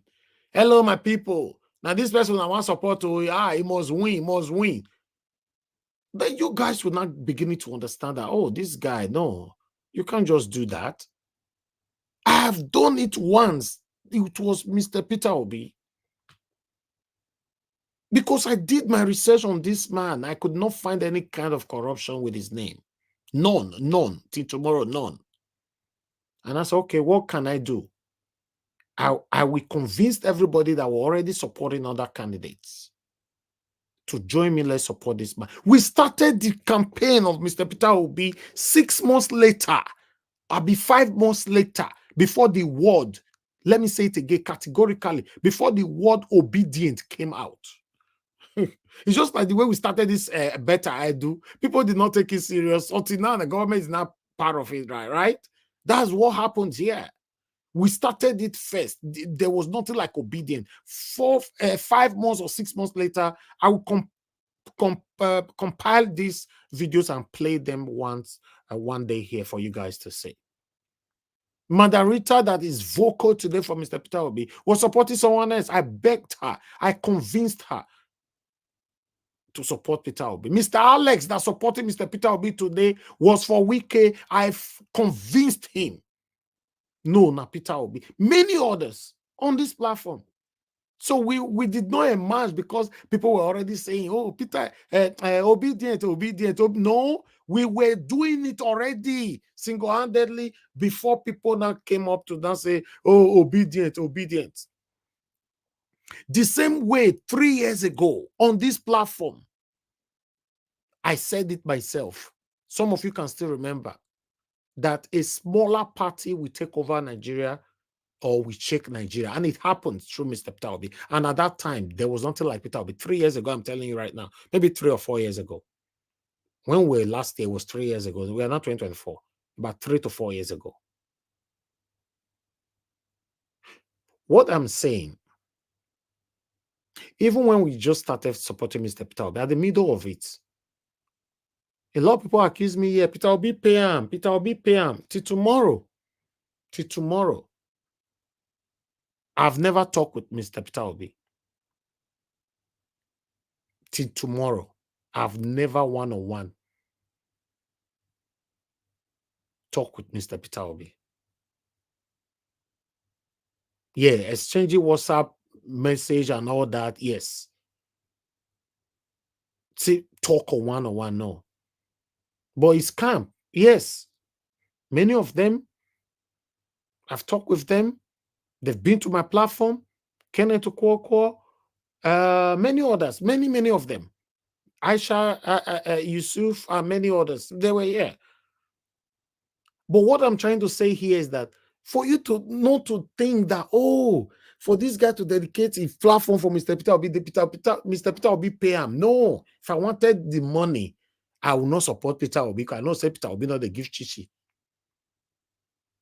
I know the person I would have supported. Thank you. Barrister Mikey Guinea was also here, yes, but it was not for Peter Obi though. I'm not sure. It was just the INEC man. Many people have been here. So if I wanted the money like the way other people's eyes are shaking, I would have chosen between Tinubu and Atiku to collect my money and move on. Look at Edo State now, for example, the upcoming election that is coming now. You can see the hungry lions touts. They're already fighting themselves on social media. Or you guys are not aware? They're already threatening themselves. These guys are already threatening themselves, fighting themselves, not because they want Edo to be better. They are fighting themselves, saying, this one me want support, and this one give me better money, and this one, they're already. The only person that is out of this rubbish right now is Niger Wash. Go to, if you're from Edo State, walk around, you know what I'm talking about. Is that how we want to have a better Nigeria? Is that how we want to have a better Edo State, where everybody put their selfish interests forward? Wait till I want to get. I beg. Wait till I want to give me fair before I support you now. We are not going anywhere in Nigeria. I'm sorry. In case you're not aware, whatever is happening in Nigeria, I am a family. We are established. I will say it again with a capital letter, established forever in the United Kingdom, in case you're not aware. My children will not dress tomorrow and say, Daddy, I want to go and be living in Edo State. It's not possible. So we are fighting for the betterment of the people that lives there. But if you are fighting for your stomach infrastructure first, before the people that live there, then you are satanic. Thank you very much, Mr. Chris. I was so ashamed to see that some of the Edo people are already fighting. And one of our prominent person that even come to this platform, you know, according to the video they sent to me, I saw that one calling to that show there. You know, I was like, God, everybody just confused. You that everybody have so much respect for, calling to a show where people are fighting themselves, who I will support, who I not will support, who give me money, who not give me money. You called there, you were talking.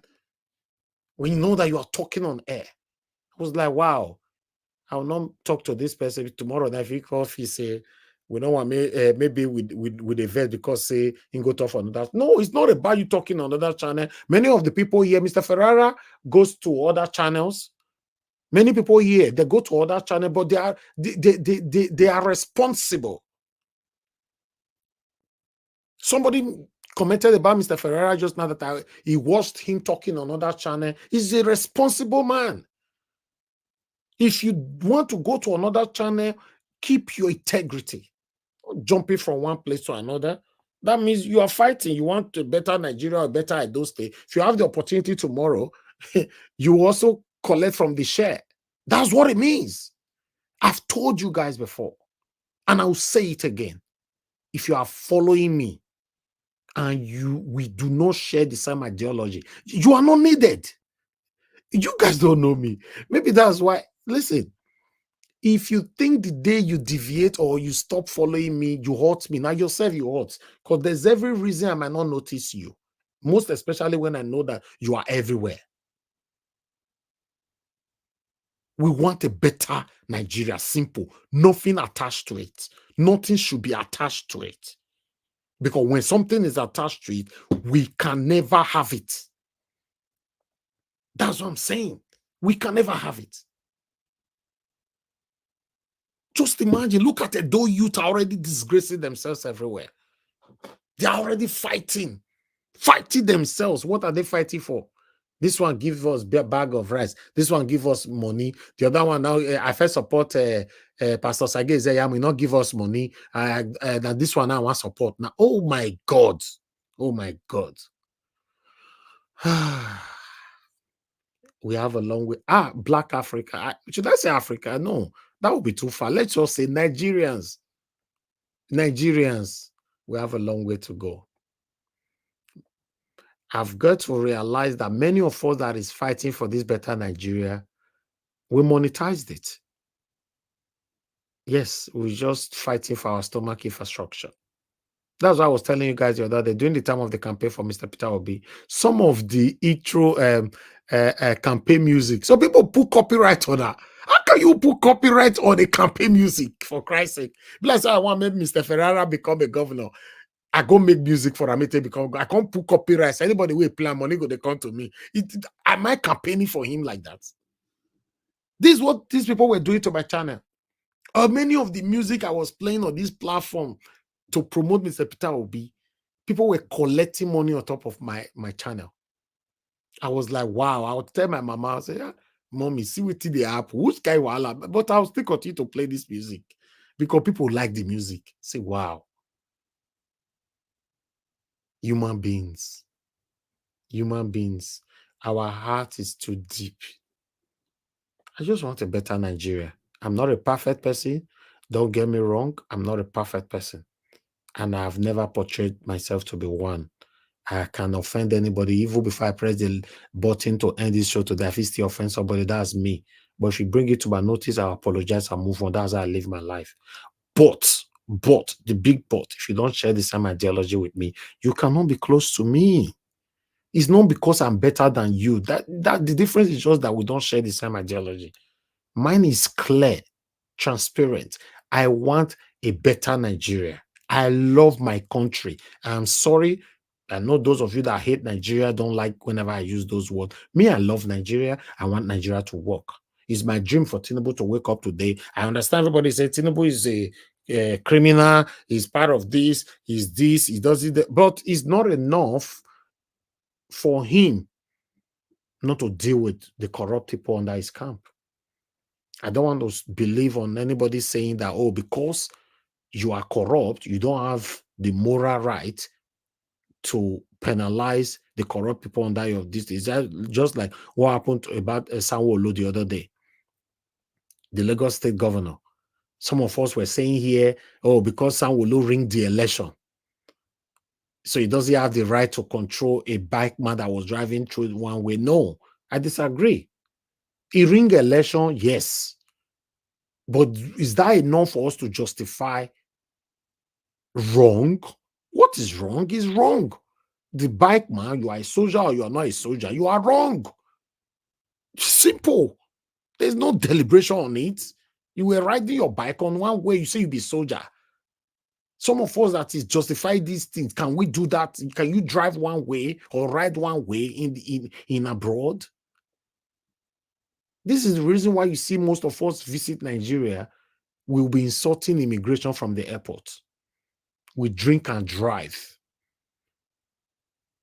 In a residential area where we're supposed to drive 30, we drive 100 without nothing they happen. But we can't do this abroad. If you do it for UK, they collect your points 3 times. You are useless forever. That's why they drive for UK and they can't take your license from you, say after 2 years before if you go school for driving. You are useless. It's just like somebody, just go by yourself. No need of living. So you must follow instruction and do the right thing for your license not to be taken away from you, right? I know since I thought so now, some people now for their mind, wait till this one, they tell me, go abroad, this, that, because everybody is different. So people want to support anybody because of what they want to get.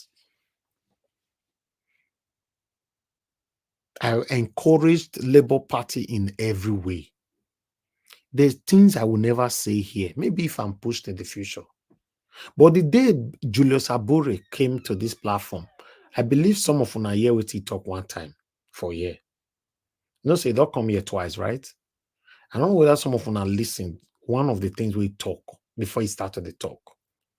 He say, Mr. Elvis, thank you, Naija Watch, for everything you are doing financially and otherwise. I'll pause it there. You know why we pause it there?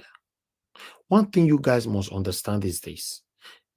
It's not everybody that is, how do I put it on, that is doing things because what you want to gain from people.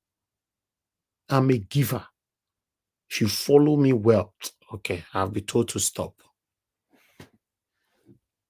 Good morning, good afternoon, good evening to every one of you. I'll stop right there.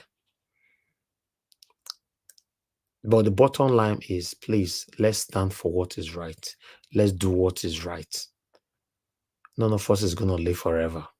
None of us. None of us. I'm very grateful to God today that I have a platform.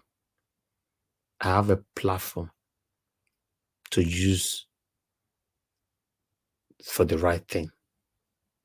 I will be using my platform for something else that you don't like. In case you're not aware, things that people don't like is where you get more views today. If you have platform today, if you think it's not lie, they talk, go to your platform and start insulting everybody, including your mama, your papa. You see 5,000 people will be watching you. And make sure so you also half naked though. You see about 10,000 will be watching you. I'm telling you.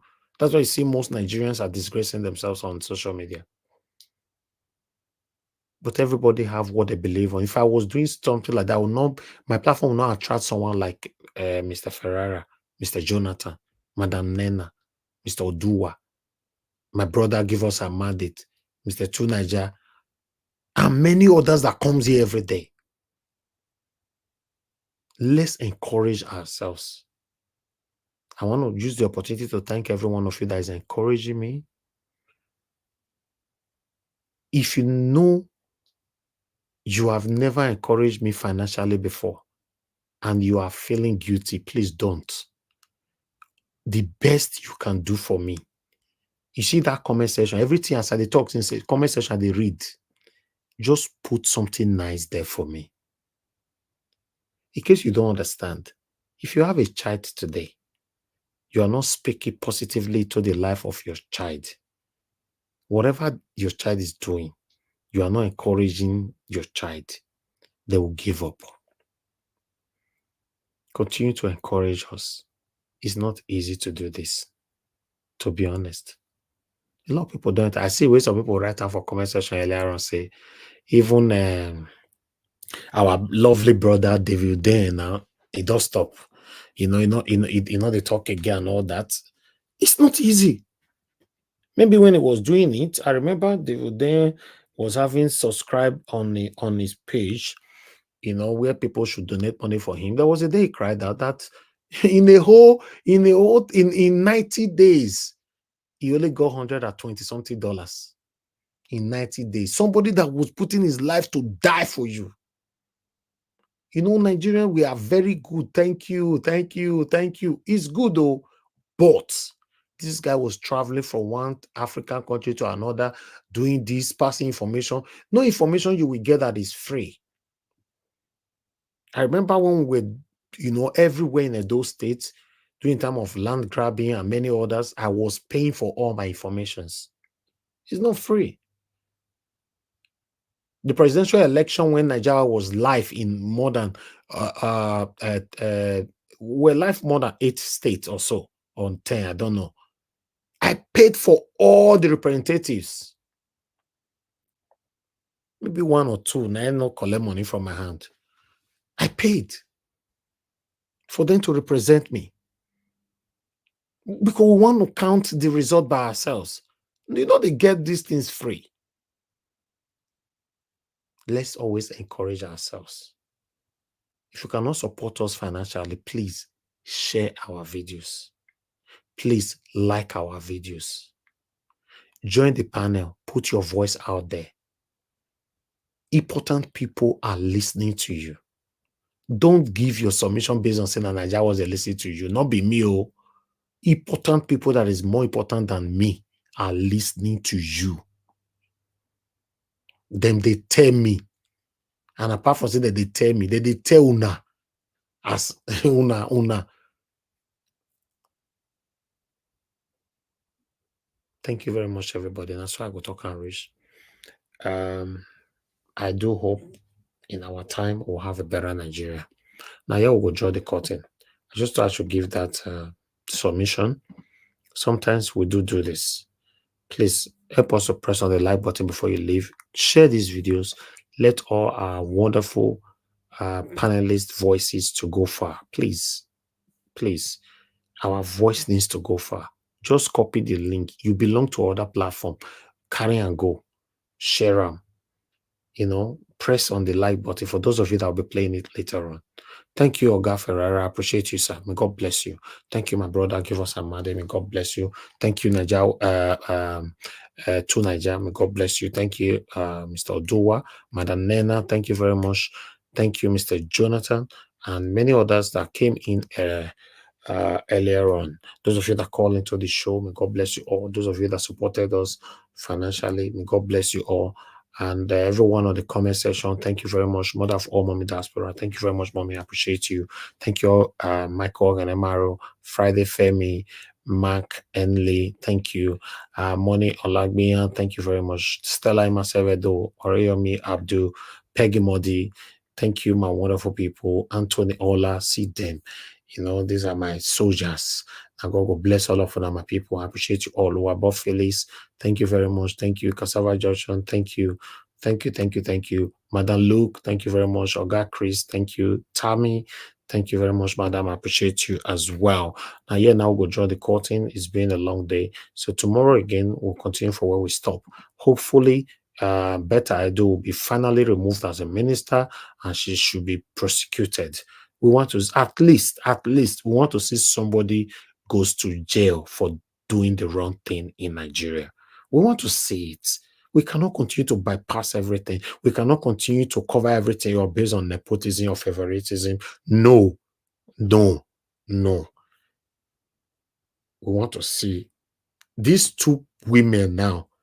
Let them use them as an example. The same woman will come up for the seat where Betta Edu can sit down on top 2 of them should be prosecuted. 2 of them. At least, when we still get a little bit of a wonderful hair to breathe. See, hey, this government, they are satanic, they are corrupt, they are everything. At least 2 days inside jail now. We want to see things like that because people are dying for their satanic acts. We know you guys are listening to us. Make una not do wuru for this case, because all eyes on you guys. You know, say that word, all eyes on you. Judiciary, all eyes on you. Una use it against us. Now, Betta Edu matter. All eyes on it. Thank you very much, my people. Now, yeah, now we'll go draw the court.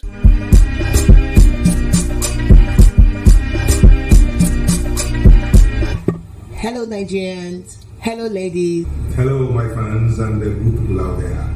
Keep watching. Keep watching it. What's that? Niger Watch. Niger Watch.